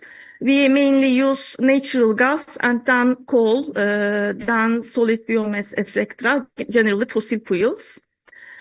But in Turkey, we have a huge potential for solar systems, and especially for thermal collectors. We can provide heat for space heating systems. In Turkey, average daily radiation intensity is about 4.2 kilowatt-hour per meter square. And average daily total sunshine time is really high, approximately 7.6 hours per day. And also artificial intelligence has a big potential for thermal energy storage applications and space heating applications for buildings. When I checked World Energy Outlook report by International Energy Agency, there is a special section for artificial intelligence applications. And in this report, it says that artificial intelligence is not a magic wand, but you can use it like a tool, useful tool for accelerating sustainable energy transition. And also, we think that we may combine thermal energy storage with artificial intelligence, and also we can provide and improve efficiency and sustainability of building applications. And so what is thermal energy storage system? Halime Hocam is tell something in previous presentation, but I will also tell some things. Thermal energy storage system, we shortly say TES, stores excess heats and use it later when heated demanded. This storage system consists of 3 states. First of them charging, then storing, and then discharging. As we look at this figure, during the charging periods, solar or other heat source and TES is our storage system, or it can be our storage system. And there is a heat transfer fluid. It can be air, oil, water. These fluids come from our excess heat. This can be solar heat or industrial waste heat, etc. Heat transfer fluid comes from the system and sent to the thermal energy storage. By this way, thermal energy storage is charged and then cooled heat transfer fluid sent to the solar system again to absorb heat and release heat to the thermal energy storage system. This is a continuous period. This continues until thermal energy storage system is fully charged or excess heat is finished. And then when process is needed heat demand, in here process can be building space heating applications, it can be industrial applications or domestic hot water. But during discharging process, at that time, hot heat transfer fluid comes from the thermal energy storage system, sent to the process, and heat is released at that time to the process, sent to the process, and cooled heat transfer fluids again return to the thermal energy storage. And this is also a continuous period. There are a lot of types of thermal energy storage system and lots of technologies, but if we focus on the building applications, there are 2 main thermal energy storage systems. These are passive and active systems. As you can see in the below figure, passive test systems, we integrate thermal energy storage materials into the ceilings or between walls. These materials are generally phase change materials, we say PCM materials. In this system, passive systems, there is no mechanical equipment required. Only integration PCM into the walls and ceilings are enough. These materials absorbs heat from the sun and use at night time. So we can reduce indoor temperature fluctuations during the day, and we need lower fossil fuels by this way. In active thermal energy storage system, as you can see in the figure, there is another separated thermal energy storage system. This system is integrated with HVAC heat pumps and chillers. This system stores heat, excess heat from solar system maybe or another renewable system, and use it during the store it during the peak demand and use it later. By this way, we can increase the renewable energy utilization and also reduce carbon emissions, reduce fossil fuel consumption. And the most important point is we can adapt smart control and AI-based energy management system, these active thermal energy storage systems. For that reason, we check literature, what we can do and why artificial intelligence is important in buildings. So we found that there are 4 general challenges in building thermal energy storage applications. These are dynamic weather conditions, fluctuating in renewable energy generation, peak electricity demand, and complexity of thermal energy storage systems. And artificial intelligence have a role in these challenges. For example, they can predict energy management or smart thermal energy storage, charging and discharging control, optimization of HVAC systems, demand forecasting, improved occupant comfort, and can reduce energy costs. What are the key benefits? We can provide higher energy efficiency, lower emissions. We can increase the utilization of renewable energy performance and reduce peak loads. There are 4 main potential AI-based strategies for thermal energy storage systems. These are model predictive control, reinforcement learning, artificial neural networks, and adaptive intelligent controls.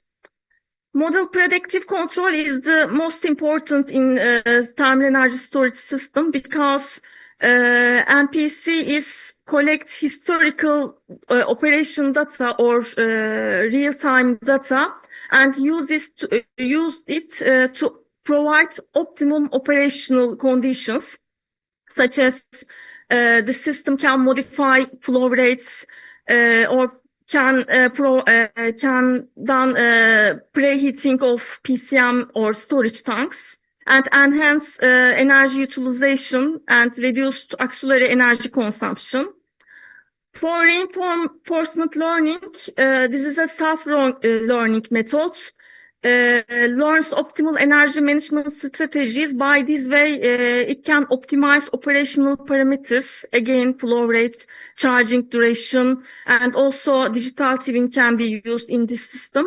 And by this way, we can provide continuous improvement in the system performance. For artificial neural networks, this is a data-driven prediction tool and predicts indoor temperature, energy demand, and thermal energy storage system behavior. By this way, we can enable faster decision-making and predict indoor temperature or other operating conditions by these methods.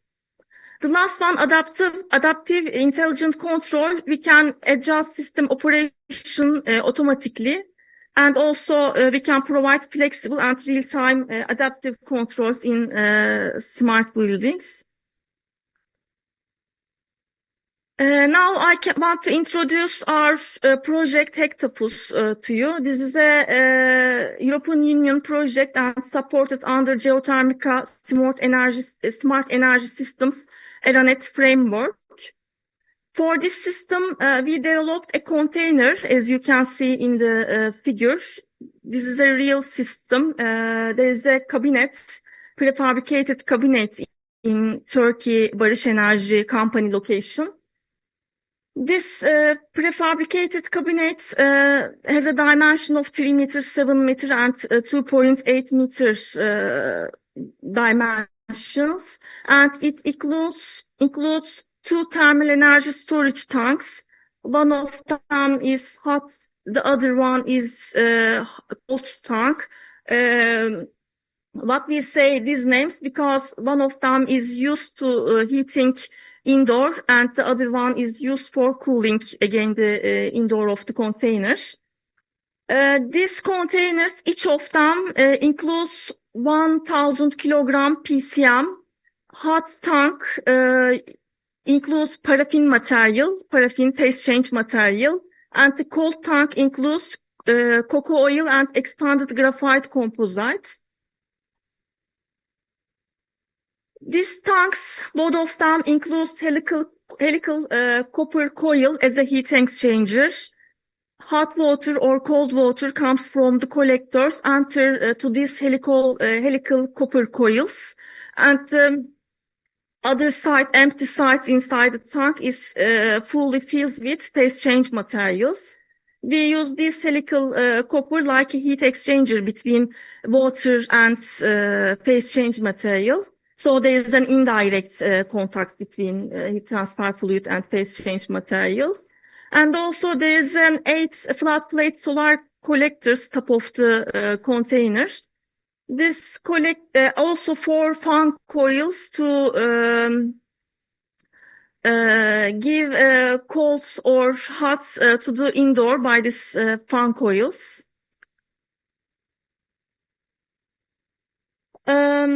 This Hectopus project or these containers has 2 modes. One of them is cooling, the other one is heating. During the heating, first of all, the system also monitoring program, and also there is 2 pumps and 4 3-way valves to control the way of the heat transfer fluids or heat transfer fluids. During the winter time, hot thermal energy storage tank, as you can see in the orange sides. During the daytime, solar collectors collect the heat from the sunshine of the heat and send to the thermal energy storage tank. During that time, storage tank is charged during the day, and then when the night time, it starts to discharging and heat released to the indoor to provide optimum temperature level inside the cabinet. And the other mode is the cooling mode, is working during the summertime. During the summertime, collectors nighttime collects the cold from the night radiation, and cold water comes from the collectors and sent to the cold test unit, which you can see in the blue zone. Then this cold can be used during the daytime in summer season to cool the indoor of the cabinet. So we need flexible five to adjust slope of the solar collectors, because in summertime solar collector has a 26 degree angle, and summertime it's a flat position to collect the night variation. Sorry. And control strategy is based on temperature measurements based on time, and optimization is always ongoing after experimental results. So there is no artificial intelligence yet in this system. There is a temperature control in the each thermal energy storage tanks, and also other units, solar collectors, fan coils, and also ambient indoor and outdoor temperature levels. But we have faced some operational challenges. These we categorize it in 3 main points. These are temporal change of solar energy availability. Solar radiation can be reduced on cloudy days, and sudden weather changes can be, and also short-term mismatch between energy generation and demand. And also limited utilization of full storage capacity, what means of PCM inside the storage tank sometimes cannot be melting fully, and there may be non-uniform heat transfer inside the thermal energy storage tank. So this reduces the efficiency of our system. And also there may be delay in system response because activation and deactivation of control strategies can be delayed because first of all we done the experiments and found the problems, try to solve. So we lost several days and weeks to solve this problem. And this also reduced our efficiency of the system. And then we try to mismatch of these challenges with AI strategies in literature. And we prepared these slides. For example, for a temporal change of solar energy availability, we can use MPC methods. By this way, we can improve responsiveness to weather fluctuations and increase overall system efficiency. For limited utilization of full storage capacity, we can use ARAL methods, and we provide optimum control policies and enhance the heat transfer uniformity. For delay in system response, we can use ANN and AIC methods to enhance efficiency, reliability, minimize control delays, reduce unnecessary cycling, and for stable indoor thermal comfort. So if we concluded that TES improves building energy flexibility and renewable energy utilization, and passive and active thermal energy storage can be used, but AI systems can be used in active thermal energy storage systems. Main challenges are variable of solar energy or other renewable energies, limited phase change material utilization, or delay in system response. For artificial intelligence, we can use predictive control, adaptive operation, demand forecasting, and smart charging, discharging optimization. And MPC, ARAL, ANN, and AIC can be optimized this thermal energy storage operation and improve system efficiency. Thank you, Hectopus TSP ERANET project and also TÜBİTAK for founding this project. And thanks to our team, this is a real picture of our cabinet system. And thank you for listening to me. Thank you very much. Are there any questions from the audience? Yes, please.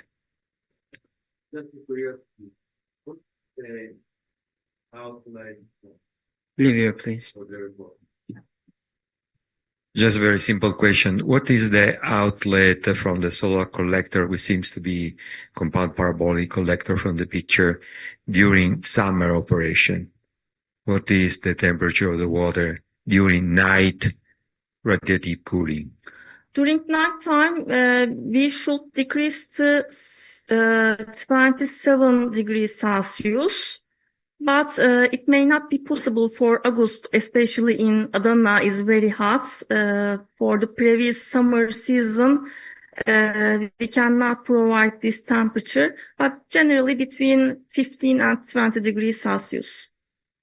But probably if you change instead to use CPC, you lose something for the winter, but you can gain with the flat probably more. Or if you can take away the covering, you can increase the radiation exchange. I mean, you have to look, if you like to focus more on the cooling, you have to like more on what kind of collector you're going to use to increase the relative heat transfer respect to convection and so on. During the night time, it is in flat position because no. I mean, no, the CPC, you increase because the back reflector, you can increase the solar radiation on the pipe. Okay. But then you have just for the heat transfer by radiation, you have only half pipe surface with exchange with the sky, no? And then you reduce the amount of power you can exchange. Yes. Let's say if you like to increase the cooling effect respect to the heating effect. That means during summer, you should change the typology. Use completely flat absorber, because then the surface is the maximum surface you can have for the space you use. Respect to the pipe collector. This is just a suggestion. Yes, you are right. Thank you. You're welcome. And also we use flats. How can I say? Örtü diyeceğim ama Cover. we cover collectors during the daytime and remove it at Just night. because to avoid to have stagnation temperature and problem related to. Okay, thank you. I have a question actually. The phase change temperature of paraffin is around 40, I believe, right? 41. Okay, so if you want to use the hot water coming from through this PCM material, you need to reach at least 50 degrees Celsius. How do you achieve this during winter time? We can reach about 70 degrees Celsius. 70? Yes. Which time of the year? Yes. In Adana, there's a huge potential, especially its sunshine.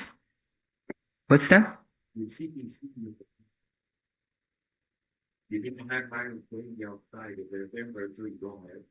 Okay. And what about the temperature, the phase change temperature of coconut oil? Approximately 25, Okay. 26. Okay. Thank you very much. Probably you need to find new materials. Perhaps you need to test new materials, which are probably less costly. I don't know the price about the coconut oil. I think it must be quite high. Paraffin, it's also, but there must be some local alternatives to phase change materials. Okay. If there are no other questions, I thank you very much for your presentation. So we continue.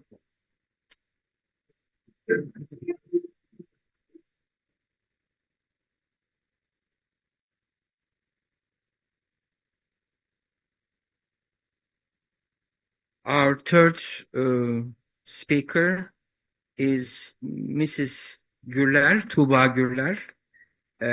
She's a faculty member at Hitit University from Çorum. She's also a graduate of Istanbul Technical University, which is my school. So she will present a paper whose title is Machine Learning-Based Solar PV Forecasting for Sustainable Buildings. The floor is yours, please. Yes. No. Yani bir defa bir karteydi Almanca konuşurken çok kıymetli bir abimiz demiş ki burası Türkiye. Neyse konu çok özel bir konu. Evet. Buyurun. Hello, everyone. My name is Tuğba. Thank you for the nice presentation and the opportunity, to speak in this very valuable congress. My name is Tuğba, and I'm assistant professor at Hitit University. And I would like to present. Actually, there are quite nice amount of research on, machine learning-based solar PV forecasting for sustainable buildings. So for this specific research, I would like to focus on more developing countries like Afghanistan, actually.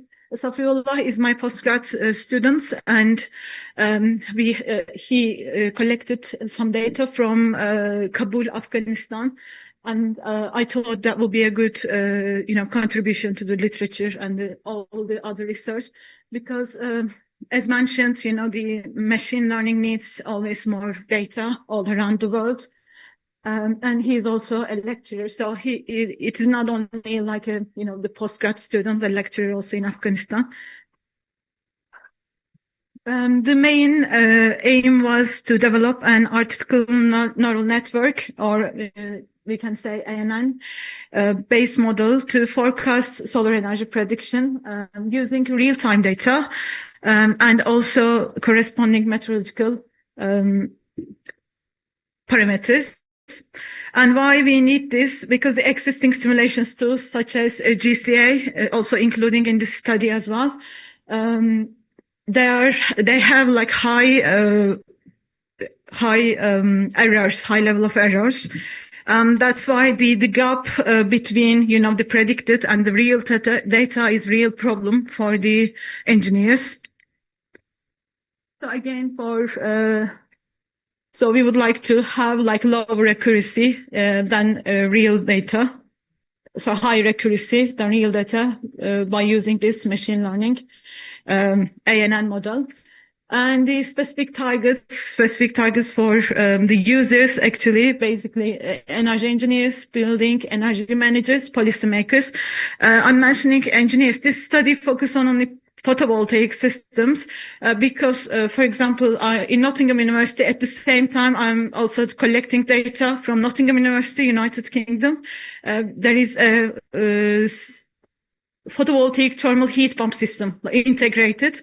So we will this is kind of an initial start point of this study. Then we will try to develop our ANN model to this hybrid system, if we can provide what would be the error, for the photovoltaic-based HVAC system. Again, the objective is train and validate ANN using real hourly PV data. The data is collected like 1 hour per year. And to see the performance, we evaluated like the R-square method we used. I will explain in the next slides, and compare with the simulation models. Basically, real data, the predicted model from the Global Solar Atlas, simulated data, and our ANN models. So 3 of them we compared. So as a material, let's continue with the material and metals, actually.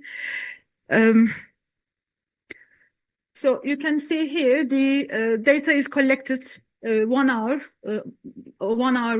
1 year hourly PV generation data for a small, like 4 kilowatt grid connected rooftop in Kabul, Afghanistan. Mainly the model is developed. The model was used feed forward ANN with 64 and 1 architecture. The first number 6 means actually represents the input layer. We fit 6 variables, which means like the irradiation, temperature, and wind data, like 6 main parameters that we need to consider. And 64s, the 2 64s represents, I would like to show actually in this way. This is the PV installation, the 4 kilowatt hour rooftop system, and the location is Afghanistan, Kabul. And what we have done, like measured data, we collected the corresponding meteorological data we collected. And then also before collecting this data, we already did our simulation, which is, let's say like, PVC is more common simulation actually tool for photovoltaics, but for this study we use Global Solar Atlas, and also next study also continue with PVCs as well. There are another research that we continue, and then based on this output, we developed our feed model. You can see here the 6 again represents the input, which are irradiation, temperature, wind speed, the 6 main variable parameters. And then we have like 2 64s. These represents 2 hidden layers, each containing 64 neurons. This is actually where learning starts, learning starts for non-linear relationship. The first hidden layer, the first 64, just a simple relation that we developed, for example, between radiation and let's say temperature, wind speed, temperature, the simple relation, and then the complex relation also developed the second 64 model. restified linear, basically, the approaches, because, you know, the relation between radiation and the temperature or all the outputs are non-linear. That's why we need to use this one. And again, one output layer, which is energy in this study. And if we continue with our hypothesis, our hypothesis is quite straightforward.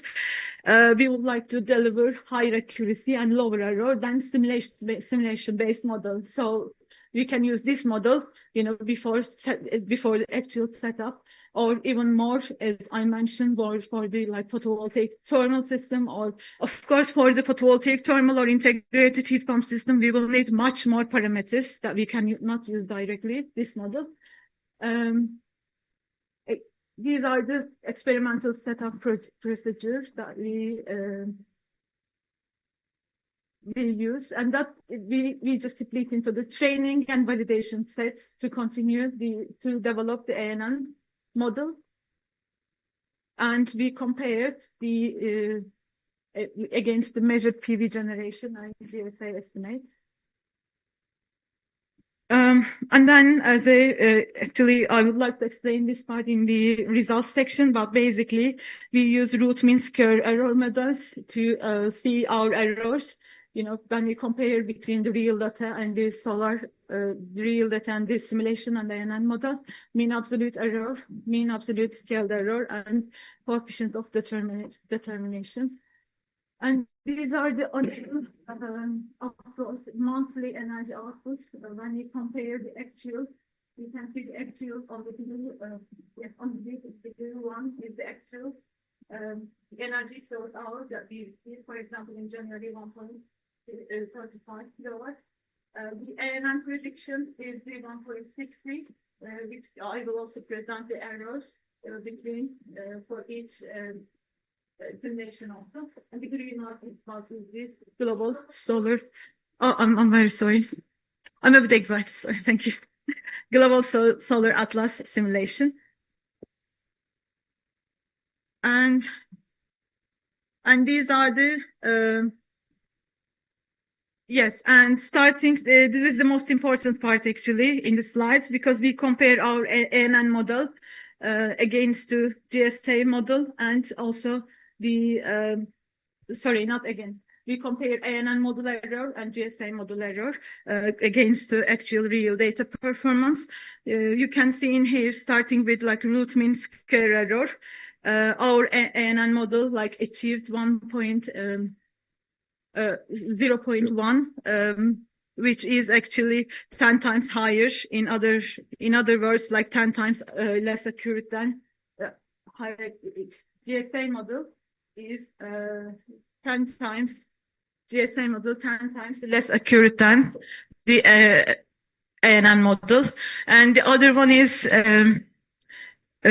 mean absolute error. The pattern is the same actually. You can see here the ANN model again high accurate, 10 times even higher accurate than the GSA simulation tools. And then we continue with the mean bias error, which tells us whether the model systematically over or underestimate. And you can see in here again the ANN model has well balanced. And the other one is mainly explain, you know, we need explanation, the variation in the actual, you know, if the root square means that how close, how close the data, the output is how close to the actual data. You can see this data like 97% accuracy. We have with ANN model, and GSA not even close, even minus for this study. So the main discussion was like ANN model provides reliable and accurate for this specific study. Actually, again, we need to continue I'll also explain the limitations. And real-time data enables better representation of system behavior and results support energy-aware operation for building. For example, because especially for sustainable buildings, we need to know how much solar energy we can receive. For example, for the photovoltaic integrated heat pump, to how we can provide the electricity demand for the compressor part heat pump. And the study successfully developed for the accurate and ANN based forecasting model. So it means that the hypothesis for now proved higher accuracy and lower error. There are many actually limitations that we need to develop. First of all, limited input variables, whether operational data only, and also, for example, this one is single location. We hope to develop more locations, Turkey and Nottingham, that hopefully we will continue. And short-term data set, for example, for Nottingham, we have 2 years for now. So hopefully we will develop this part as well. And does not include, of course, these are the other main parameters for the photovoltaics, because for the photovoltaics, when the temperature increases, the performance will decrease, and also it's really depending on soil link degradation or inverter variability, so the whole system. And practical implementation would be like HVAC scheduling could be used, energy management systems again, smart building control system. This developed model could be used. And how to use the results, again, integrate an ANN model into the building energy management system, PV monitoring platforms, and also use forecast to predict peak generation hours and align energy demand with PV supply. The main benefits, renewable energy utilization is very common topic nowadays, and reduce energy waste and grid dependency, support low carbon buildings, and works well in let's say for now, data scarce regions, which is really lack of the literature review. And future work could be used like multi-year data sets that we aim, you kind of start actually, and also include more variables, again, soil link efficiency. This is only for photovoltaics. The ANN model for photovoltaics, and apply advanced model like deep learning or hybrid AI. And also, again, this is kind of a continuous project at the same time, extend integrated technology forecasting. For example, photovoltaic integrated heat pump system. We now processing the data we already have. And in Nottingham, the data is 10 minutes in interval. So hopefully, we continue this study as like more advanced model and test in different climates. For now, again, Nottingham and Turkey, we will continue testing in different climates. Thank you very much. Sorry, I hope you heard me. Sorry. Thank you very much, Ms. Güler. Any questions? Livia, please. Thank you. I think that there is some misunderstanding in what you have presented. Because if I well understood, your neural network model is just making the simulation of the PV system, no, without taking care of the load. And then the solar radiation as the air temperature, as wind speed, and other three unknown inputs are just inputs you use to make predictions for the forecast. Okay. Then when you compare the AN model with the so-called GS model, okay, you are not comparing the system, but you are comparing how has been produced the forecast of the solar radiation. The energy. Yeah, yes. Which is completely different because it's an input in your case. And then you are comparing something which is unknown, which is predicted with some tool, the solar radiation, with measured data, practically. Because you can, then it's not, you are comparing apple with pear. If you like to compare the models, you have to compare the physical-based model for the PV system using the same input data Yes. same solar radiation and so on. Instead, you are not using the same input data, but using the solar data from the atlas. They have, From of course, No, the meteorological data is not measured. The how you train the model. is taken from like the software. No. When you have the neural network, Yes. how you train the model, you need some solar radiation data. Yes, yeah, that's correct. Yeah, And these are measured. it's not measured, no. Taken from what? Taken from the same atlas? Yes, the same model, the software. So There's something strange then, because if you have the same input data, the physical model or PV system is one equation.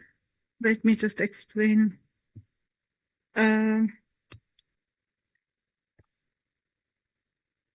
I thought you were using recorded data. We recorded the data for the output. Yeah, but that means the recorded data are used to train the neural network model. Okay, to train. Yeah. As output, the PV production. Okay. Then you need also the input. Let me just. Okay, but doesn't matter. Just check. Yeah, I hope to explain you when we have a break. But yeah, explain later. No problem at all. During the break, Well, that would be great to give. Of course. No problem. We can discuss a bit. Thank you very much. There's another question. Yes.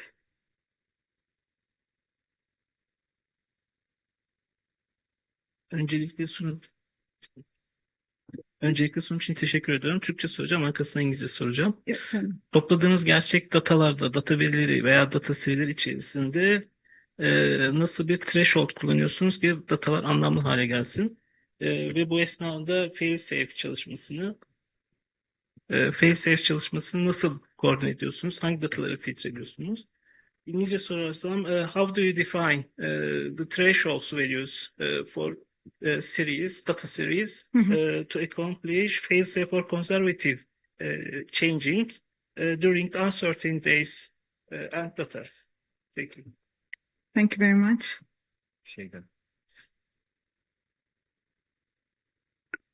So again, for the real data collection, what we collected actually, the output of the photovoltaic system, under this meteorological data is taken from the software. So the real data is the output corresponding with the software. That was the main idea that we thought that we can develop in that way.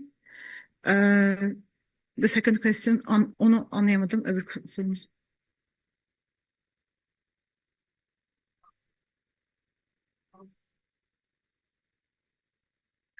Okay. And this part is, I think the question is for Safiullah, so because he worked for this this part, so about happy to reply. If you just email me, that would be great. Yeah, thank you. Teşekkür ederiz. Biz teşekkür ederiz.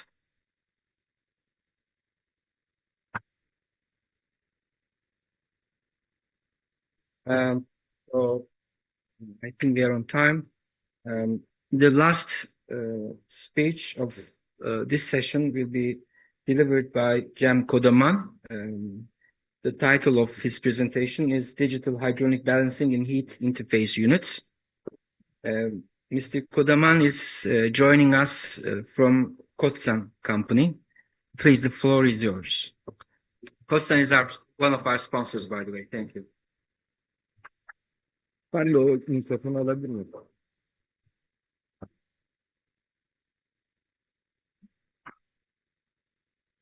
Hello, everyone.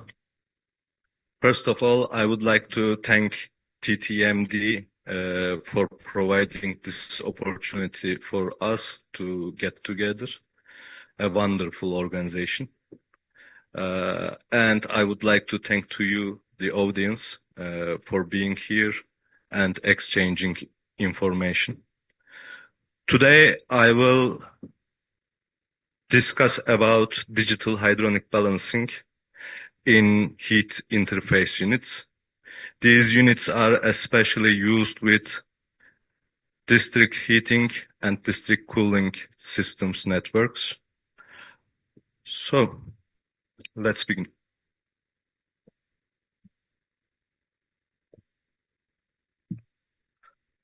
So why do we need digital hydronic balancing? We have a core problem that we design the buildings in static, and because of us, the residents, the occupants, these buildings, these structures are living. So how can we deal with the dynamic changes of the need? We need to have a feedback loop so that we can adapt our usage, adapt our solutions.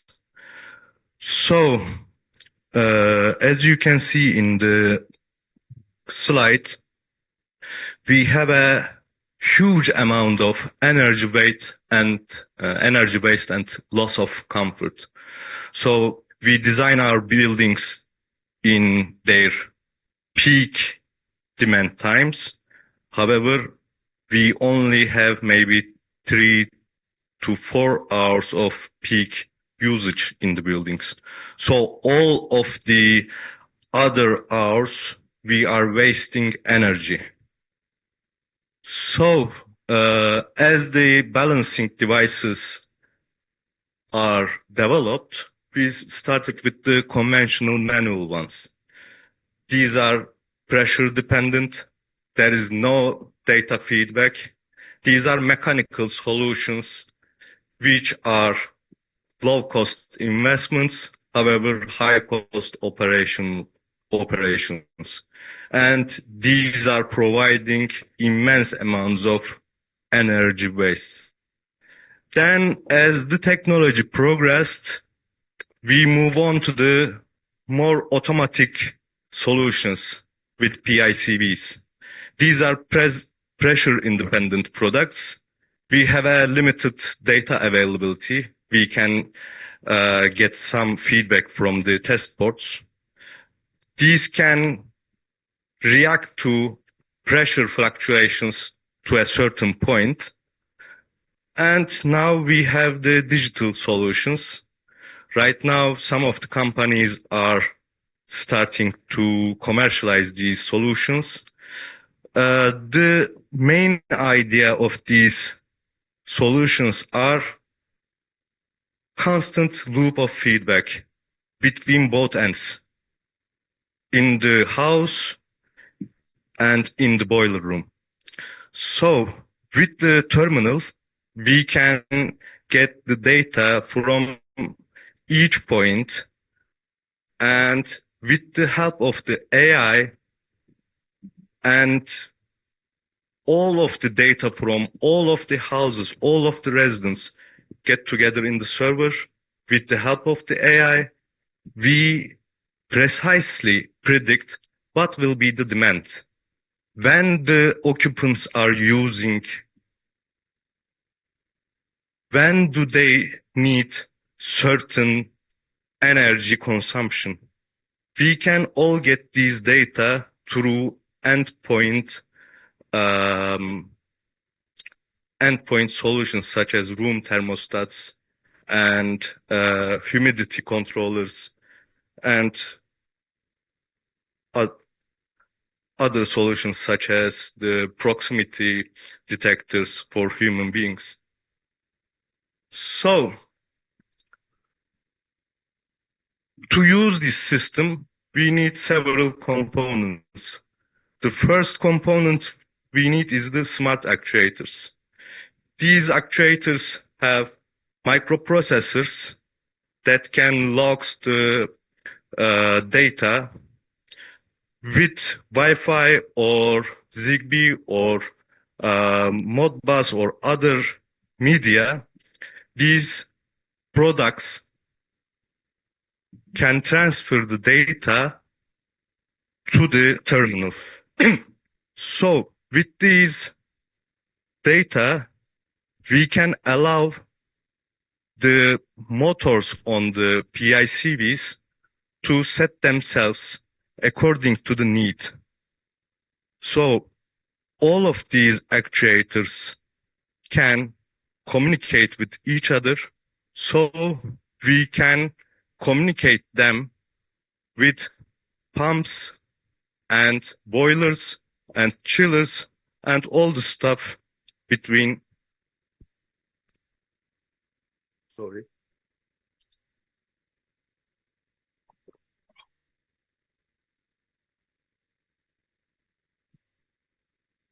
And all the equipment in the building. So, with the real-time data gathered from all of the separate or individual units, we get immense data of needs of tenants, and through this data, we can predict how human is behaving when we are going to have a problem or when we need to or we can save some energy. Here you see a standard control valve, which it is positioned manually and according to the pump's working regime, it sometimes overpumps, it sometimes does not fulfill the need.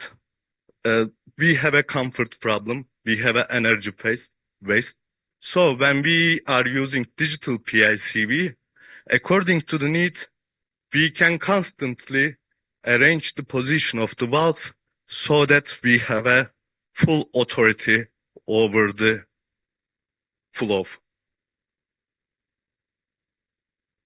So with the edge sensors that I mentioned, with the cloud AI I mentioned through server, we get the data, we process it, we calculate each room's required target condition according to the standards.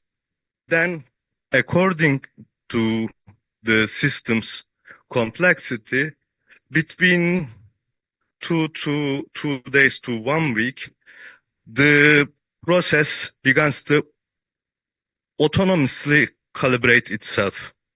So we get a calibration no human can do. After a change is made to the building, such as we have a new installation to the building, then the solution again adapts itself to this new regime.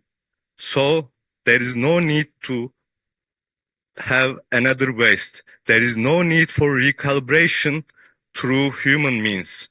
It can do all by itself.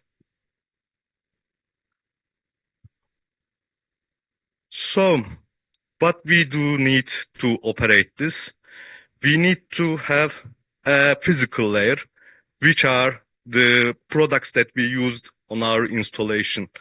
We have a network layer to move the data from and to server. And we need a cloud layer, which we operate the softwares and the optimization processing in the internet. And most of the devices that we used in the installations can operate via BACnet. So we can actually communicate these devices through BACnet with each other. So all we need to have an interface. Another good advantage of this solutions are we can have an autonomous point-to-point checkout, which means that we can have a diagnostic services. We can have automatic commissioning from 0% to 100% closed valve. We get each positions reaction, and we can get the data, and our products can behave according to this data gathered. Lastly, through this automation, we can smart the building. The building starts to being smart. Then with the smart building, we can also integrate to the energy network. So smart buildings can communicating with each other. So we can have even greater energy saving when considered our country's position in the energy deficiency. It is very important topic for Turkish Republic, maybe even for the world, as energy is getting expensive and expensive day by day. So lastly, we have energy optimization, we have comfort, we have predictive maintenance and operational resilience. Lastly, we have regulatory compliance with the data-driven products. So thank you for listening to me. If you have any questions, I would like to more than to be happy to answer you. So thanks.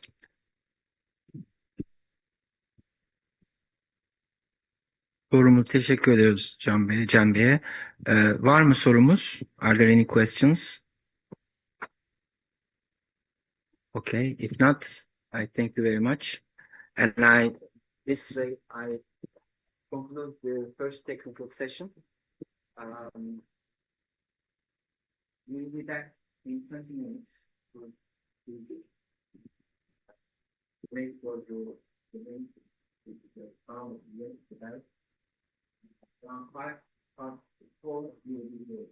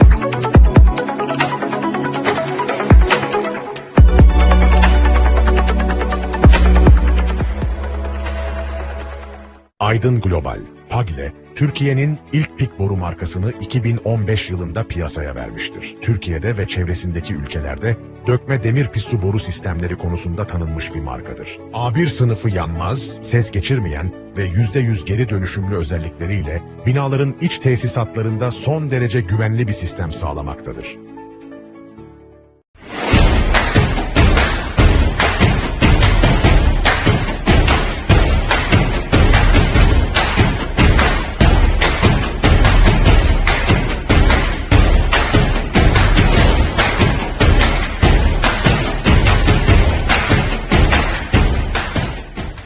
Don't you know, pump it up, you got to pump it up. Don't you know, pump it up, you got to pump it up. Don't you know, pump it up, you got to pump it up. Don't you know, pump it up, you got to pump it up.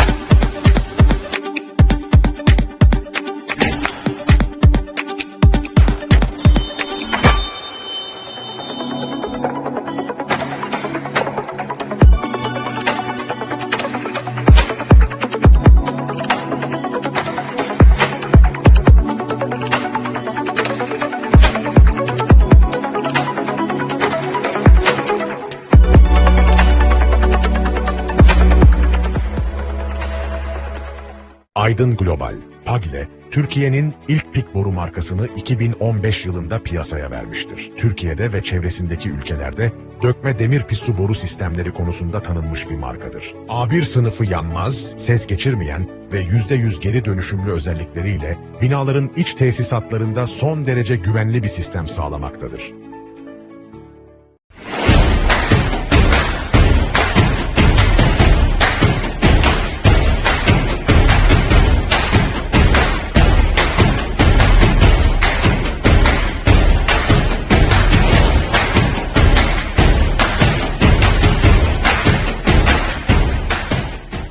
Don't you know, pump it up, you got to pump it up. Don't you know, pump it up, you got to pump it up. Don't you know,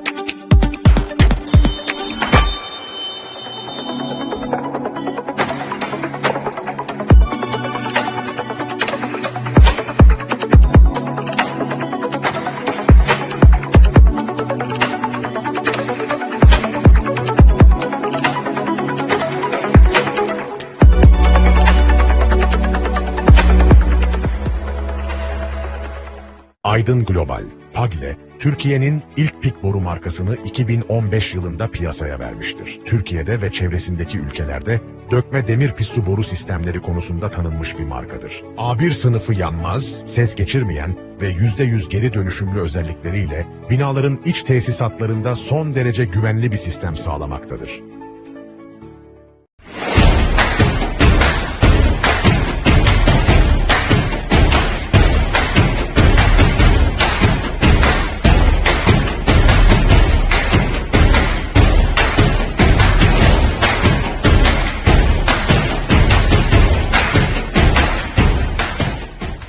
Don't you know, pump it up, you got to pump it up. Don't you know, pump it up, you got to pump it up. Don't you know, pump it up, you got to pump it up. Don't you know, pump it up, you got to pump it up.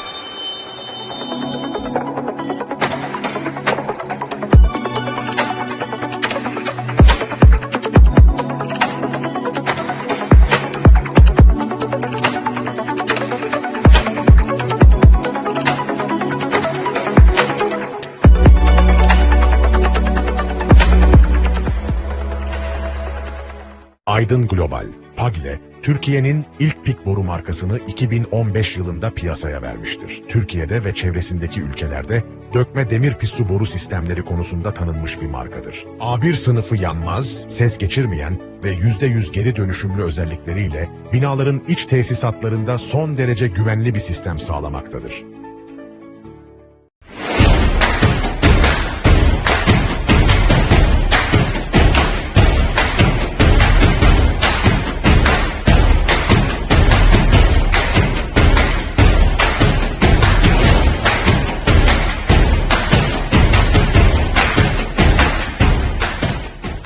Don't you know, pump it up, you got to pump it up. Don't you know, pump it up, you got to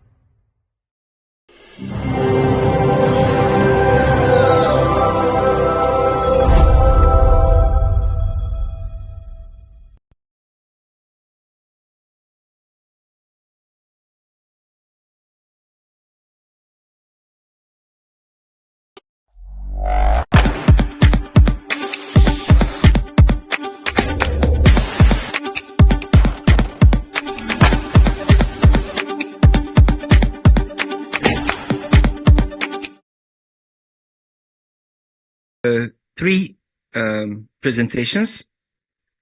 Unfortunately, one presentation is missing. The presenter was not able to come join us. So we will start with the presentation of Mr. Meriç Sapçı, who was an ex-TTMD president. He's a founder of a company, Meta, which is an engineering and a consulting company in Ankara, based in Ankara. Mr. Sapçı is going to deliver a presentation entitled as Performance-Based Hydronic System Design with Digital Twin Application in Water Loop Heat Pump Systems. The floor is yours, Mr. Sapçı, please.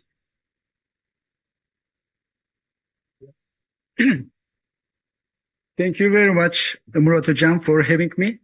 It's glad to be here. TTMD 70th International Symposium. And my name is Meriç Sapçı. I am from Meta Engineering. I would like to talk about my case study on hydraulic design verification of a water loop heat pump system by using digital methodology approach, twin approach. This project is based on Bahçeşehir University South Campus, located along the Bosphorus, which is very beautiful location in Istanbul.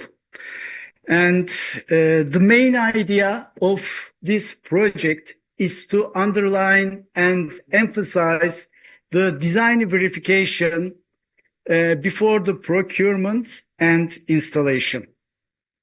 This idea becomes very popular and worthy because it's a chance to see what is going wrong at the beginning, and we have time and change. We have time and to fix it, and after installation is completed, it is not possible because there is no enough budget and time to resolve everything.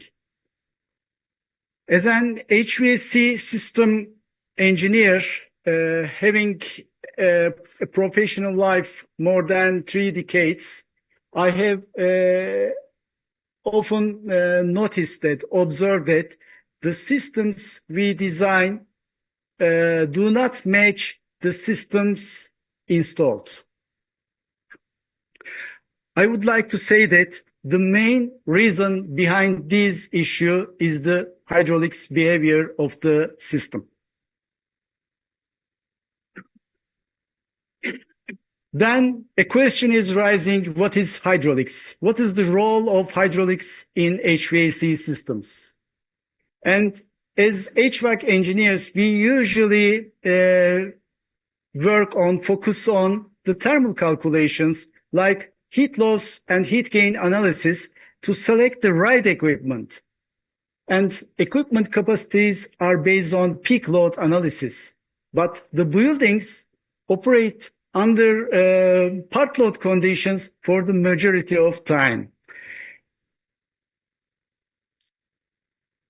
These capacities are generally occupancy rates and internal loads, and even the outdoor conditions, they change all day long. And the thermal energy demands changes too. We are producing energy at the source, and energy is transferred, moving away through the pipes in the mechanism that is hydraulic becomes very critical. And we can say that hydraulics is the mechanism that carries energy in HVAC systems. This hydraulic system is composed of equipment, pipes, fittings, valves, terminal units, and so on. Okay.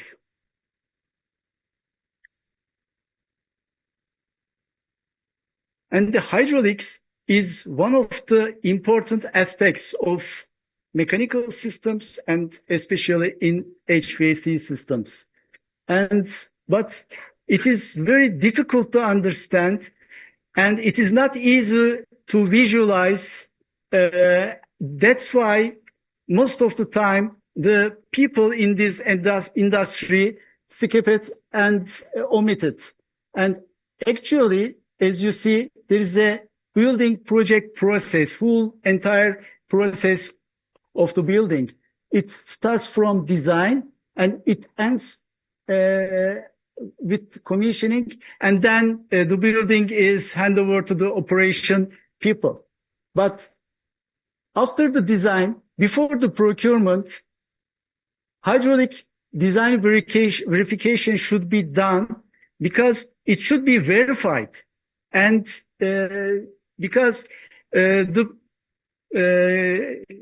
capital expenditures are very high and it is not possible to fix and return back at the end. And because we will not be any chance to fix it. That's why the solution is verification of HVAC systems is with hydraulic digital twin methodology. I would like to give an example regarding this methodology with this project. And this is our takeaway. And what we told you, design intent is different from the actual operation. The main reason is coming from the hydraulic behavior of the system. It's not the thermal calculations. And as a result of the wrong hydraulic behavior, we have higher energy use, higher operating costs, poor comfort and control, and less system efficiency, more maintenance, more user complaints. And we can say that if hydraulics are not verified, design intent become a guess. Okay. Okay, this is our project. It's the Bahçeşehir University South Campus and located at Beşiktaş along the Bosphorus. And there are two buildings at the campus. One of them is admin building. The other one is the academic building. The total area of the campus is about 28,000 square meters. And there are 8 levels underground, and where most of the functional spaces located. And as we look at the functional spaces, these are main conference hall and foyer, lecture halls, classrooms, library and labs, dining and cafeteria spaces. These are the spaces where the where the simultaneous heating and cooling demand occurs, and enclosed car park at the bottom, and electric and mechanical utility rooms and server rooms, etc. This is the mechanical system hydraulic schematic, and we are using water loop heat pump system in this project, and we have hybrid source configuration, boiler and seawater. These are connected to the loop. As you see, the blue line is representing the loop, and the core principle is the use internal heat recovery as much as possible, because we would like to reduce thermal energy consumption consumed by auxiliary heating and cooling sources. The heating source is composite of heat exchangers and condensing boilers. which is almost 1 megawatt capacity, and the heat rejection will be done by the heat exchangers and seawaters. It is almost 3.5 megawatt. And the blue line represents, as we said, loop.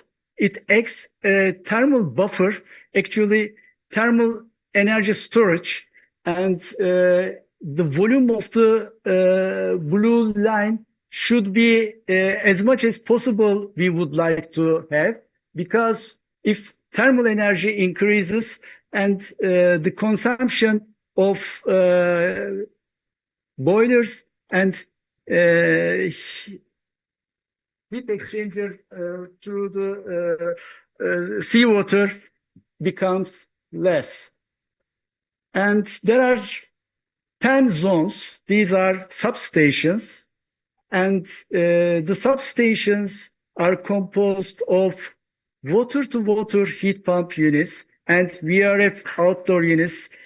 And there are multiple ones in each circuit, in each secondary circuits. And one of them makes cooling, the others possible to make heating. And they are rejecting heat to the loop, and the others are extracting the heat to use it. And that's why there is a big advantage to use the water loop heat pump systems for this kind of buildings. Okay, the important issues, one of the important issues is to provide proper flow distribution through the water-to-water heat pump units and VRF outdoor units, and the pressure stability. Because we have some modulating valves at the connection of each secondary loops, and these are flow modulating types, and they are working with interaction with the secondary pump.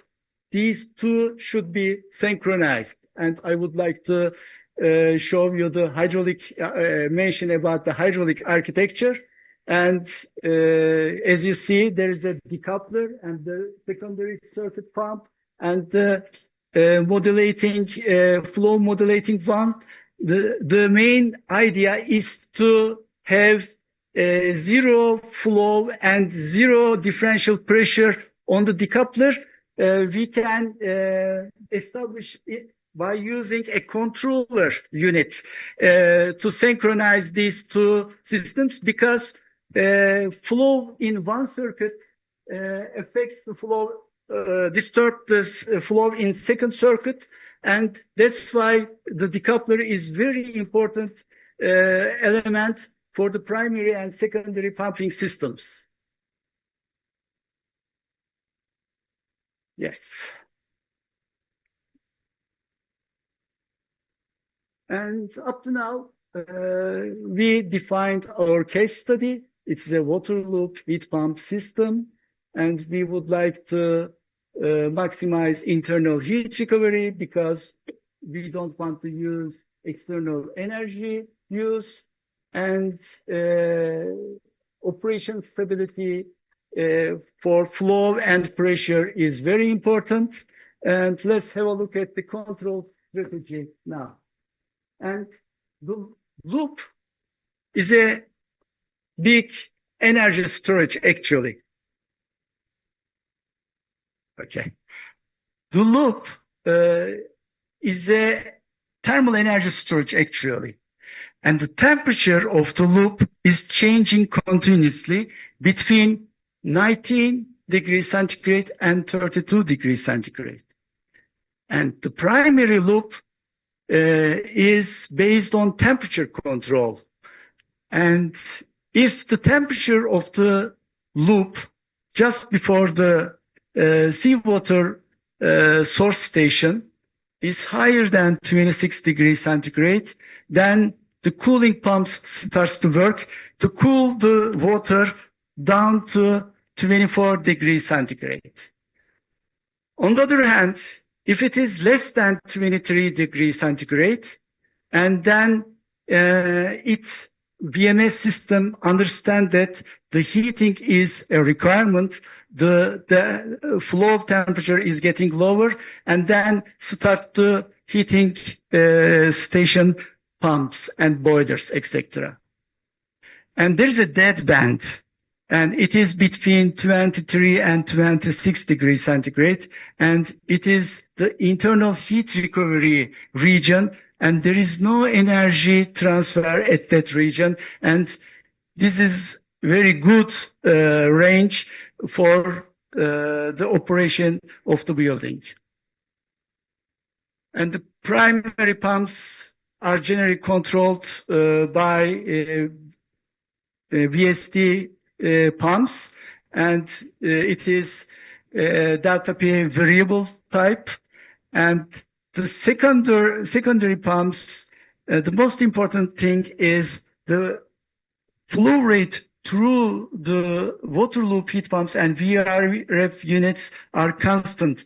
Even whatever the season, whatever the energy transfer is, and it is almost continuous all the time because it is required for the performance of the equipment. Yes, it is time to transfer our data to the hydraulic model.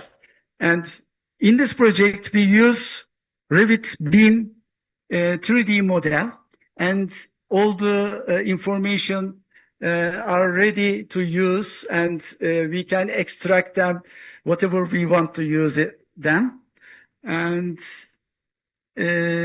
all the geometrical and physical data can be transferred from Revit to the another program, hydraulic simulation program.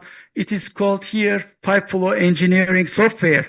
And we are establishing the hydraulic skeleton with this program, and we are matching all the data with this new hydraulic digital twin software. And then we are coming to use ready information from Revit to the model. This is the hydraulic skeleton created in this software.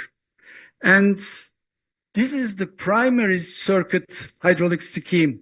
And at the transfer side of the water loop heat pump, we have another schemes. But for that presentation, we just want to use the primary circuit.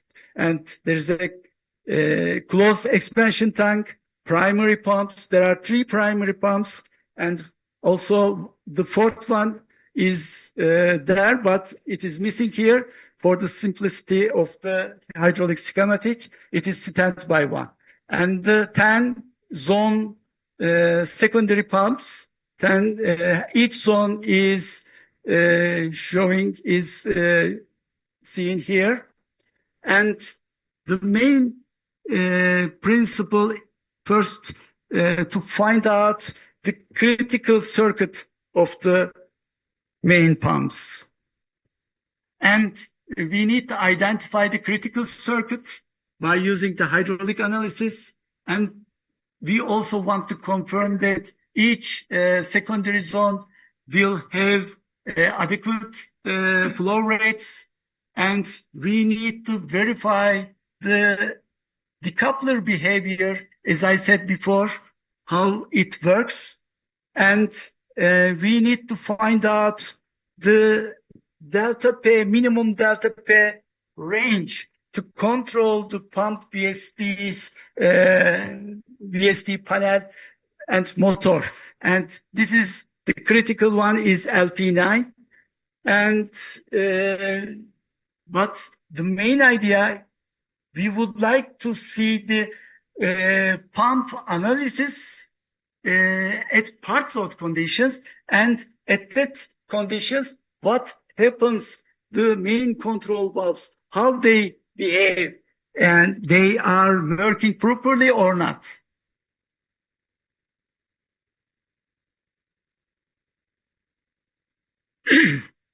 And it is a bigger presentation of LP9. And as you see, the critical pressure difference is between node 11 and node 14. It is, at design case, it is 39.1 because we got every information from the beam model, and the PICV valves have already been selected at the beam model, but we would like to see the behavior of how they are working at part loss. This is very critical one. And we would like to set a pressure difference for the pump control. We have 39.1, but we set it as 45 kilopascal, just a little bit higher for the sake of safety. Then it is the pump duty point, and the pump in accordance with the pump manufacturer catalogs, and it's shown the duty point in the yellow range. It is a good point to use this pump, and there is no problem. But you can see the power consumption also on it, and at the same time you see the pressure levels of 10 zone control valves. This is very important because we know that pressure independent balancing control valves do not work properly under minimum pressure levels, and it is the critical one. If the pump does not create enough pressure, and the pressure across the valves can drop, and then the valve authorities are fail, and you cannot control the flow rate, and everything goes wrong, and the system doesn't work properly. And if you look at the scheme and table, the pressure across the valves are good enough to run them perfectly, and the valve positions are also. The minimum pressure levels are about 25, 27 kilopascal, the catalog values. And what happens if we run the pump at 75% load? This is the actual one. Actually, the buildings operate under part load conditions for the majority of time. And this is the load can be realized for the majority of time. And we need to look at the pressure levels of the zone control valves. These are modulating valves, and they should be synchronized with the secondary circuits. If the load thermal energy demand drops and the secondary pump reduces flow, and then modulating valve should be synchronized itself with the secondary pump by a controller, and it is the critical hydraulic system issue.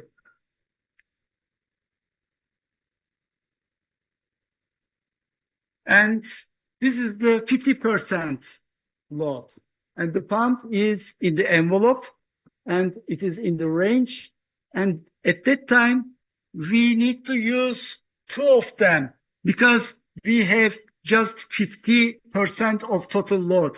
It is two pumps are going to be enough for us, and then you see the results. Tutayım mı? Okunmuyor, duyulmuyor mu? Peki.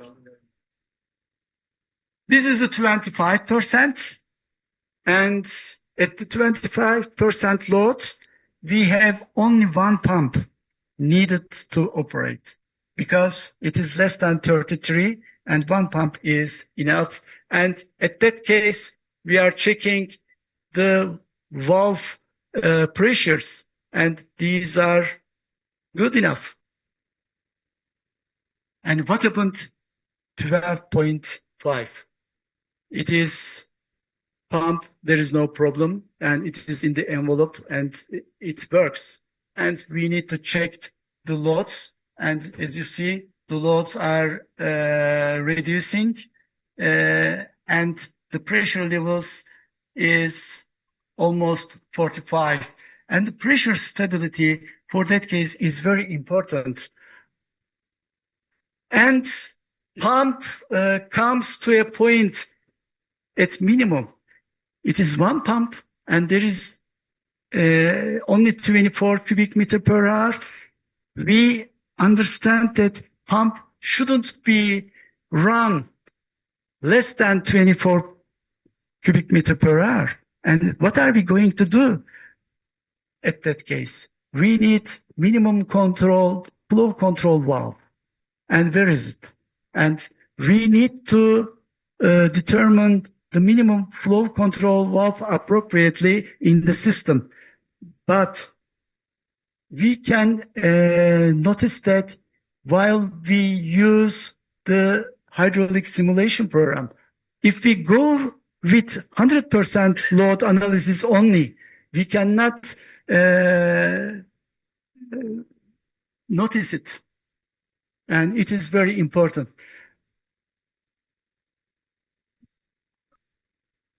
Okay.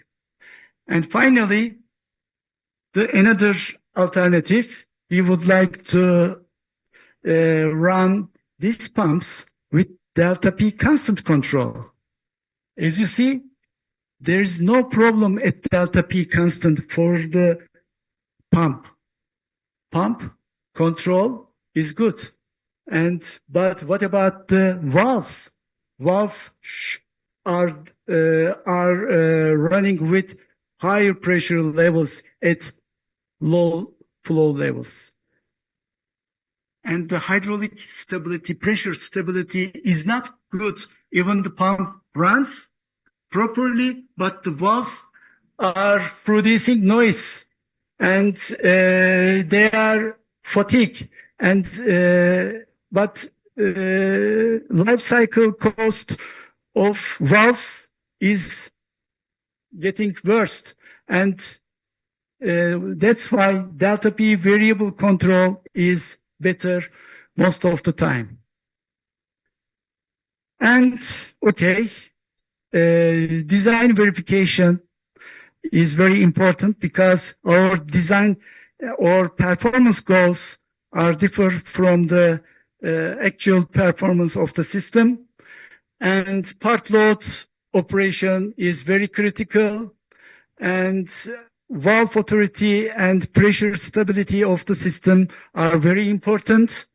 Decoupler behavior, we would like to pay attention to that issue for the primary secondary systems. And pump control is also important. And how we can manage it. It is possible to understand what is going on with this hydraulic simulation program. Thank you very much.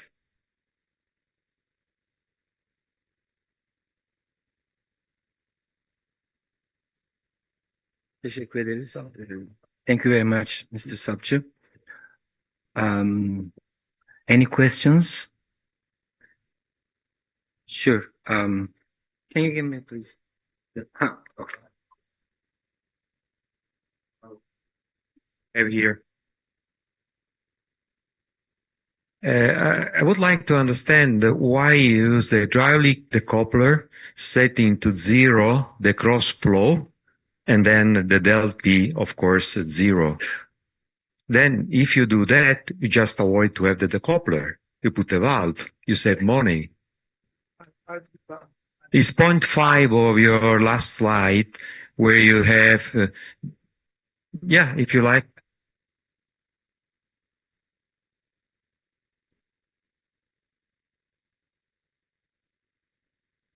Rejiden.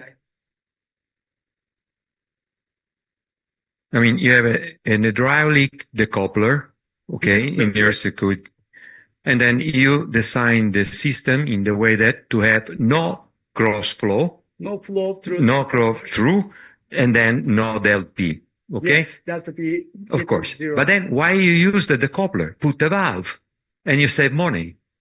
Because we like to use secondary pumps, and the control of the water loop heat pump and VRV units are different, and there are multiple units there, and we need the secondary pumps because the primary pumps are not adequate to serve all the zone indoor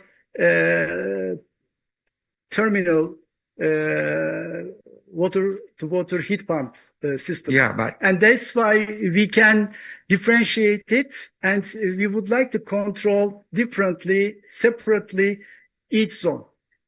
no, that's clear. But again, if you don't have, when you run the secondary system, you have a cross flow, I can understand.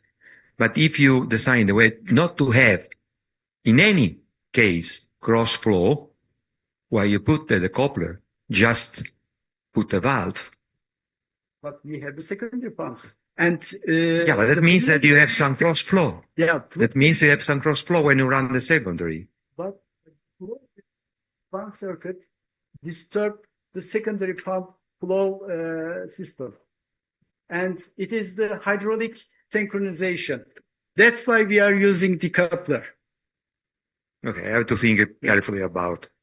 And the simulation also indicating that the use of the decouplers for this kind of systems is better. I have to think. Sorry, I'm not really convinced, but I have to look at.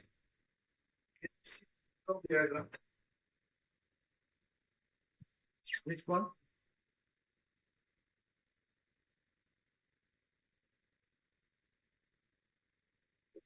This one? No.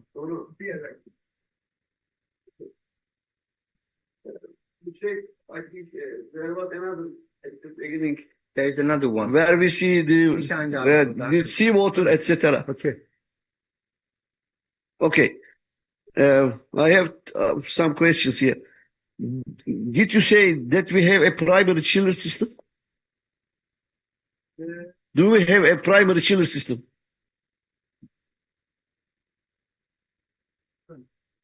Do you have here a chiller, separate chiller system, water chiller?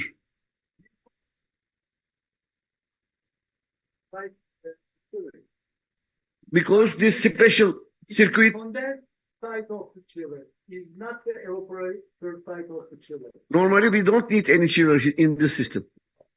We are not using chiller, but instead of chiller, we are using water-to-water heat pump. Okay. That was cooling tower side. Because you said, you said, or I didn't understand. A chiller. There isn't any chiller here. Okay, yeah. No problem. And this seawater, is this seawater used directly or is there some exchange? No, there is heat exchangers having titanium plates. And there is a heat exchanger, and we are separating the fluids. Okay, internal fluids from the seawater side. No direct heat, seawater is circulating. No. Okay. There is a heat exchange. Okay. Then what is the SS2? Source station. Source station 1 and source station 2. Yeah. Boiler. And cooling tower. Okay. This is the cooling source station. Okay. Composed of heat exchangers and seawater. about the question of Mr. I don't know the name. Mazzarella. Normally, he is right. You don't need any valve at the inlet of the decoupler. Normally, but for a second security, you use them for the security of the flow rates. I understand this. Yeah, Cevdet Bey, if we don't want to use modulating flow control valves at the connection of the secondary circuit, and there is a pump, and flow control is very important because some of the zones closer to the main pump gets higher flow rates, and the flow rate distribution start to disturb. The primary flow system, the primary loop is constant flow system, yes?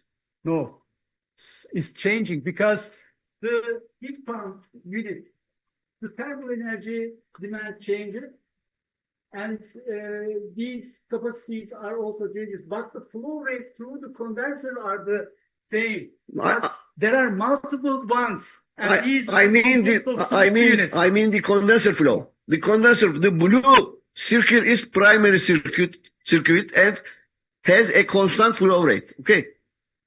This one? Yes. Not constant. It's changing. Why?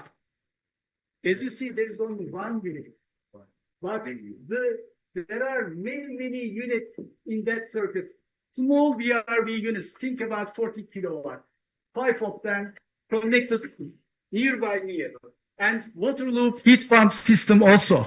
Okay. And there are many units.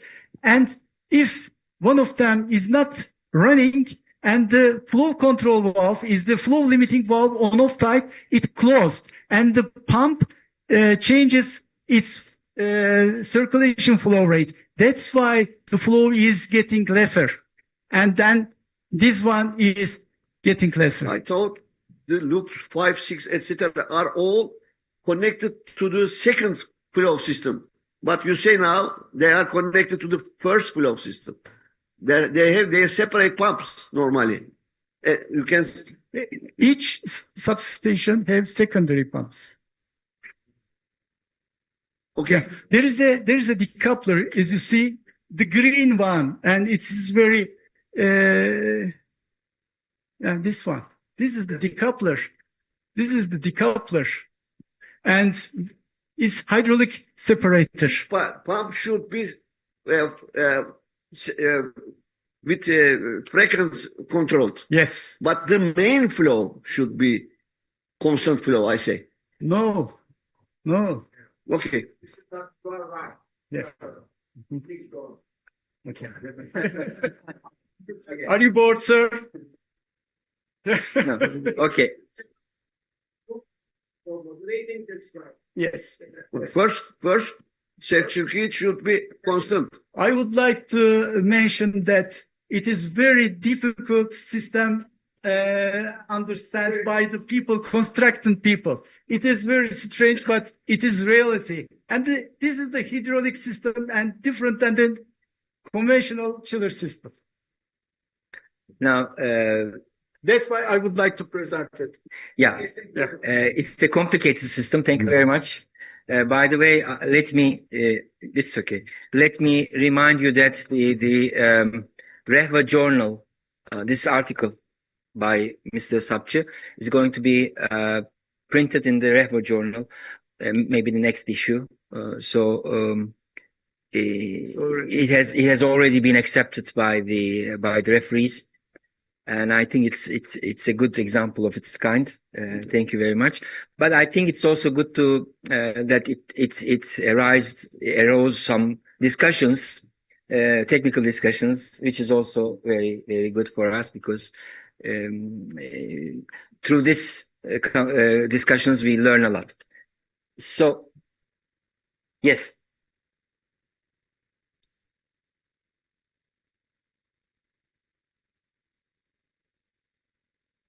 Yeah, by temperature, but performance is delivered by flow and differential pressure. Is this your own idea or cited from? This is the idea of this system. Okay. I'd like to express my own idea about this. You are right, yes. Performance is delivered by flow and differential pressure. But if you analyze the origin of this phenomena, it is very obvious that this is what we call non-equilibrium thermodynamics. Because as you have discussed with colleagues, yes, you are right. It is driven by temperature, but because we usually do not study the local temperature and the non-equilibrium thermodynamics, because the flow governs the temperature difference. So that's why flow is effective on performance. So, in my opinion, it is not hydraulics, it is thermodynamics, but non-equilibrium thermodynamics. Thank you. I would like to say that energy is managed by temperature. And as you see, there is a thermal energy storage and buffer tank. And we are following the temperature in this buffer tank main loop. And if it is higher than 26, and we are going to start the cooling pumps. That's why I wrote it, energy is managed by temperature, because the source stations starts to operate by the temperature. And BMS, yeah.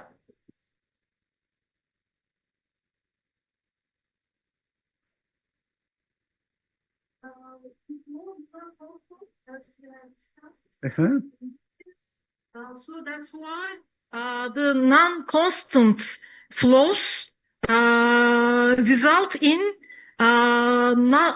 unsteady flow, balance between the non-balance between the temperatures of the surface and the flow itself. Okay, I agree. You agree that the temperature is used I for agree energy with the first part, yes. But why I wrote flow and differential pressure? Yeah, I agree also with that, but the origin is thermodynamics. Okay. Thank you. You know hocam better than me. Okay. Yeah. Yeah.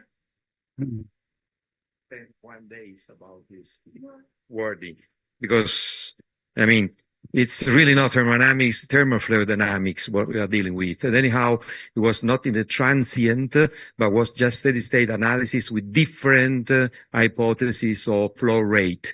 Then it's still steady state, is not transient. There is no heat capacity. Then there is no heat transfer. Then there is just hydraulics, what we have seen up to now.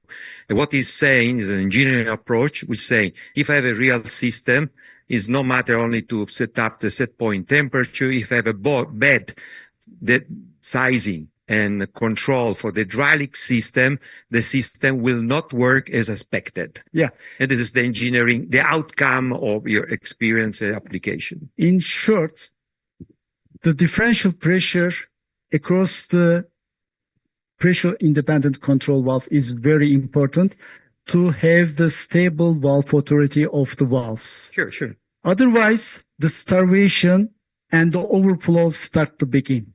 And that's why flow and differential pressure is very important issue in that system. That's why we wrote. Sure, but I think we can move on that way around. We spend 1 day on this point. One more question. What is the sum of the new pumps in relation to the primary pumps? The flow rate. I mean, is it the same, or which one is bigger or smaller? The sum of the flows of the loop pumps are 10 loop pumps. The sum of the flow rates of the 10 loop pumps is equal to the primary pump, or smaller or bigger? Smaller, because it is an individual one. It is 1 of 10. No. 1 of 10. The total of the total 10 pumps are the same. Are the same. Okay. Okay. The second note is for the following. Here you say zone level flow controls this valve is one example, I think. This valve. This is zone level flow control valve, not this. Zone level Almost flow control, because this is zone level. No. This is a yeah. zone level flow control valve. Yeah. Yeah, zone level, yes. Okay. Modulating one. Modulating. These valves could be not used. Instead of this valve, you could use manual static balancing valve.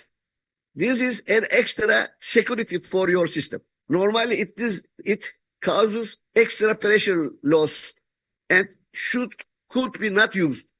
That would be a big saving and complexity. Cevdet Bey, you need to make hydraulic verification for that claim. Otherwise, I cannot believe you that, because I proved it. Thank you very much. Thanks. You can individually moderate, control, and the practice and the system works As required. without any use to the primary use. Thank you very much for your participation. Okay, I think you can discuss, you can continue the discussion outside. Thank you very much You're welcome. For your. Thank you. I think a bit easy because one of our presenters is missing. Therefore, we had some time to discuss, so that's why I didn't stop the discussion. But it's 5:00 now. Kind of. We are fine. We are fine. Now the last two presentations will be given by an ITU student of ours, a very young fellow of ours, Mr. Ömer Yiğit Türkarslan. So the floor is yours, Yiğit.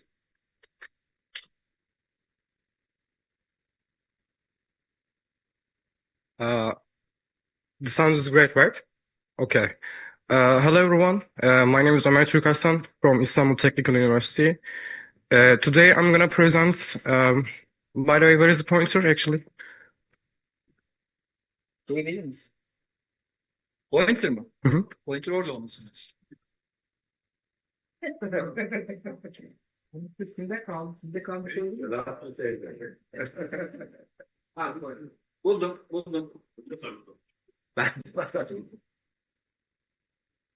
Okay.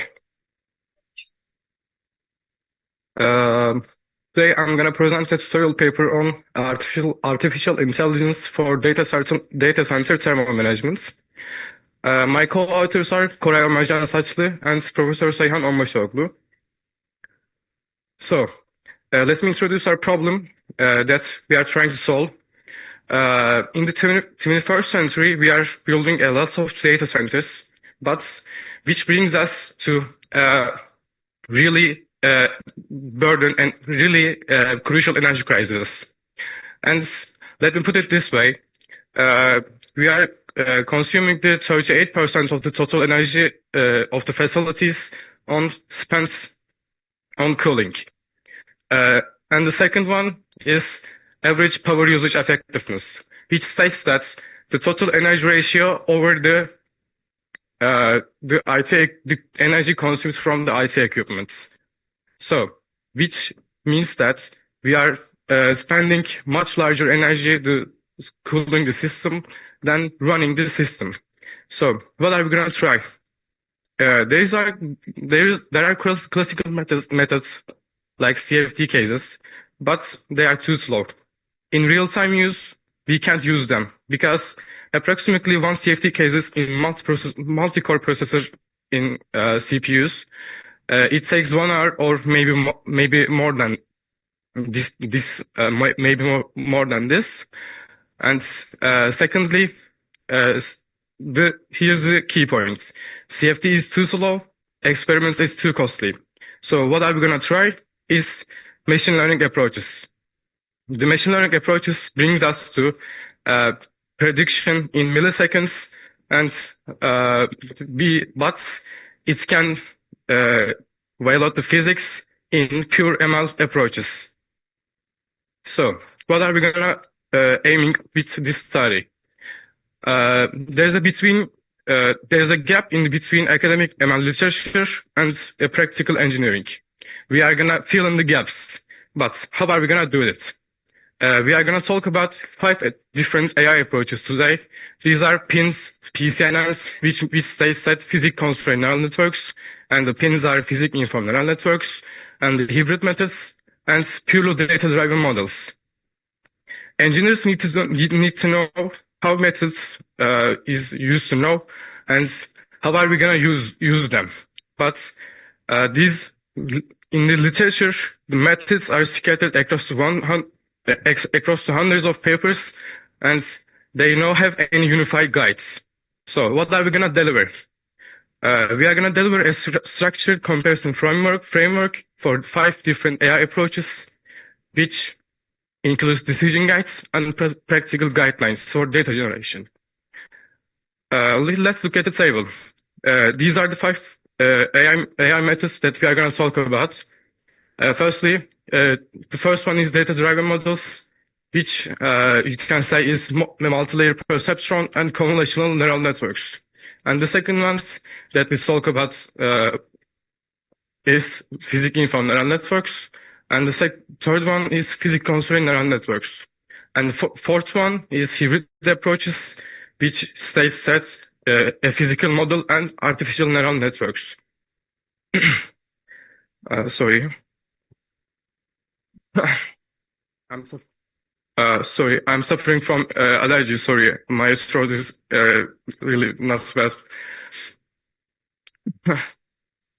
Okay, the 5th one is reinforcement learning based control. These are the categories that we are going to compare them. Is data needs, the categories are data needs, physics guarantee of them, complexity, and the case of the best you can use. Let's move on to other slides. Okay, first we are going to try to understand the data-driven models. The mechanism of the data-driven models is input to output mappings from the directed data, but the data comes from a different approaches. Maybe it's come from CFD, or maybe it comes from the experiments.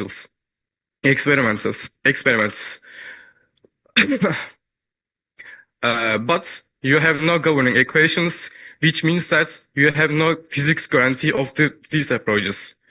They are fast and maybe less complex than other methods, but there is one crucial limitation. Outside training distribution, you have no physical guarantee of the network's predictions. So the second one is physics-informed neural networks. These methods addresses these limitations directly, which says that you are embedding the governing equations, which means that PDEs, into the loss function, and you are trying to minimize the physics loss by minimizing the loss terms. Such as maybe you can use Navier-Stokes or conservation of mass, energy, momentum. You can choose the governing equations into the sorry. You can choose the governing equations depends on your problem. The reported performance are really good in maybe really more less complex equations like Burgers or low Reynolds numbers problems in flow fields, but the governing equations may become stiff in maybe which states that in Run's closure models, because you can embed the Run's closure models into the loss functions.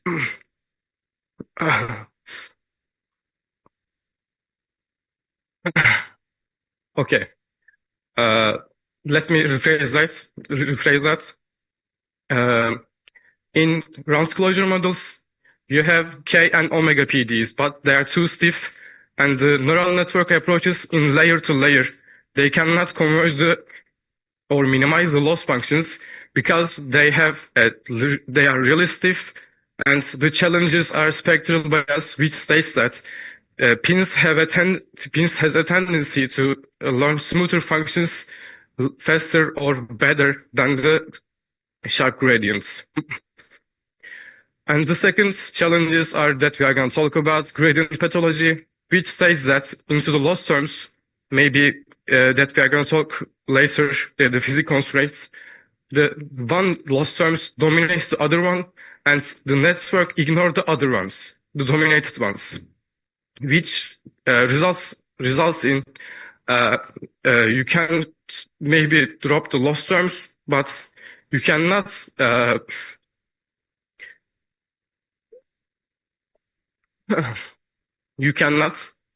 solve the problem consequently. And the last challenge is that we are going to talk about is costly collocation evaluation. So here's the third one: physics constrained neural networks, which differs from the pins by into the loss function terms. In pins, we have governing equations like PDEs, but in this one, we have no PDEs, except instead of this, we have behavioral constraints like monotonicity, positivity, or conservation of mass. They are trying to bias its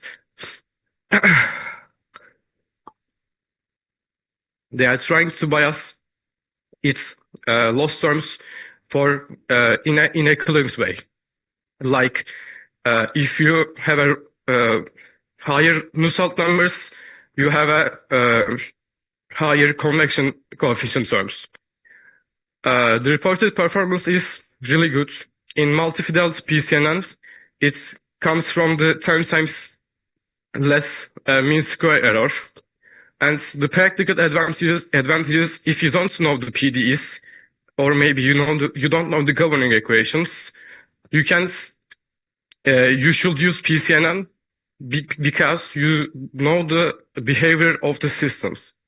And it's accessible for the complex system because the higher Reynolds numbers, or you can't solve the problem in an analytical way.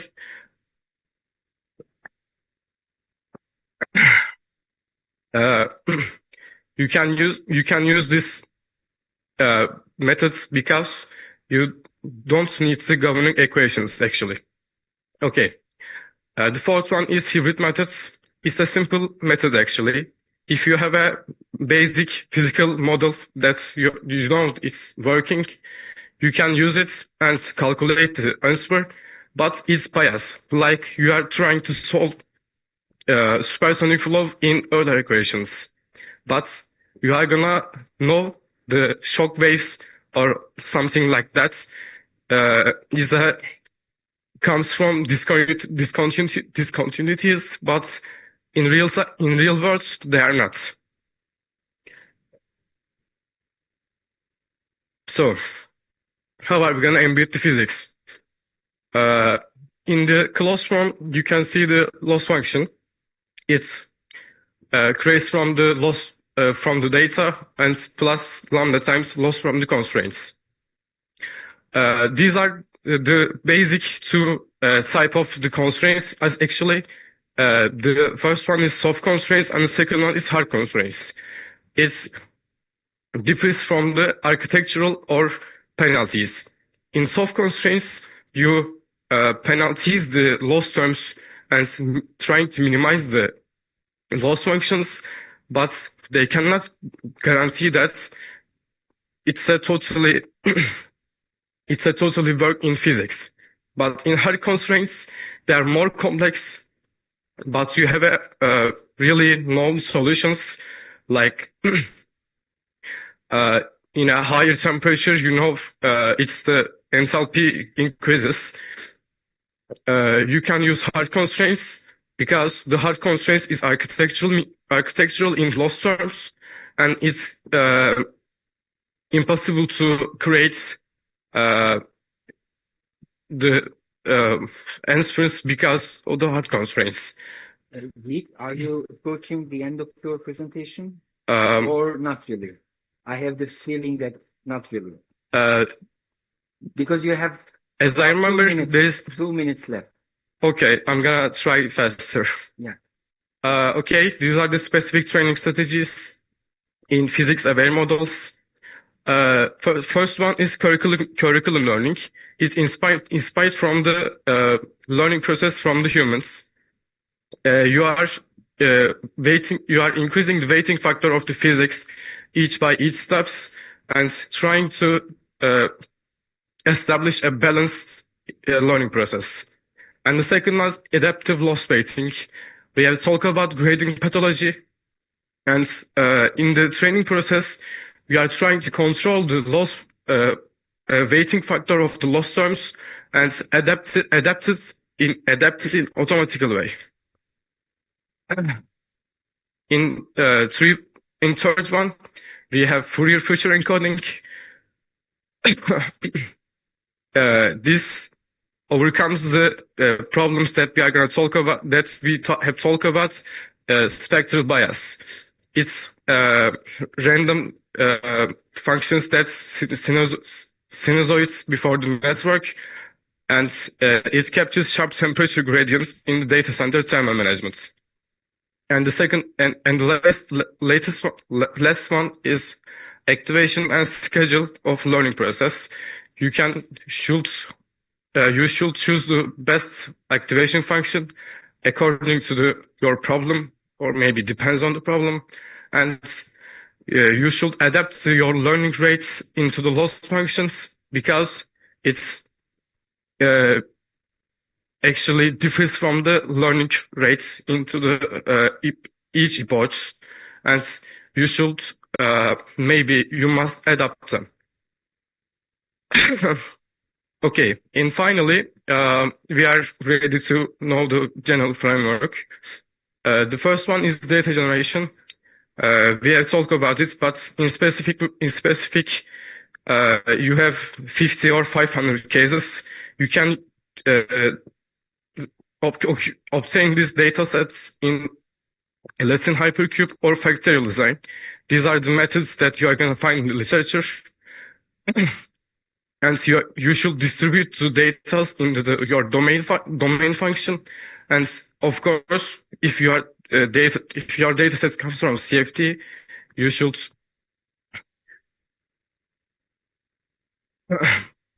should validate the mesh with independence checks, or you should check the turbulence closure models. And the second one is physics integration. This is the easiest framework, actually. You should know the complexity of the problem, and you choose soft constraints, hard constraints, or PDEs. If you know the PDEs, the pins are really good option. And thirdly, we have model training. This is the most complex stages. In model training, you should create the loss functions, which is a really complex method. You have a data and physics constraints, or PD loss terms, and you should adapt the weighting factors into them. And you maybe use curriculum learning, adaptive weighting, Fourier features for sharp gradients. And the last one is deployments in surrogate in the loop. You are trying to decrease the energy consumed in the data centers, or maybe any systems. And you have a surrogate model with ML approaches, and it can gives you a unresolved solution in really short time. Okay, I'm gonna be faster. The application areas is simple, actually. You can have a prediction in rack level, or maybe room scale level, and use the cooling optimization systems. In the literature, Chan, which is published in 2025, shows us the GA and PCNN's approaches are reducing the energy consumed in data centers 21% to 52%. And the emerging directions are liquid cooling, directly immersing the chips in the liquid ways, because the AI facilities has increasing the rack densities and it's climbing. It's climbing.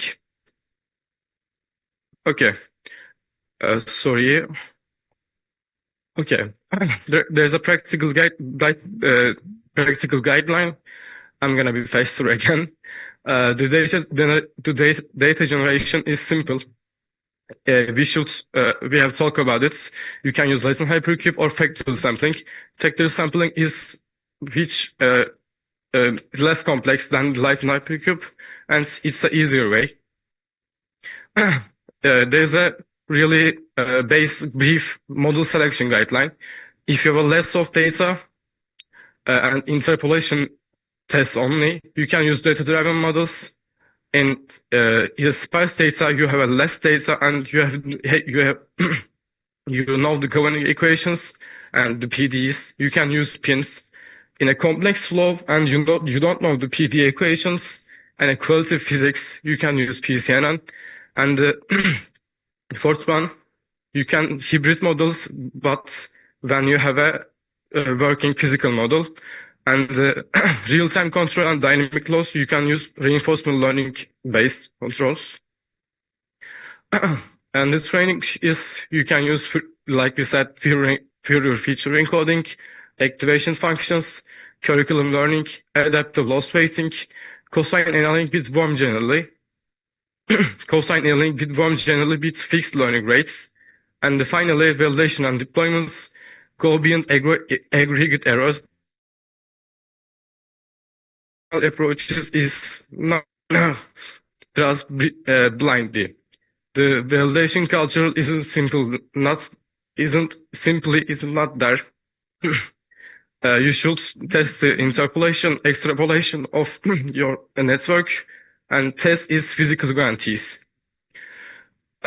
This is the 5 key takeaways that we are going to talk about briefly. Pure ML is fast and it's less complex than other methods, but it's unreliable in unseen conditions because they are not aware of the physics. Actually, the second one in PIN or PCNN add robustness at different costs and complexity points. The third one, hybrids, which means physics are plus artificial neural networks, often achieve the highest accuracy when a model already exists. Method choice driven by data availability and depth of physics knowledge. And these are the key sentences of this presentation. Start with data-driven baseline, validate against physics, then add constraints. In the future work, we are going to try the liquid cooling in data centers, digital twin approaches, and model predictive controls, maybe in multi-objective optimization, and wider PSN adoption. Thank you. I can answer your questions. Well, I would rather skip to the last presentation because you used most of your extra time. So let us hear your second presentation yet, but please take into account my warnings. I will tell you. This one is shorter, by the way. Okay. Please go. And at the end, we will have a question and answer. Okay.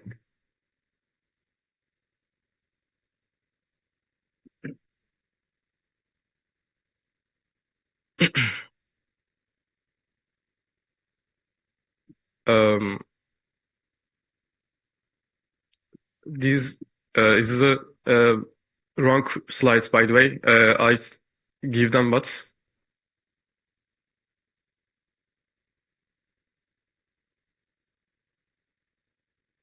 you take it from my USB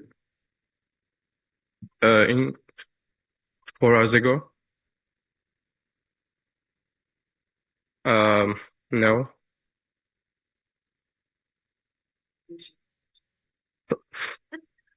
USB'den aldığınız sunumu açabilir misiniz? 2 sunum almıştınız ya benden. O açtığınız sunum arkadaşımın size yolladığı sunum. Benim yaptığım sunum değil.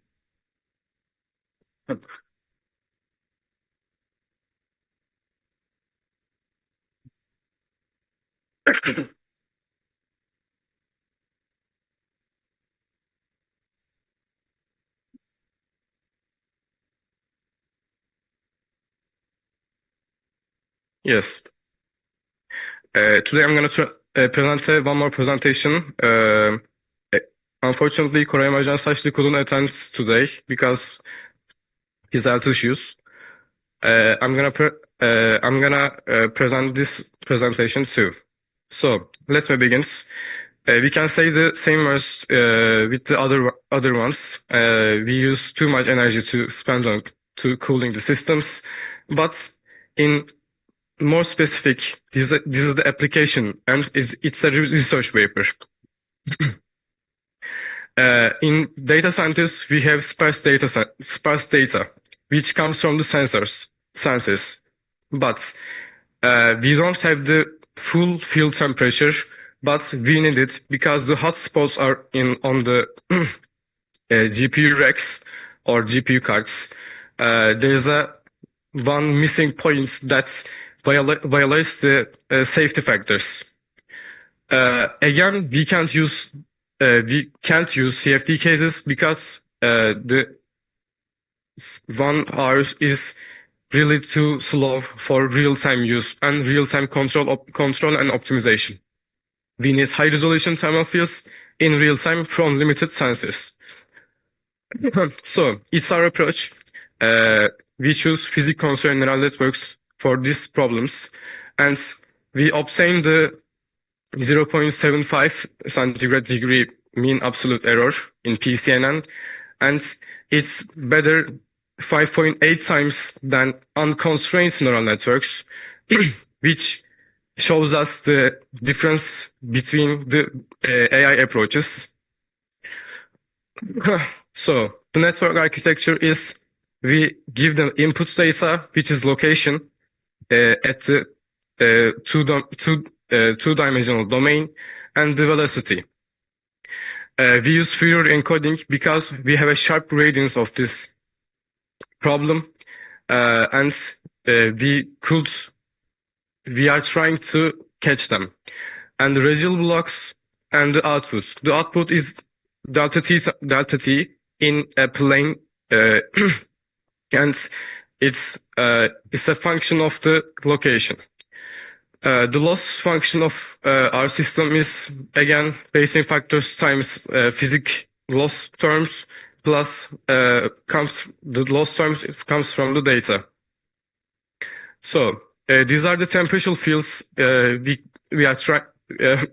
use for training cases. We use 15 different TFT cases, which is 5 inlet velocity and 3 inlet temperature. Each plane has a 576 points, and this brings us in a total 8,640 spatial data points on a horizontal plane, which is y equal 1.02. This is the visualization of this system, and the system shows that the PCNN architecture is learning the physics with its loss terms. The physics are channeling flow, conduction balance, GPU localized hotspots, which states the spectral bias, and the last one is thermal wake at the outlet. These are the quantitative results. We test on unseen conditions the network architecture. As you can see in the last 2 columns, we have you can say conservative bias terms, mean absolute errors in PCNN error, but the other ones, which is standard neural networks, we have less prediction than the real ones, which is not safe in a real system.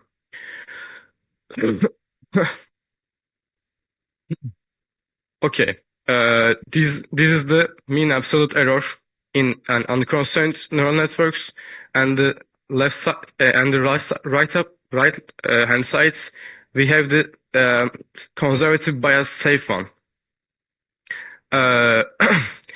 In a under constraints ones, we can't give a physical guarantee that our network has a knowledge about the physics. But the PCNN, we have 11 physical constraints, which comes from the thermodynamics laws and the regression of the data, which has come from the CFD tests. And it provides us a physical guarantee, but it's moderate and behavioral. It's not strong as like pins because we don't use the PDEs in governing equations. These are the limitations of this research paper. We take the test in a single reg domain, not in a room scale.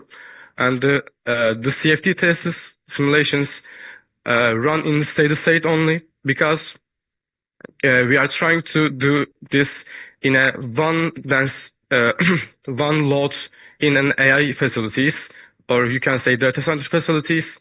And the third one, we train the network with 3D plane restriction. We didn't use the 2D plane restriction. We didn't use the 3D domain. And we have no any validation except for the CFDs. The CFD cases is not validated with experimental data. We have just 0.5 to 1.5 range for velocity, and the 18th from to 27th centigrade degree temperature range. And finally, we have no any idea which loss terms is dominated the other ones, because we are gonna try we are trying to find the constraints ones against the unconstrained ones. We are not researching this behavioral constraints in our paper. Sorry. Okay, this is the conclusion on future work. In the future work, we are gonna try to solve a transient modeling in CFD cases and 3D reconstruction, and multi-reg in room scale, which is intersection of the more than reg domains in a room scale. And the final one, we are gonna use the ML approaches, which is fast and gives us a prediction in a milliseconds. We trying to couple the PCNN with the leaf sensor systems and enable continuous monitoring. Yes.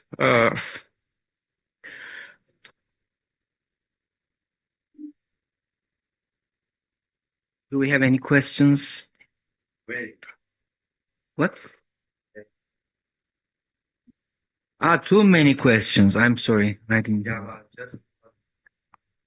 Well, what is unclear to me is how you're going to introduce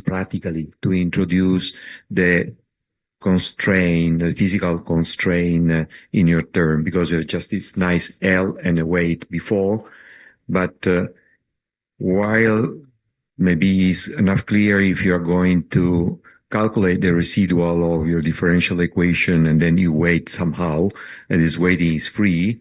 If you don't do that, how you do it? In a constraint way, like that? Yeah, in the last application, the constraint one. Sorry, the presentation does not include any constraint in the equation form, but I'm gonna try to explain it, and maybe I'm gonna show you the equations in our paper, original paper, in a coffee break, if you want. Let me find the slides. Yeah. In here, you show 11 physics constraints, and these are the physical constraints which comes from the thermodynamic laws. Maybe if you have the speed of the, or maybe RPM of the fans, you are expecting the lower temperatures in a data center, right?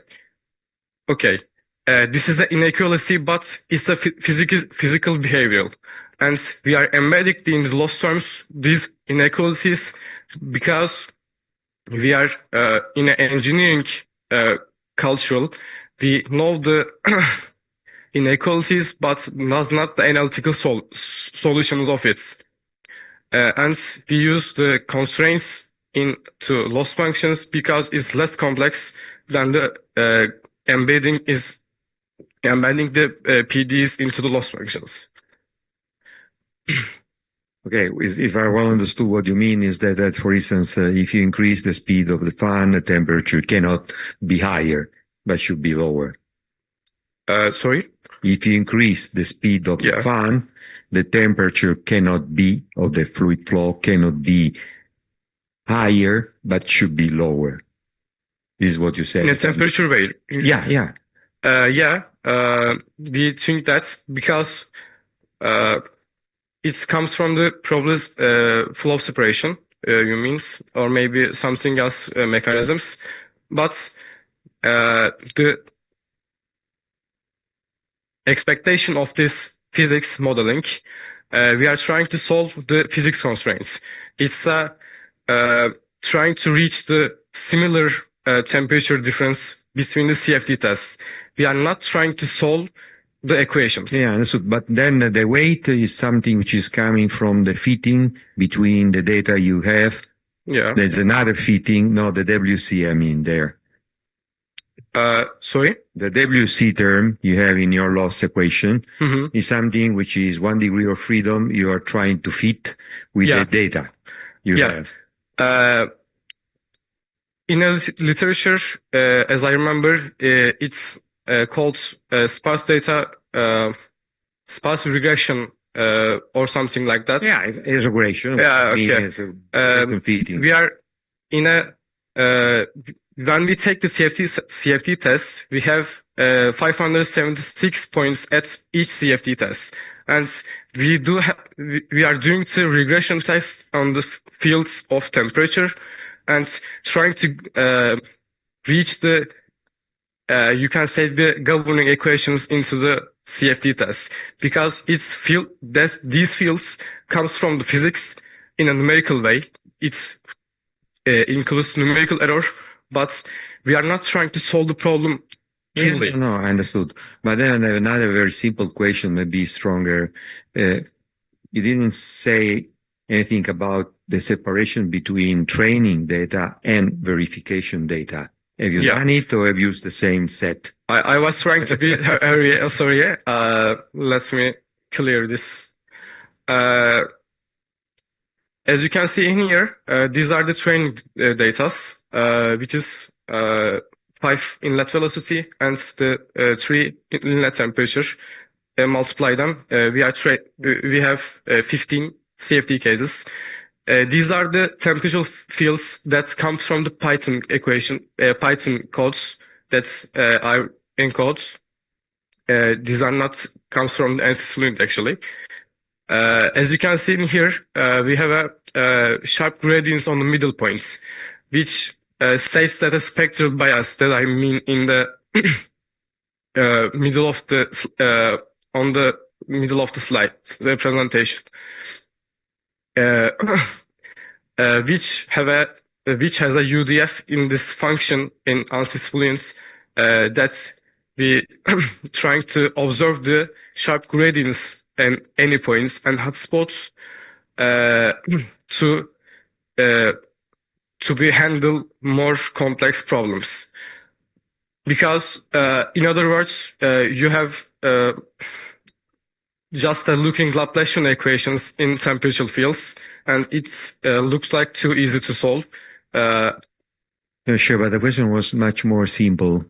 It just was, if you have, for instance, here are 15 cases, okay? Yeah. These 15 cases is being used both to train the neural network part or only, or has been used also to verify the result of the prediction through the neural network? Yeah, This was a very simple question. Okay, it's a simple question. Yeah, sorry.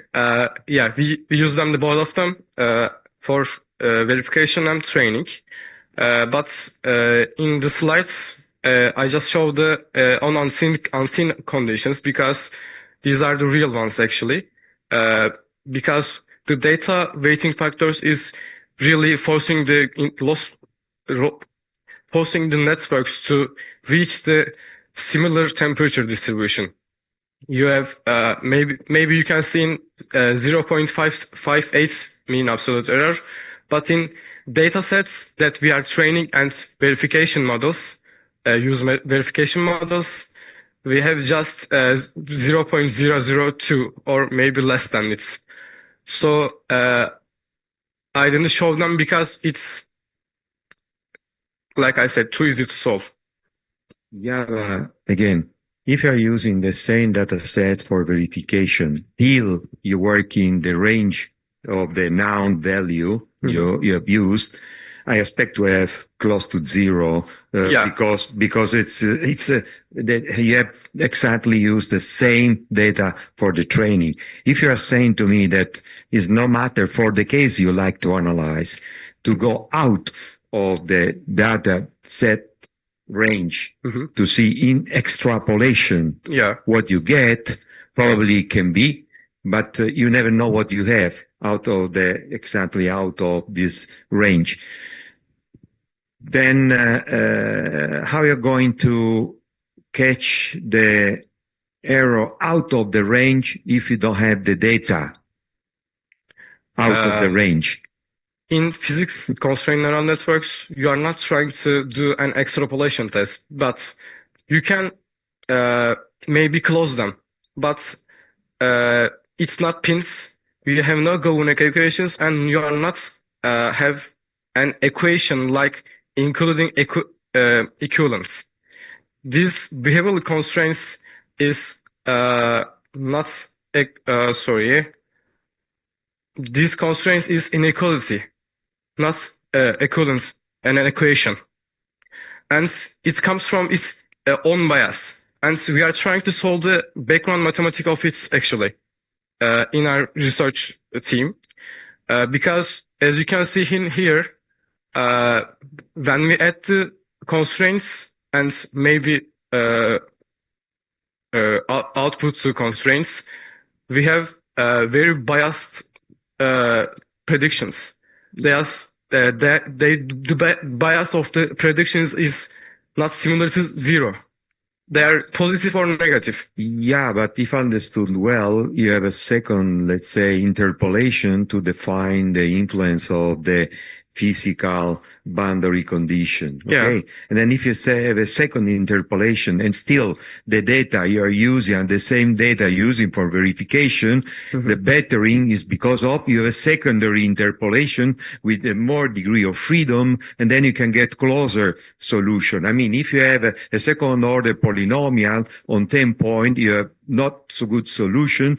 But if you have a fourth order polynomial with the same number of data, you will get a better. I mean, if you have secondary interpolation, because you have to add more degree of freedom in your model, in the overall model, and again, you're using the same data set to train and to make the interpolation. Let me say that is not clear. And then to evaluate the result, of course, would be better.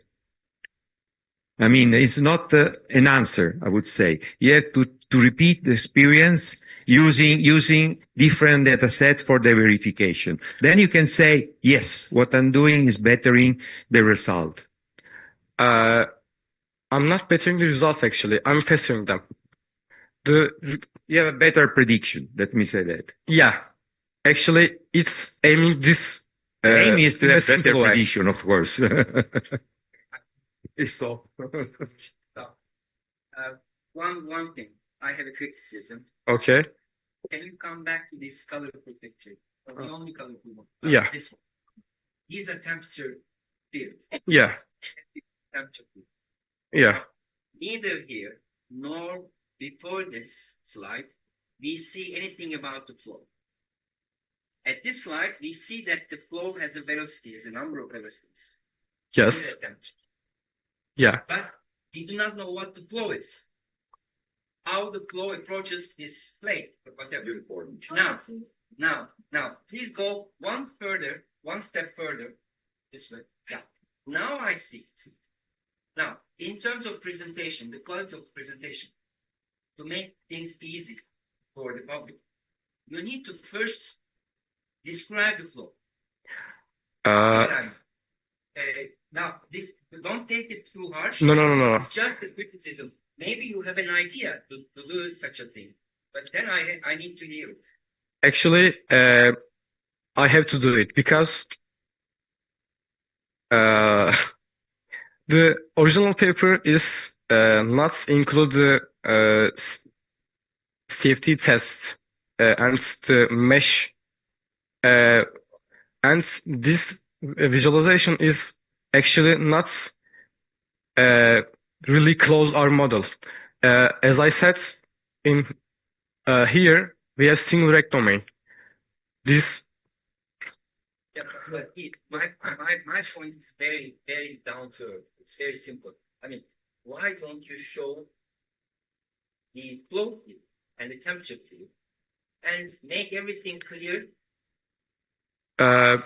Because for the participants and for the okay. spectators, and then go to other locations, because I was wondering what kind of a distribution that was. You mean kind of understand what's okay, going on, but still, yeah. It's your job, it's your task to make it easier for us to digest. Burada tartışacak. Just okay. Tavsiye.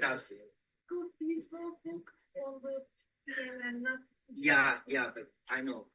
Yeah, we will discuss it among ourselves. Well, thank you very much for attending this technical session. We will continue tomorrow. But don't forget tomorrow morning.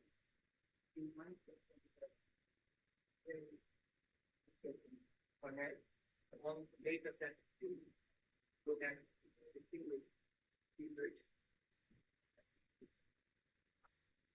So don't forget to be there. And in the afternoon also we will have 2 technical sessions before we close the symposium. Okay, so have a nice evening, everybody. Thank you for participating.